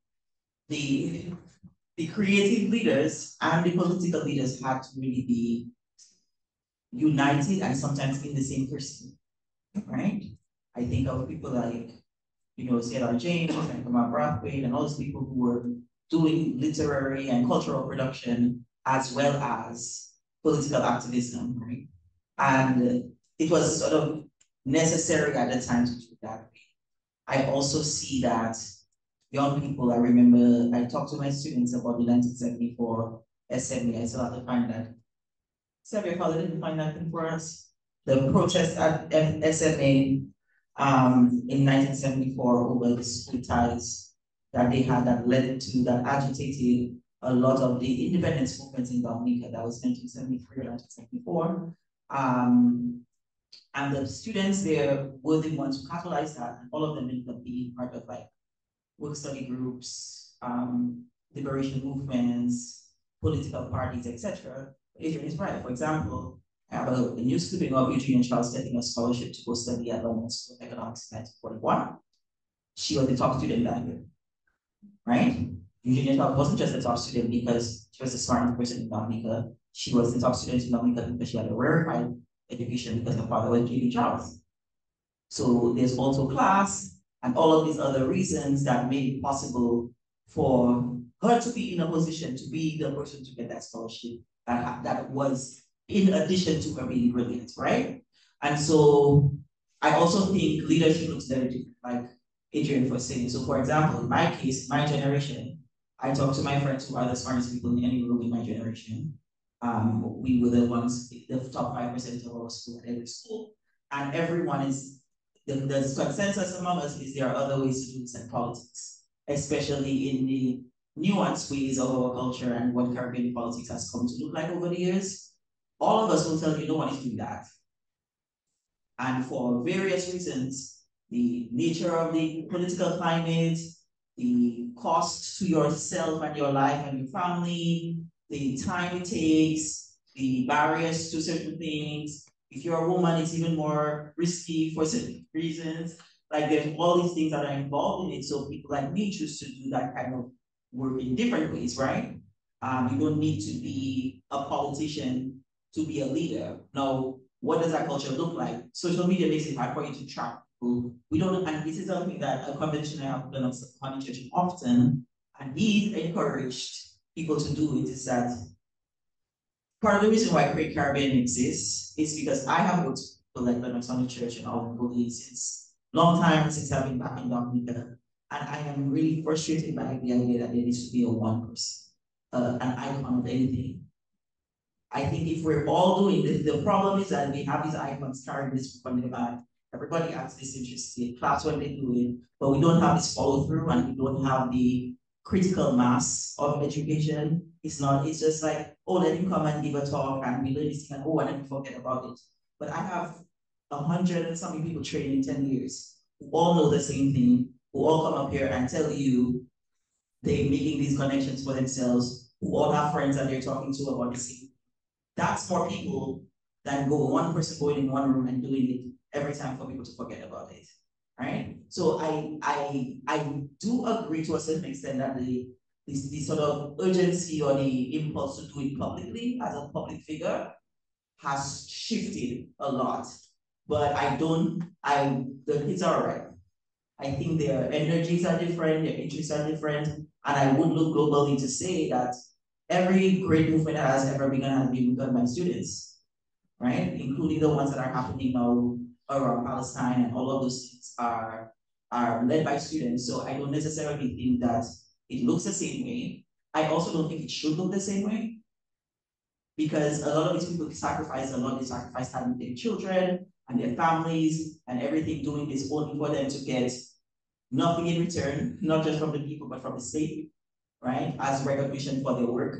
And I think the knowledge and the labor needs to be more equitable around those kinds of things as well. So the more of us that can know it, we all are responsible for doing it. And like I tell my students, we are the ones waiting for somebody else to come and be the person in the room to do this thing. You're right there, why is the trash and you're telling me this I didn't be there?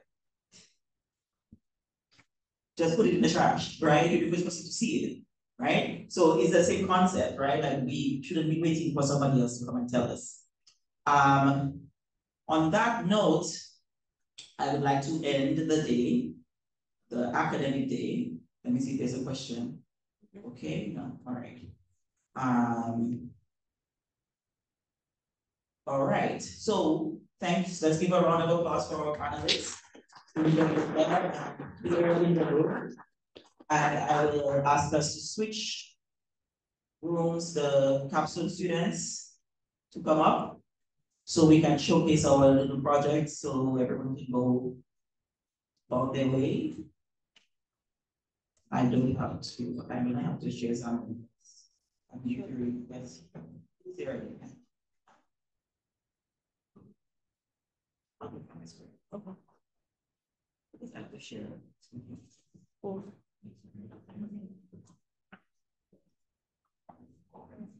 we need chairs?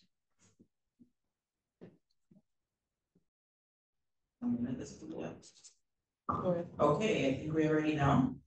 I did give a little taste of this when we met in January to say that we were building. I will just recap this little spiel, which will go on our process page once I wrap up this week. I publish a process page for every collaborative project that we work on as class, as a cohort, to let people know the work that goes into every area of the project, from the idea to the research, to the students' contributions, to the tech. And these projects are not only a reflection of the student work, I will have to say, but collaborative projects really involve a large network of people. We have project assistants, we have staff members who also work on these projects. So the students are learning to work in incredibly high stakes work environments with a lot of moving parts. And their roles in each project are so integral to other people's work. And they learn a lot about responsibility, not just for yourself, but being accountable to a team of people on a deliverable. That is a really important skill that we build by doing a group project together. That doesn't just involve them, but also involves the staff. The collaborative projects are formal research publications of the institutes. They are published projects, they have an international license of Creative Commons, and they all get authorship credit for it that can be cited.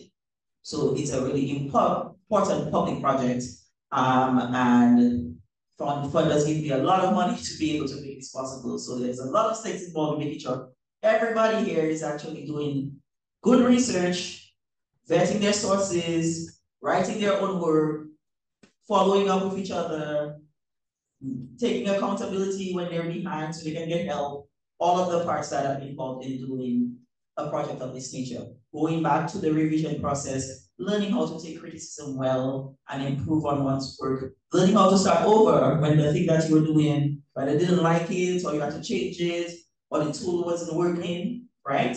All of these things are part of the process of what goes into building a collaborative project. We usually start, it's a 2-year program, we usually start the building process in the second semester of the first year and work until the end of the second year into that project. Those projects are never what we call digital humanities projects complete, but we do put an end date on them once we have a first live publication. We do some reviews, some data cleaning, and making sure all of the parts are there. We give it another 3 months. So after today, we give it another 3 months of labor and making sure everything is nice and clean and tight. And we have a reviewer come and look at it, and then we park it and have people experience it and update it a couple times a year. If it's one of those projects that include that, right? No, they just happen to be alive after this process because it was close. So the theme that we thought about this year was about grounding, rootedness, and belonging, and I wanted the students to be able to think about physical spaces, physical places, how they create community, how they create imagined spaces, and how those things help us to be rooted to our communities and ourselves. I am very, very mobile. I am working a lot. I travel a lot. This is my 4th trip in 3 weeks or something like that. My life right now is between several countries. And so I'm always all over the place. And I wanted a project that would help me and them to think about where we're from, how to kind of stay connected to it. Even as life in all forms gets really hectic and scary, and a lot of you are going to leave and go to school somewhere else, how to feel grounded and connected to the physical places and the spaces we create for ourselves that make us Caribbean. So that was the inspiration for this project. Despite how much of the flux that we experience, a lot of the projects we saw today talked about migration and its impact for the causes of migration and why that happened. And so I wanted us to really think together about the tangible things, like the physical things, our environment, our buildings, our locations, and how we process those things in our daily lives.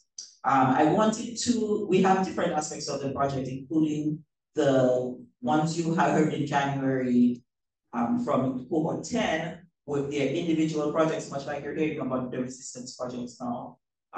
They gave individual projects on their space and place topics that were focused on various disciplinary fields like architecture and psychology, and those projects are live as well. We will be able to see them.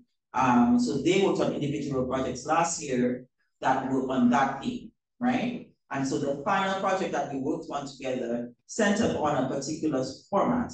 I wanted to collect keywords, and those keywords were inspired by a project that some colleagues of mine did in 2021 called Keywords in Caribbean Studies. Words that we use very loosely to mean things, carnival, or federation, or marinage, or things like that, and what they mean for us. This was a sort of highly intellectual research project that was done by several professors. And I wanted to invite my students to do that same kind of thinking.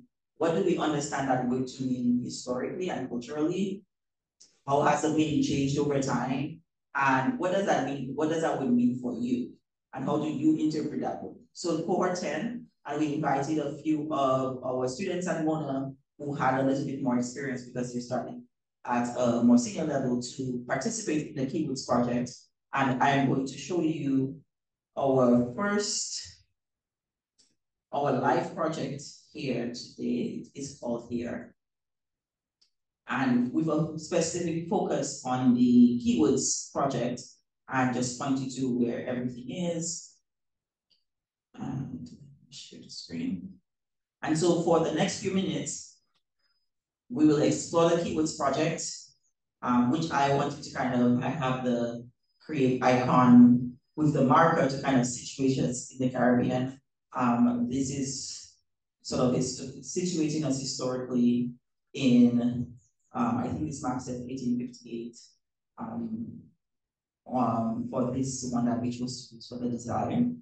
And ask them to think about who we are as a people, and locating ourselves physically in this Caribbean and feeling united in that geographical space. So once we enter the project, you will experience the keyword and understand the assignment that we ask the students. So the about page is really about the assignment. We have also curated on this page not only the student projects. For those of you who attended last year, you will see that the students here, some of them presenting today, have done their individual projects on this topic across different disciplines. I want to show you the syllabus page. We also gathered some resources around each of the disciplinary areas that we found were interesting, all these artifacts, and we curated them for you under the syllabus and allowed you to be able to read on your own time, things that we recommend around each sources. Most, I would say, of these recommendations are coming from I've been talking about it a few times today, the large research database that we created, Zotero, at the beginning of every project. Find everything you need to know that exists in any library anywhere around the world about these topics where we usually start. And so this curation is coming from that main list, and we pick the ones that are most relevant to our context across these areas. But we are here for a show, and so it's not going to look properly because it never does this page. For the Keywords project, to show you with us. We have curated about 16 keywords, some of which are still in progress, but we are going to highlight a few of them today. And each student will read going to use the first one indoors to show you the format of the keyword process. We asked our team to dig deep into history and find out how this term has been used or employed in thinking about Caribbean, in the Caribbean. And so we wrote a historical statement that says how the Caribbean space and different thinkers and people living in the Caribbean have used or thought about the space of the indoors. And then under that, we asked the students to take the word based on their historical understanding of it and interpret it, and that is called our concept page. Right? So we take you to the concept page, and the concept page has a conceptual statement. It's essentially an artist statement. So they did a mini digital project, and for each mini digital project, they would write an artist statement saying what their interpretation of this word was for the purposes of what they decided to creatively put together. They could do anything they wanted. For the most part, their ideas had to come from themselves, and their interpretation of that word had to come from their understanding of it. So now I'm going to go through the words and ask each student to just read their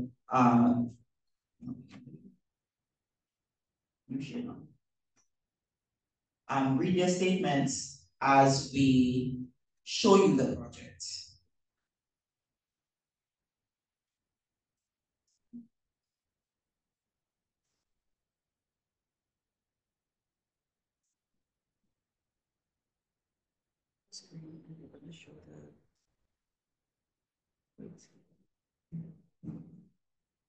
Let's just go to view project for everyone, and I'll keep the statement on the screen. So click on the This project examines different social issues and characteristics of Caribbean societies, namely the transition from outdoor to indoor play, parenting and socialization in the Caribbean, shame and silence of homosexuals. This project explores trends found in each topic. For example, what disparities are found within this young generation and the older generation of children. The decline in beating, the increase in pride among people leading a homosexual lifestyle. The aim of this project was to find reasons these themes occur in the Caribbean. Some reasons were due to ancestral traditions, changing technologies, a more connected world, and increased knowledge amongst the people.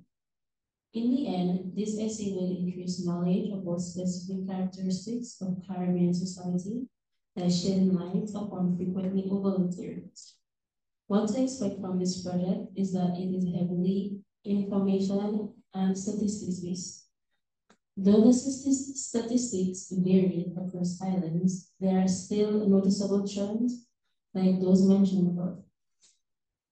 In conclusion, the project, as mentioned, formed results and explanations for the transition from outdoor to indoor play.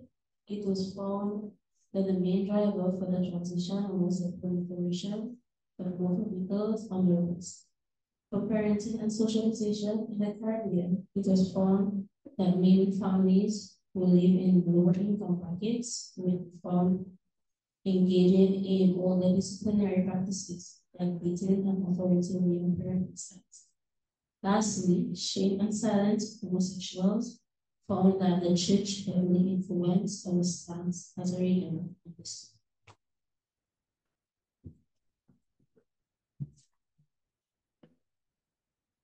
Our next concept is dystopia.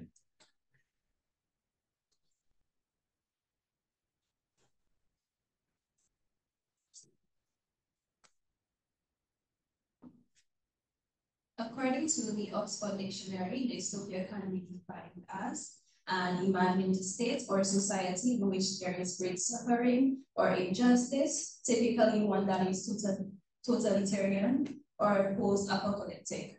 In the Caribbean, various aspects of society contribute to the region's dystopian nature, such as politics and geography, significantly impacting the standard of living. Therefore, using Haiti as a case study, the project The Dystopian Essence of Haiti seeks to explore the apocalyptic elements of the Caribbean and provide insights into the underlying reasons for pain and suffering in the West Indies. This project focuses on the underlying causes of Haiti's impoverished conditions, high levels of violence, natural disasters, and political instability. The study further demonstrates how these harsh living conditions impact the country's population. Findings depicted that the dystopian nature of Haiti is caused not just by conspicuous factors such as natural disasters or a lack of resources, but more so by high levels of corruption in government, inequality of wealth, and the prevalence of injustice. In conclusion, the study revealed that dystopia in Haiti is nothing but a byproduct of abuse of power, injustice, and the aforementioned variables.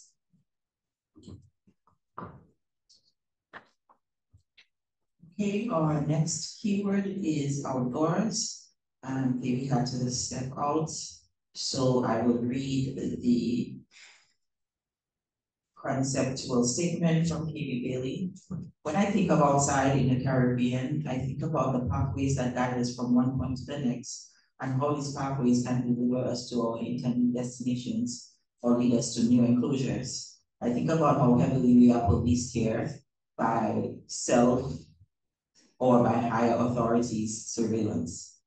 Within these moments, trapped and observed on the satellites, will we perish from the contagion of docile affects, or will our spirits be lifted by more pleasurable energies? In this project, I draw on Black and Caribbean Studies readings of space to examine the capacious possibilities that contour our understanding of outside. Through the fluid narrative structure of Twine, I launch a multimedia exploration into the simultaneous resonance and opacity that frames our experience of backyards, beaches, lanes, and other sites of Jamaican life. My aim for this project is to examine the double history of anti-Black violence and resistance to violence in forms of marronage, fugitivity, and rebellion. Most importantly, this project endeavors to explicate an understanding that outside is constructed by a multiplicational network of the legacies of our past and our dreams for the future of our region. The next word is land.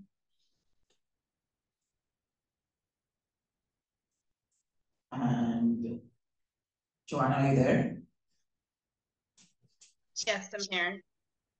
Okay, so my project's keyword is land, and it is this creative and explorative project, and it centers on land, but in particular land in Jamaica, and its significance and its practical usages.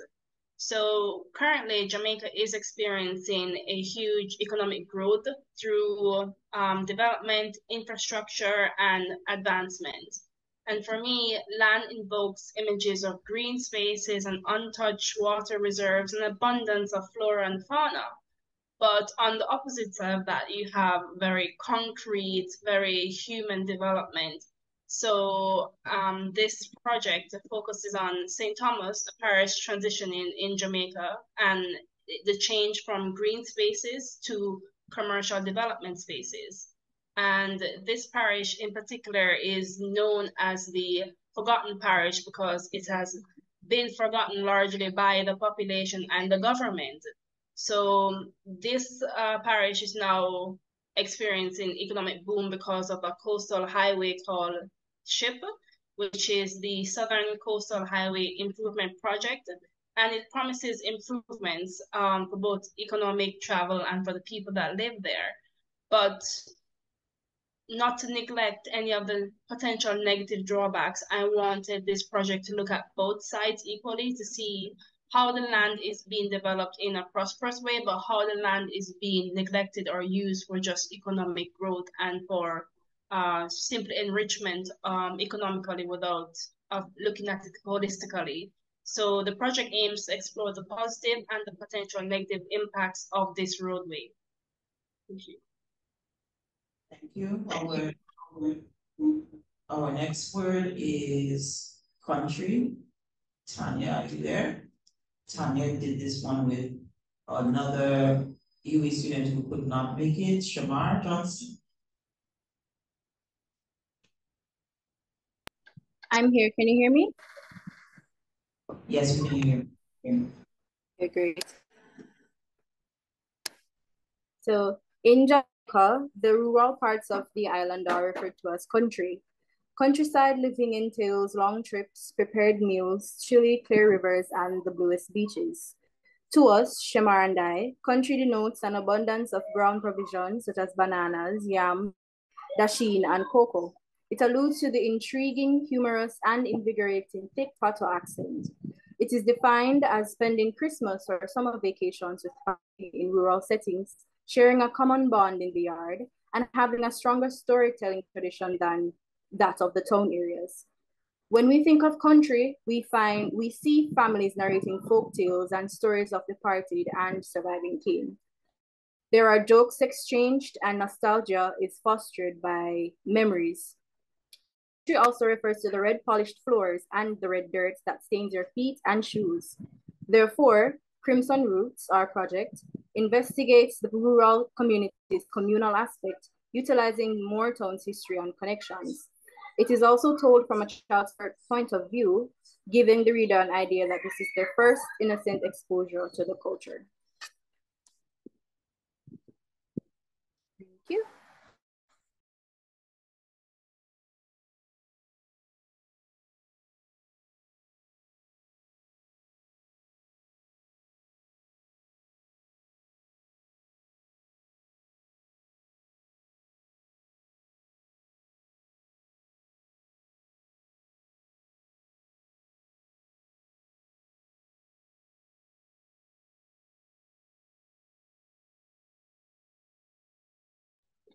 The mic is muted. I can't hear.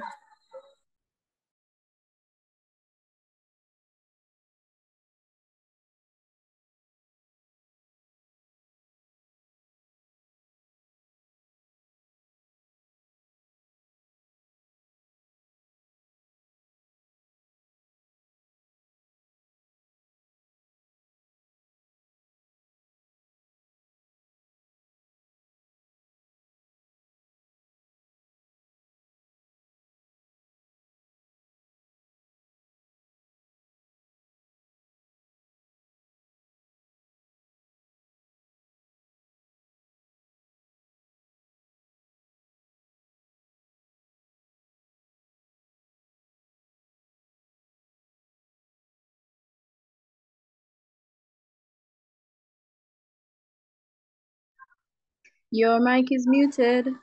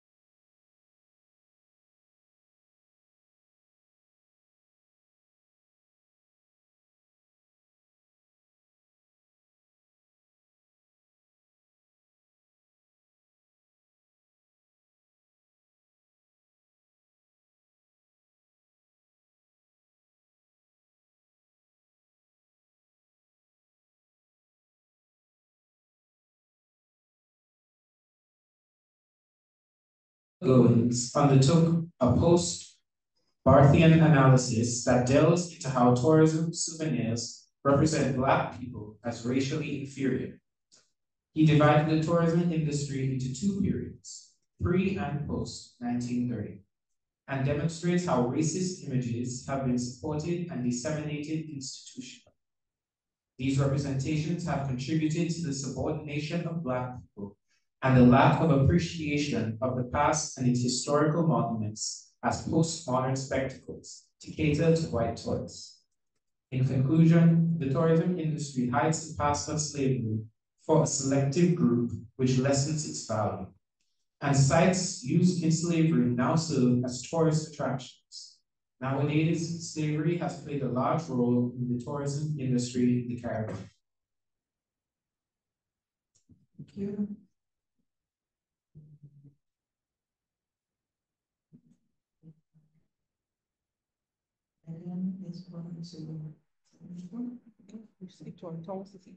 Oh, James next. With town and city.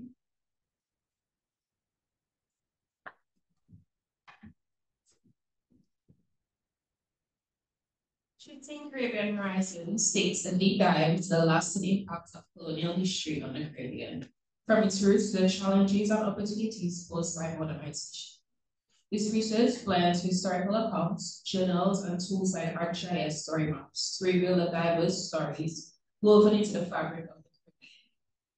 Beginning with a detailed examination of colonial government structures and cultural transformations, this project uncovers the indelible maps left by European powers on the Caribbean archipelago.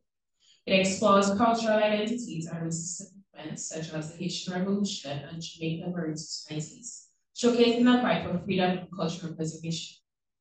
Transitioning to the contemporary era, the project explores the shift towards tourism-driven economies. Utilizing visual aids and immersive experiences, it traces the evolution of infrastructure and the emergence of nightlife and entertainment across various islands. Additionally, community-led governance and cultural preservation initiatives are celebrated as essential counterbalances to challenges of modernization. Through careful analysis, the research reveals the challenges and opportunities of modernization. It emphasizes the need to balance progress with heritage conservation and addresses environmental concerns such as escalating tourist traffic and this project's importance lies in how it showcases the juggle between progress and preserving heritage. It pushes us to think about how governance works, how we preserve culture, and the ethical dilemmas tackled up in modernization and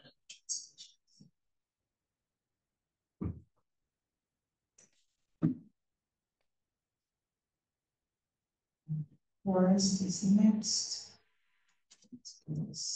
Megan.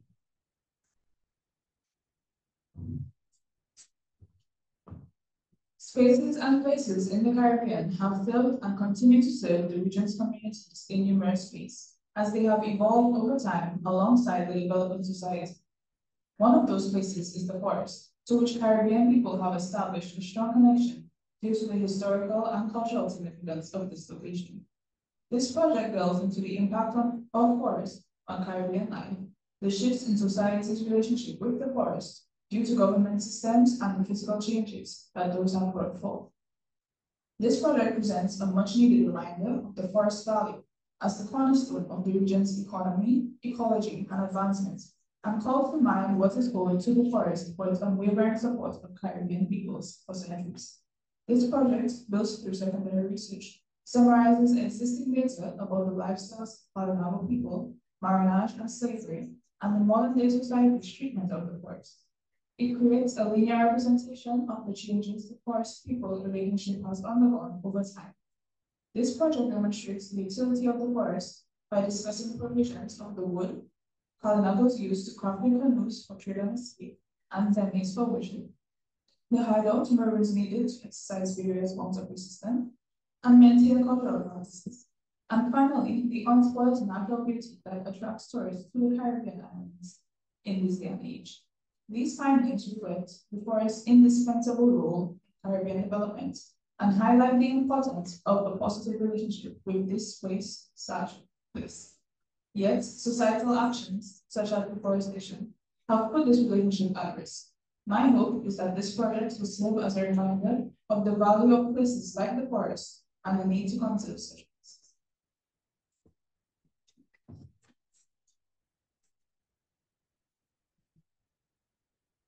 think this is our last word for today.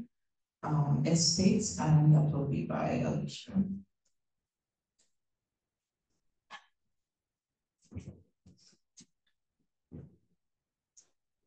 Estates in the Caribbean hold immense historical importance, representing agriculture, culture, and the journey of Afro-Caribbean individuals towards liberation. Following emancipation, the transition from plantations to large estates was full of challenges. Former slaves sought independence by squatting on abandoned land, leading to conflicts with planters who sought to maintain control over labor. Additionally, the allocation of infertile land hindered the agricultural efforts of slaves, forcing them to seek alternative means of sustenance. However, the decline of large estates paved the way for the rise of small farms. With access to fertile land, peasant farmers could support themselves independently, making a significant shift in economic autonomy. And we have other works that will be live on this project, and its final publication include Utopia, River, Plantation, Ship, and Sky, and Yard, and Sky. And so all of these works will be live on our project and the students' projects related to it. So I'm going to go to the current page for this. This is in addition to the people who are here and their intern colleagues, I would like to acknowledge the team. Again, this is a collaborative team who work together to put this project together. One is from the 22 to 23 class, represented perhaps in January, and she did quite a bit of work on this project. As well, we have Dylan Gilbert, who worked with us as a graduate fellow 2 summers ago, who came back to help out with this one as well in terms of writing of the historical statements. Davisha worked on the artifacts and writing the annotations and finding the links. Zama and Alan Gage did all the tech, JL did all the begging and advising on the projects. Yuan did a lot of advising with the students and making sure that they were answering the research questions. That was the big part that they asked on their projects. And I would like to thank me for staying back. Because that's a large team of late adolescents, and I'm still here. And on that note, I will say that we have another special part of the project that started at the beginning of this project. When we started working on this project, we read together as a class White Sargasso and Genoese and tried to start to sort of situate us in the physical place of Dominica and all of the social, political, cultural themes and contexts around place that were emerging from that text. And we will have a special exhibit on White Sargasso related to the theme as part of this project as well. So it is live, but we will be adding content to it and promoting it heavily. And I would like to thank and congratulate the students on their work for this one and for all of the work that we saw today. So let's give them a round of applause. I also want to say that the interns in cohort 11, including Adrian and them, I gave them a class assignment to help the students here do some research on the keywords. So they were supposed to find words on how the keyword had been interpreted in different contexts as a class assignment. And that data was used to help the project team write some of the recommendations that you saw on the each word and some of the resources that they ended up using to interpret the word. So everyone actually was involved in this research, got really involved as well. So on that note, we are at the end of the day, amen. Thank you to the tech team, to Zama for sitting there for 8 hours. I will be buying you compression socks for Christmas as my old piece, so standing. We brought our friends from Jamaica, Melissa, she's my sister, so she came to, well, to get Ace to do work in Dominica. Alden is in the back, he's been on the tech team setting up everyone who's not here, Juliana for making us reminding us we are meeting every hour. And taking pictures. Everybody who is not in the room, but also outside preparing, because we have food and a reception. Some of these people will be receiving awards in the next 15 minutes. So stretch your legs, step back and join us in the large classroom at the bottom for a celebration. Thank you. Sorry to the people online, we will think of you while in this.